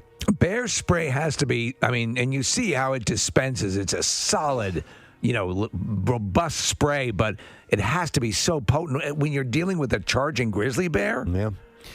So the Park Service said due to the apparent defensive nature of this attack, there are no plans to locate the bear involved. Female bears with cubs are naturally defensive of their young, especially when surprised, so there's no indication that the bear is unusually dangerous. Good advice to not go hiking in a fog, too. In Kentucky, the Meade County School District is dealing with an unusual situation. A group of high school students is attending school acting like and dressing as cats. I like this. The superintendent said the situation is being addressed, but according to a concerned grandparent, it's an ongoing problem that has many students on edge. Especially because of bathroom time. The grandmother said, apparently, from what I understand, they're called furries. Oh! They identify with animals, these people. They will hiss at you or scratch at you if they don't like something you're doing, according to the grandmother. She said, it's not a new problem either. She said, I was hearing rumblings of this last year. Are they full furry, Preston? No. Full? Okay. This is what she claims. I got you. But it really got bad, she said, when they went back to school this year. I have 2 grandkids in the school. My grandkids didn't want to go to school anymore. She said the issue gained attention on social media once people started sharing photos and videos of the feline costumes and behavior. So maybe they're wearing full costumes. I'd read initially they were just wearing ears and stuff like that. She said, I started getting videos and messages from kids, and I said, okay, I'm going to post this so parents know what's going on. The grandmother said a petition to end the practice was created by students and has more than 1,000 signatures. The students are told they can't wear hats or Budweiser shirts in school, but they can wear cat ears, cat tails, masks, and leashes. Yeah, come on. It doesn't make sense. But according to the superintendent, Mark Martin, a petition is not needed. He said the costumes violate the school's dress code and that they will put an end to it right away. I got to share with you guys the furry story with my family. Yes, I do want to hear that eventually. It's a good one. I talked to my dad and my brother last night, and there are some funny details that came about. I definitely want to hear it. We'll share it next week. Yeah. Police in London arrested a man they say was injecting food at several grocery stores with needles. Metropolitan Police are getting reports of a man shouting at people in the street And authorities were told the man, who has not been identified, had gone into Little Waitrose, Sainsbury's Local, and a Tesco Express and was injecting foodstuffs with a number of needles. The man was taken into custody, and the stores were closed. Police are now investigating what was in the needles and if the man contaminated food at any of the stores. Right. The affected food items are thought to be processed meat and microwavable products, but police do not know for sure that those are the only foods the man is accused. That's scary. Of tainting. Yes, it is. All right, then we'll do. Well, I got time for a couple more. A Twin Cities motorcyclist suffered a broken leg when he crashed into a driver who fled from the scene, and then he was robbed while he was knocked unconscious. Oh, come on! Yeah. Evan Wise captured the crash on his helmet camera, which shows a car pull out in front of him in an apparent attempt to make a U-turn in Minneapolis last Sunday. Wise hit the brakes, but it was too late. He hit the driver's side door, flipped over the car. His helmet camera flew off, but landed facing both Wise and the car. It kept on recording, showing the driver speeding away. He said, "I was blacked out after I hit the car." The camera was still rolling as a number of people gathered around him on the street. Some yelled not to touch him. Others can be heard calling the police. Quickly, someone mug him. Unfortunately, Wise later learned that one of the people that surrounded him stole money from his wallet. That's as low as it gets. He said, "I couldn't tell exactly who may have swiped the money. I mean, pickpocketers are really good at what they do." And who drew the penis on his forehead? Wise suffered a small fracture on his leg and a concussion as well. Then we'll do one more story and wrap. A mom in England was surprised when she went upstairs to check on her young child and found that she had taken a pair of scissors to some money that she had. Oh, no. She had taken scissors to a 20-pound sterling note and a $5 and cut out images of Queen Elizabeth's face to attach them to her dolls. Aww, that's adorable. Victoria Ingham uploaded photos of her daughter's creation to Facebook, noting that she was highly amused by her daughter's decision, but that she is also broke. And since then, one of her friends set up a GoFundMe account to help replenish the lost funds. The account quickly racked up 125 pounds sterling, which Ingham says she will donate to the children's ward at the James Cook University Hospital. And that is all I have in the bizarre file for you. We're going to take another break, and when we come back, we'll prep a question for you and see if you've been listening all morning long. It'll be a lesson question. Trash and music news up as well. We'll be back in a moment. You're trying to gain the system, and so my kids are big.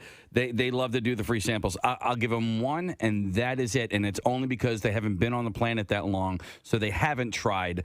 If you're a 40-year-old man and you don't know what rum raisin tastes like you know. Can I tell you something? Yes. And if it's at the yogurt place where you do it yourself in a little cup, all right, you're not. That's fine. Go over in the corner, have a ball.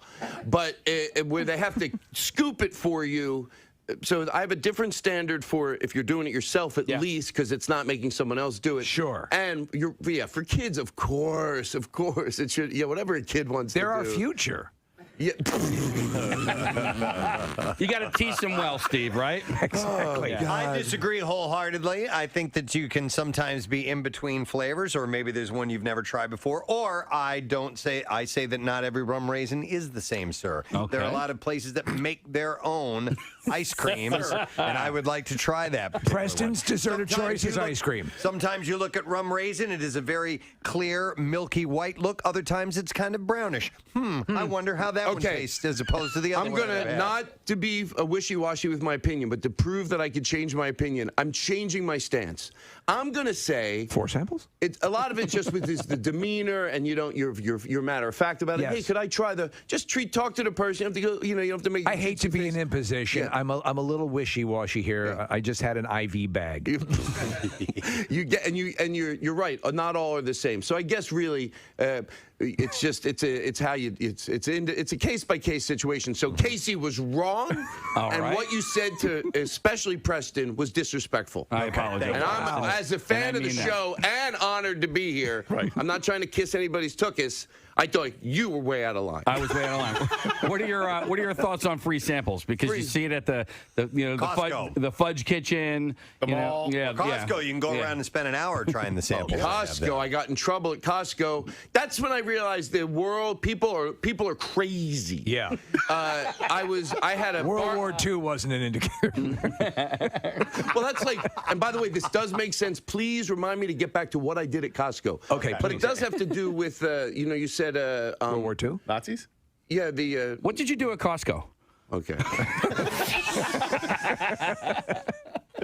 World War II. World War II. Oh, Hitler. Ice cream samples. Someone told me that Hitler, this is a true story. They told me this. Whether it's true or not, it's true, I don't know. Okay. But they said Hitler ate a piece of cake every day. Isn't that crazy?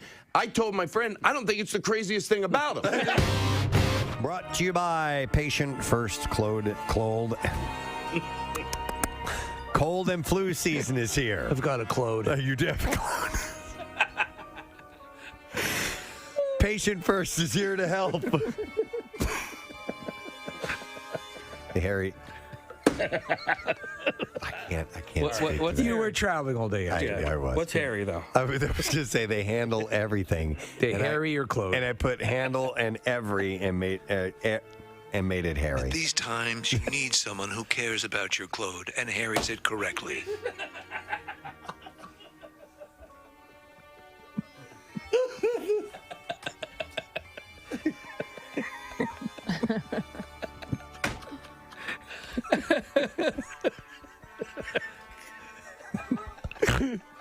I'm sorry. And I snorted too.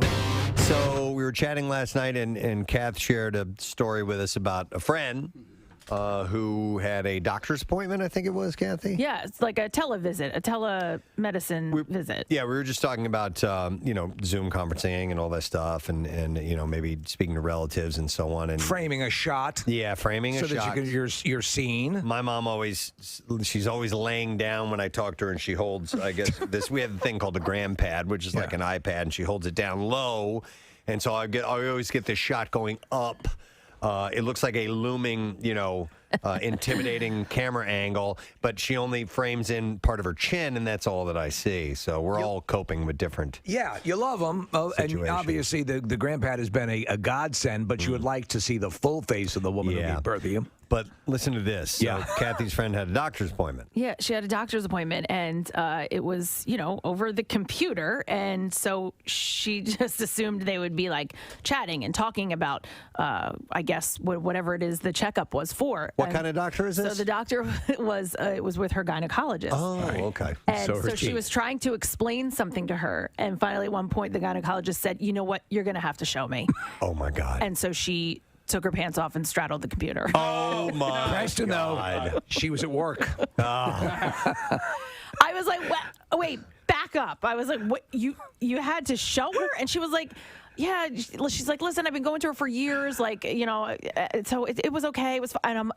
So I even texted my neighbor who's a gynecologist, and I said, do you do this with your patients? And she's like, well, no, we don't. But she's like, I guess some people do. Well, okay, so so with televisits have become a thing, and the discussion is if this is going to be something. Dr. Mike seems to think it's going to be ongoing. I hope so. Yeah. I to be really honest, do. If you can just go, I have this rash on my arm instead of driving across. Here's your copay now. Call in my prescription. Call it in. You got this. Yeah. And by the way, if you can clear waiting rooms and stuff for people with more serious things, that's a positive. Listen, there was it was more in the thick of COVID when things were a little bit more touchy, and not that it's gotten any better, but our fear of it was a little bit stronger a little while back, and so I had a teleconference with a specialist whom I would regularly go into the waiting room and wait minimum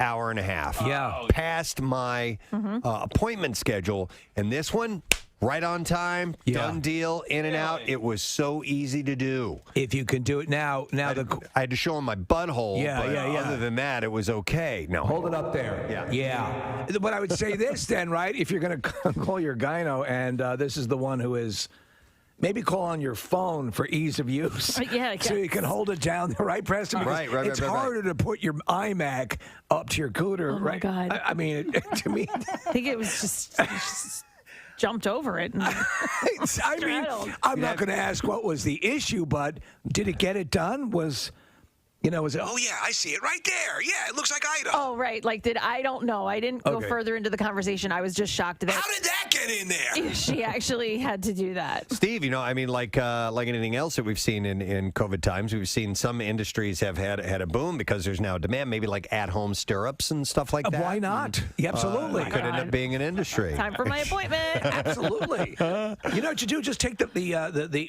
Casey. You're a cyclist. Just get on your bike and put them up on the handlebars. You could do that. Hang on a second. I want to go to Carl. Carl, you're on the air. Good morning. Hey, what up, oranges? Oh, wait, no, you're triangles. Wait a minute. What was that from? What is that from? It was me. When Casey was talking about that dumb Cracker Barrel game. Oh, that's the game. What's up, Carl? We always mess up our shapes and colors. It's all good. Yes, yeah.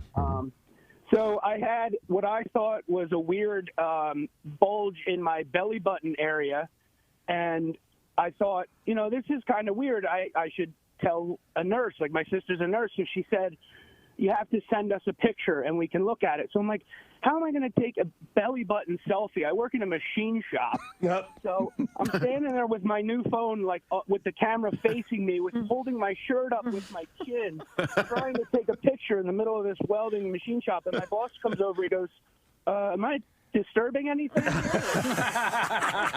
I said, no. I said, I'm just trying to take a picture of my belly button, which was an even dumber response because I should have just said, hey, I think I have a hernia. Mm-hmm. So, I got the right angle. I didn't have to straddle the phone, thank God, but they did wind up sending me to the hospital, and I did have an umbilical hernia. Wow. So it worked. It ended up being the thing that needed to be done. Okay. You should just told your boss it was for your OnlyFans page. Yeah, I know, right? Yeah, belly buttons only. I had to have emergency surgery. It was like my belly button, so it saved my life. No, so there you go. So and that saved you the time. They could diagnose it right over there and get you in for something more serious. But still, I guarantee you, there are people who, inopportune moments, the door opens up and you have the iPhone up your ass. Right. What is this, Doc? Here's a text that says, I almost broke my penis having sex. We've heard of that before. And had to do a Zoom call and show the doctor. It was awkward at first, but she's seen many penises, he says. But it was his dentist. No, but that's rather common. And if something like that could be taken care of, you know what? Would you feel? Let me ask you. You're in the privacy of your own home. Would you feel even more comfortable in the confines of your own home? You're not in a doctor's office. I think that the fact that they might be, what might be in the back of someone's mind is this being recorded? Totally. Yeah. And can somebody else get their hands on this type of thing? Of course it's being recorded. So, listen, I've gotten used to dropping trow and letting whatever doctors need to do whatever they need to do. And I never look forward to it, obviously, but it doesn't bother me now, but it may have at another age. I think for me, it represents a whole new possibility. As you said, Preston, if you go and you show and you're sitting in the office for an hour and a half and you have a time and you've got things to do during your day and so what could be done in 10 minutes takes 2.5, 3 hours. To me, that's a win. I'm wondering to what extent it'll be because when you go in for almost anything, a couple of things they almost always do are weigh you, check your temperature, just to get a basic vibe on your overall well-being. So I wonder if they're able to, when we return to normal, if they would be able to overlook those couple of things. You know what I mean? Well, there are things now, by the way, and this is part of where the industry is going, and I saw an article on this, where you would actually have, whether it be through your Apple Watch or your phone, or you'd take your temperature. It would send the data to the doctor in real time, and your vitals, your blood pressure, however, even like a remotely controlled cuff or something. Be cool. That'd be able to do it. So yeah. In order to skip the hassle of going to the doctor, I'd be happy with that in a heartbeat, Listen, man. what if you had something that had to be removed and the doctor talked Rochelle through it? Oh my God! Would you? Right? Would you be up for that? I would have complete confidence. I mean, she's so good with the YouTube stuff. Here is a text that says, I have eczema on my hands, which is fairly new. I couldn't control it and did a Zoom meeting with my doctor, and he said, I don't think it's staph, which triggered me. So I went, no, I think they might have said, I think it's staph, which triggered me. So I went to a dermatologist and did indeed have MRSA. Wow. Whoa. So they had seen that. Wow. Okay. I mean, that sometimes that's all it takes. But the notion of someone straddling their computer. I mean, seriously, I couldn't get over it. I was like, you, really? Well, are there USB cameras that you can, right? That maybe you want to have one at the ready. If you're calling your gynecologist. Well, wait, no. A little ring light that attaches to your thigh. Steve, no, that's what I was going to say. She goes, well, I do have the ring light set up anyway for when I do, conference calls and stuff like that. She's like, so it was there anyway. So she had a light. She literally shined a light. Yeah. I guess you want to know what's wrong with you? Then I mean, all right. Can you the microphone? Can you please? Yeah, we're going to give you a digital download of The Conjuring. The Devil Made Me Do It. The terrifying Conjuring universe continues. Ed and Lorraine Warren are back unraveling their most sinister case yet, and you can own it now on digital and Blu-ray.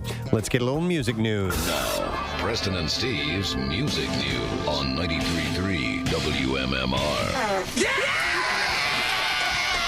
Yay! Brought to you this morning by Fred Beans. August marks their 46th anniversary, and they're celebrating with the biggest sales event ever.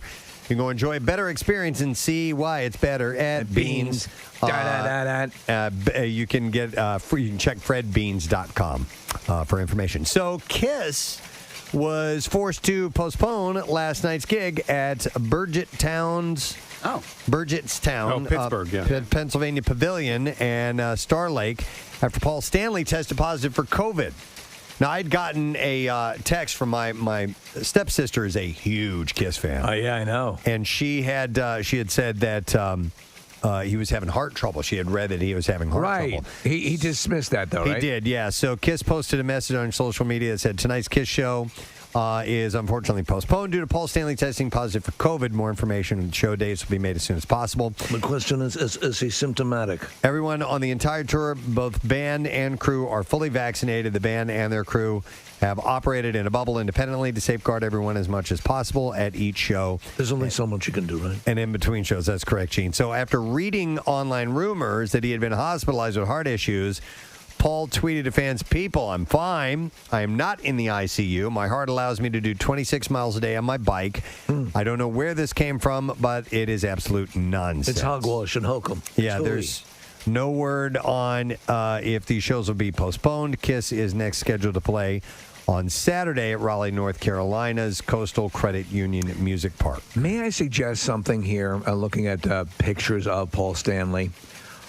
It might be wise from here on in to keep that makeup on. And I don't mean that in a derogatory way. Oh, you don't? But I think, well, I guess I sort of do.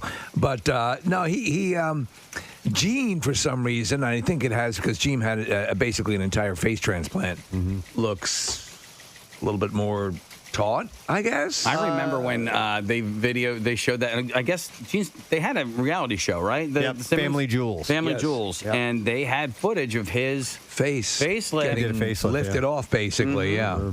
But Paul's had work done, but it's not as I don't think it was done as well as. I mean, he's great, and obviously his jazz stuff and all that stuff is very cool. It's just sometimes it's like, wow, it's like Mickey Rourke. He looked better in Sin City than he does in real life. And if we're going to offer Gene advice, I'd go with Paul's hairstyle as opposed to the helmet that Gene has. It looks like a G.I. Joe, doesn't it? It does. It looks like an overgrown G.I. Joe. It looks like an eraser on the top of my head. Limp Bizkit are making things clear. They won't be performing any upcoming scheduled shows at all this year. That's devastating news. Well, they already announced the cancellation of their headlining tour dates. The group posted on Instagram. To all the libraries we were booked into. To make sure that fans understand they also won't be performing any festival dates as well. The Post read, in part, to be more clear, as some promoters are a bit behind on keeping you updated, all of our scheduled performances were canceled weeks ago, and it says, yes, we are all fine. Thank you. We're all fine here now. Yeah, how are you?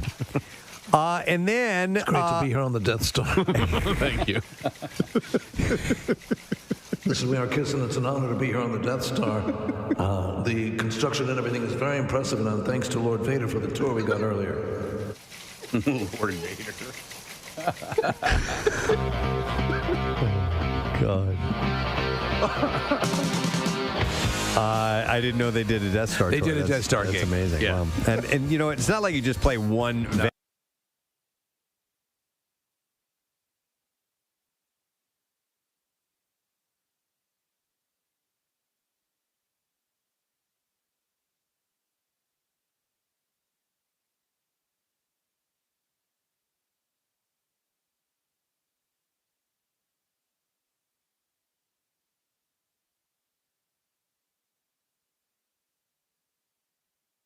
So anyhow, it was 30 years ago today that Pearl Jam released its debut album 10. 10, which peaked at number 2. 2 on the bill. 2. I love it.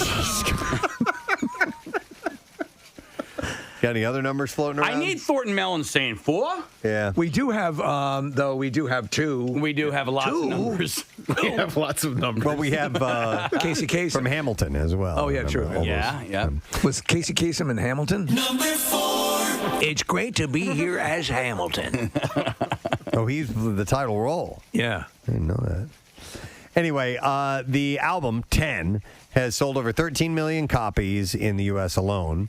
The album's key tracks, Alive, Even Flow, and Jeremy, helped redefine rock radio along with those by fellow Seattle bands Nirvana and Soundgarden, which laid waste to the dying days of hair metal and ushered in the grunge era. At the time of 10's release, Eddie Vedder, frontman Eddie Vedder, spoke about the connection all Seattle bands had to each other, both musically and personally. And I'll read this verbatim. Probably a coincidence, too. There's some really brilliant. There's some really brilliant musical minds too. Chris Cornell, the guy's writing and the way he writes music and lyrics, and all these people, like I said, just coincidence. You know, somebody like Kurt Cobain from Nirvana. I'm not sure what he said there. I don't even know what that means. He hadn't really practiced his interviewing skills at this point. This is the early 90s. He's just sort of ratting off crap. Jeff Ament said that Pearl Jam's initial goals when they started If out... I would explain the Alice in Chains coffee in Seattle. Foxtrot, Ohio, golf. See?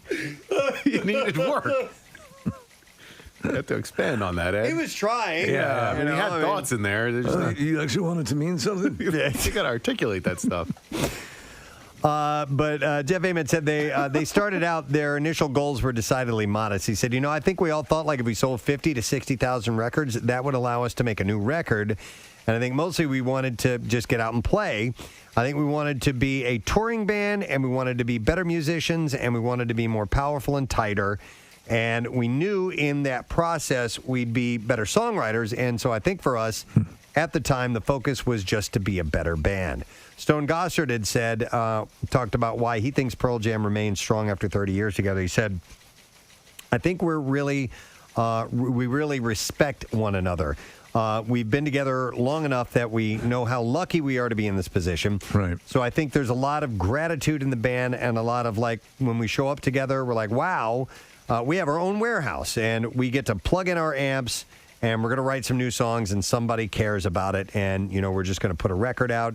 And we sold some tickets. And he said, these things are not just things we take for granted because we're totally aware of how fortunate we are. That's a common thing. We were just talking with Sandra Bernhard. We were talking about that, about you always sort of being amazed that you are where you are. I mean, thinking obviously that you have at least some ability to be where you are, but, never taking it for granted, the blessing that it is.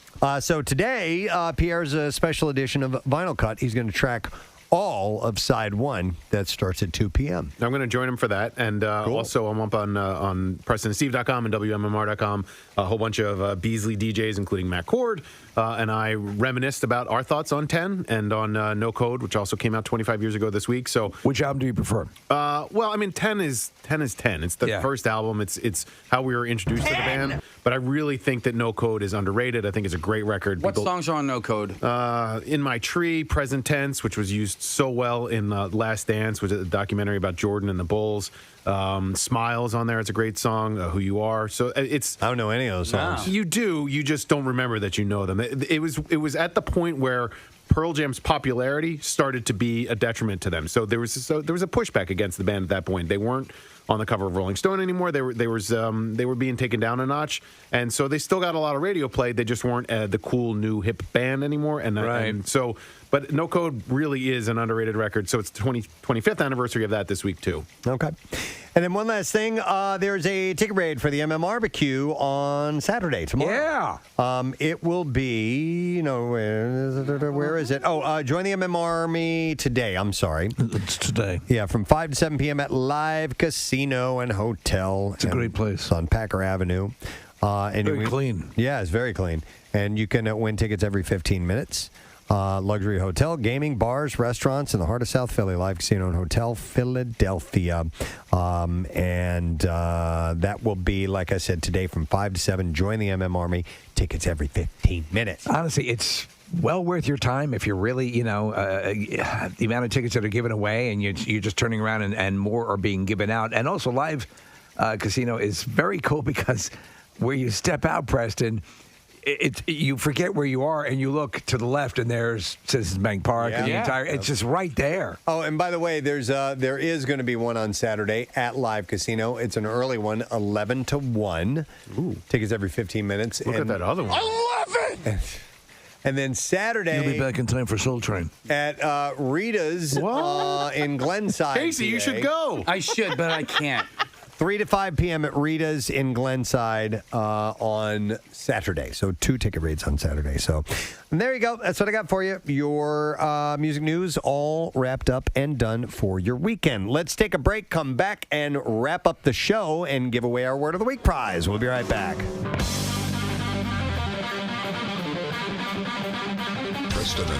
Preston and Steve. On 93.3 WMMR. It's the annual tradition that.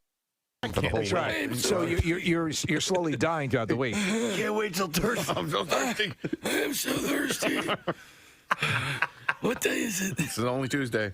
God damn. Oh, I'm never going to make it. I can't wait for 4 Almonds Friday. So, Dancing with the Stars host Tyra Banks had a major wardrobe malfunction that may have escaped viewers' notice. Nice beaver. Are we sure that's what it was?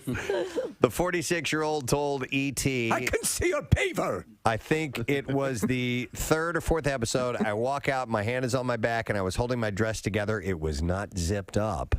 And I did not have on any of my jewelry. OMG. Yeah, what is that, a Muppet between your legs? Yeah. Actually, she does look kind of bare without jewelry. Yeah, you're right, because they usually bling them up on that show. Well, she's been a complete success during this whole run with the screwing up stuff right and left. And she must have been rushed for whatever reason. Mm-hmm. Remember my wardrobe malfunction when my knocker fell out?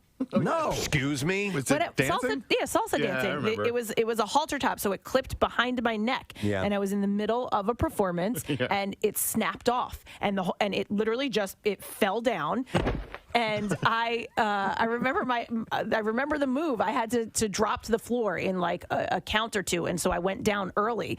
And like I remember my partner looking at me like, "What are you doing?" And I had probably 1 or 2 seconds to put the snap back together, and sure enough, it happened, and I put it together, and I was ready to go right after. I don't know how that happened. Were you at Parks or something like that? No, I was at the dance studio La Luna in Ben Salem, and it was on video, and we did have the video, but I made the guy who had the video kind of blur out my nips. Nips didn't show, so you'll never know if they're pink or brown. Damn it, we were so close. No, my nips didn't show. I was at a friend's wedding one time, and there was a couple out on the dance floor, and this woman's boob was there just dancing along. Her boob's just hanging out. She had no idea. No idea. Dude, those things Somebody eventually said something to her. They're so tight, and like sometimes it just like pops out the top, and you don't even know. Well, my wife's old roommate she was wearing a top that was so loose that we were. It was like a Saturday morning. We were on the back patio having a coffee. She must have like bent over for something, and then she came back up and full on. She didn't even know. I had to be like, "Yo, dude, your boob is," because like I guess like the nipple kind of got caught underneath the neck of the shirt. It was the neck of the shirt had come down. That is a loose-ass shirt. That is a loose-ass shirt. I was like, dude, you're... I just got... Your boobs are hanging out! Just one. I just got a text from the guy who has the video, and he said those were the days. Yes, they were. Giving the gift is more important, I think, than the receiving. So I'll get some things from my wife. She'll say, here's something that I like, and here's something, and so I will get some good gift ideas. But the ones that I'm more excited about are the ones that go, you know what, man? She didn't ask for this. I don't even know if she even knows that this thing exists, but I think she would like this. I have a couple on the list this year that I'm really excited about. Sometimes you go for it, and sometimes it'll be like, oh. And like, I missed on that one. Oh, dude, Rochelle told me that she's like, there's one gift I'm really excited to give to you. And I'm like, there's nothing that I'm excited to give you. Oops. So do you have something? Oh, yeah, I have several things. All right. I have several things. But there's She's gonna nothing love that's like, wow, is she going to freak out when she gets this? You know what Preston, I mean? I don't know if you've seen it, and it might be a last-minute thing to add to the list. It is it's a dildo mounted on like a machine gun thing. All right, hear him out. Hear him out. It's like a machine gun truck. You've seen those. Yeah, I know what you're talking about. They look like the perfect holiday gift. You know what? You can't put a price tag on love. No, it's a gift that keeps on giving all year. Yes. Wait, Steve, let me ask you a question. Oh, it's got a pull start? Yeah, oh, my God. Son of a bitch. The bastard's powerful. There you go. The automatic. Oh, my God. Scaling toys. Oh, it's real? Yeah. Oh, yeah, of course. Oh, jeez. Come on, Kat. What were you going to say? Come on, man. Yeah, Think I'm sorry. I don't know what I was thinking. I'm an influencer for this stuff. Steve. Oh my God, that would be amazing. The machine gun dildo company contacted me and said, let's collab. Let's collab. DM me. All right, another fact that we learned from the Just Saying Institute, located over 200 sprawling acres in West Virginia. The last decade from researchers. If your ex wants to be friends, they might be a psychopath. If your ex wants to be friends, that's sign of being a psychopath, possibly? In 2016, researchers from Oakland University in Michigan found that people with the so-called dark triad personality traits like narcissism and psychopathy, I guess is how you say it. He's a member of the dark triad. Often, like Cobra? I'm going to have to take him out. Often keep their exes. He's the disease. I'm the ex-boyfriend. No, they often keep their exes around for calculating, self-serving purposes. Okay. A desire for continued sexual access, financial help, or a need to still exert some control over a former partner were among key reasons for maintaining contact, especially for men. These are facts, yes, from the Just Saying Institute. From the Just Saying Institute. That we end up just saying things at the Just Saying Institute. That we have found out over the last 10 years about relationships and That's a decade. Love and sex and all that stuff. So how about this one? Speaking of sex, that sexual afterglow that you feel after sex will last about 48 hours. Really? Yeah. You mean longer for you, Cather? No, it seems to diminish pretty quickly. Yeah. Are you sure? Because you have to clean up right after. Off of me. Get it off of me. But the glow, get it off. It's like it's like you've sat in the bedroom with me. Get it off. You have this glow. It's the light refracting off of it. It's shimmering and shiny. Get it off! It's glazy. I look like a Krispy Kreme. So you're generally in a better Get your blanket and pillow. You're sleeping on the couch. You're generally in a better mood after sex thanks to a flood of endorphins and other feel-good hormones released post-climax. Positive effects of getting laid last up to 2 days. And that the feeling can help couples bond over time. I always let out a big sigh when I close the laptop. Says there might clear history on the Cooling Caravan, and it was at Materials Sciences LLC in Horsham. Cool. We got an email from Rachel Kelly. She said, we're a small engineering services company with a 50-year history and expertise in advanced materials and composite structures. In layman's terms, we have a lot of very smart people that solve challenging problems with cool technologies. She said, this break is well-deserved for all of my coworkers here at Materials Sciences LLC. We worked tirelessly through the pandemic and will work around the clock to meet deadlines. Plus, we all love MMR. That's a wonderful thing. So thank you, Rachel and the gang at Materials Sciences LLC in Horsham for getting in touch. And thank you to T-Mobile sponsoring the Cooling Caravan and Dunkin, who, of course, sent out the Dunkin Community Cruiser that was filled with iced coffee and prizes from MMR and T-Mobile. So we're happy to bring that to you once again.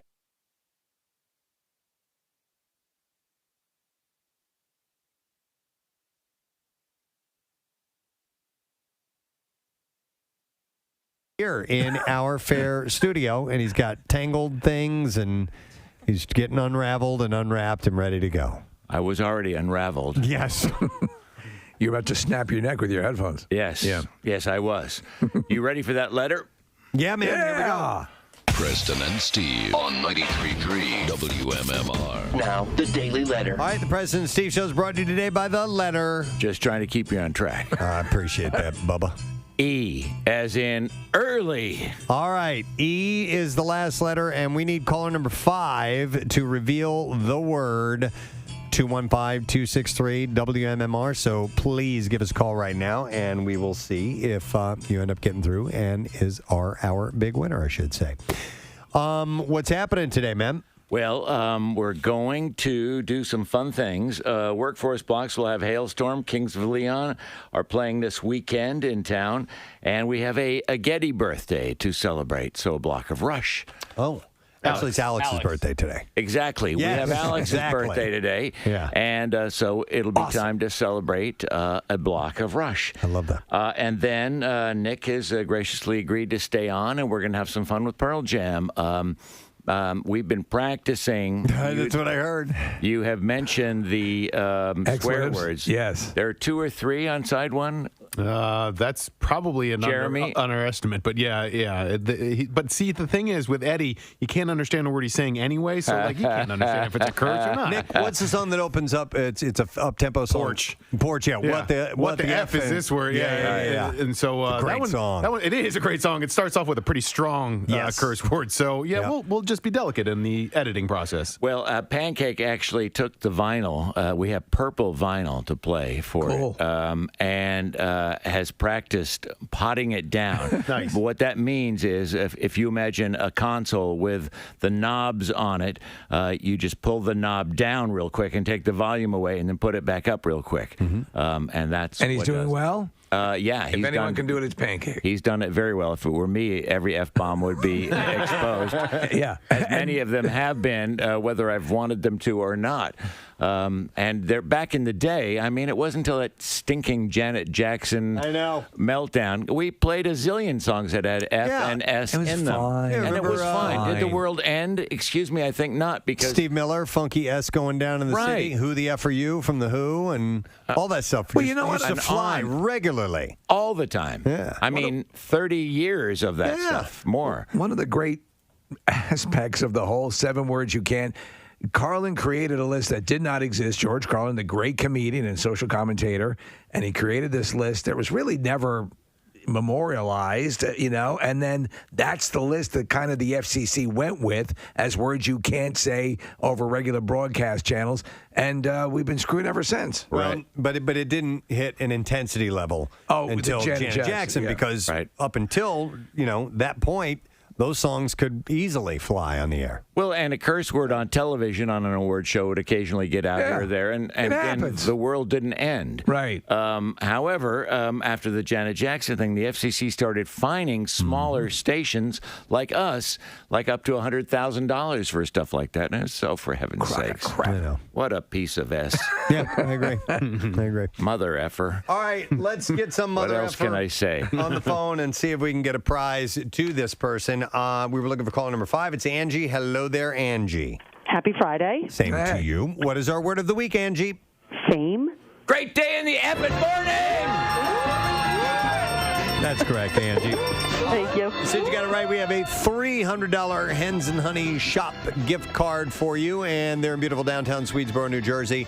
Hens and Honey Shop is a unique boutique of bath products, handmade candles, stylish, high-quality clothing, and accessories. And we're also going to throw in products from Alex and Annie, Rice Love Bags, and Pure Vita. I think that comes with the prize. I'm not sure. Oh. But it's a $300 gift card. Nonetheless, a truly unique shopping experience at Hens and Honey Shop. All right? Thank you so much. Thank you, Angie. Hang on. We'll get your info, and we will take care of you. I wanted to do the word fame in honor of Preston and Steve and the show being inducted into the National Radio Hall of Fame. Thank you. Yay, I didn't catch that. That's awesome. Big Bill announced it on Tuesday morning. Yeah. Yeah. Thanks, so there man. it is. I Yeah. appreciate it. By the way, you need to be in there. Yes. John DeBella needs to be in there. Jerry Blavitt needs to be in there. Is the Geeter not in there? The Geeter needs to be in there. Oh, no, he definitely does. Yeah. He should be in there well before me. Geeter done for crying out loud. I'm sorry. You couldn't help yourself, Thank could you, Larry Nick. I have a concussion. All right, well, listen. I want to thank our sponsors. President and Steve Show has been brought to you today by Dunkin, the official coffee of the President and Steve Show. Also, Acme Fresh Foods.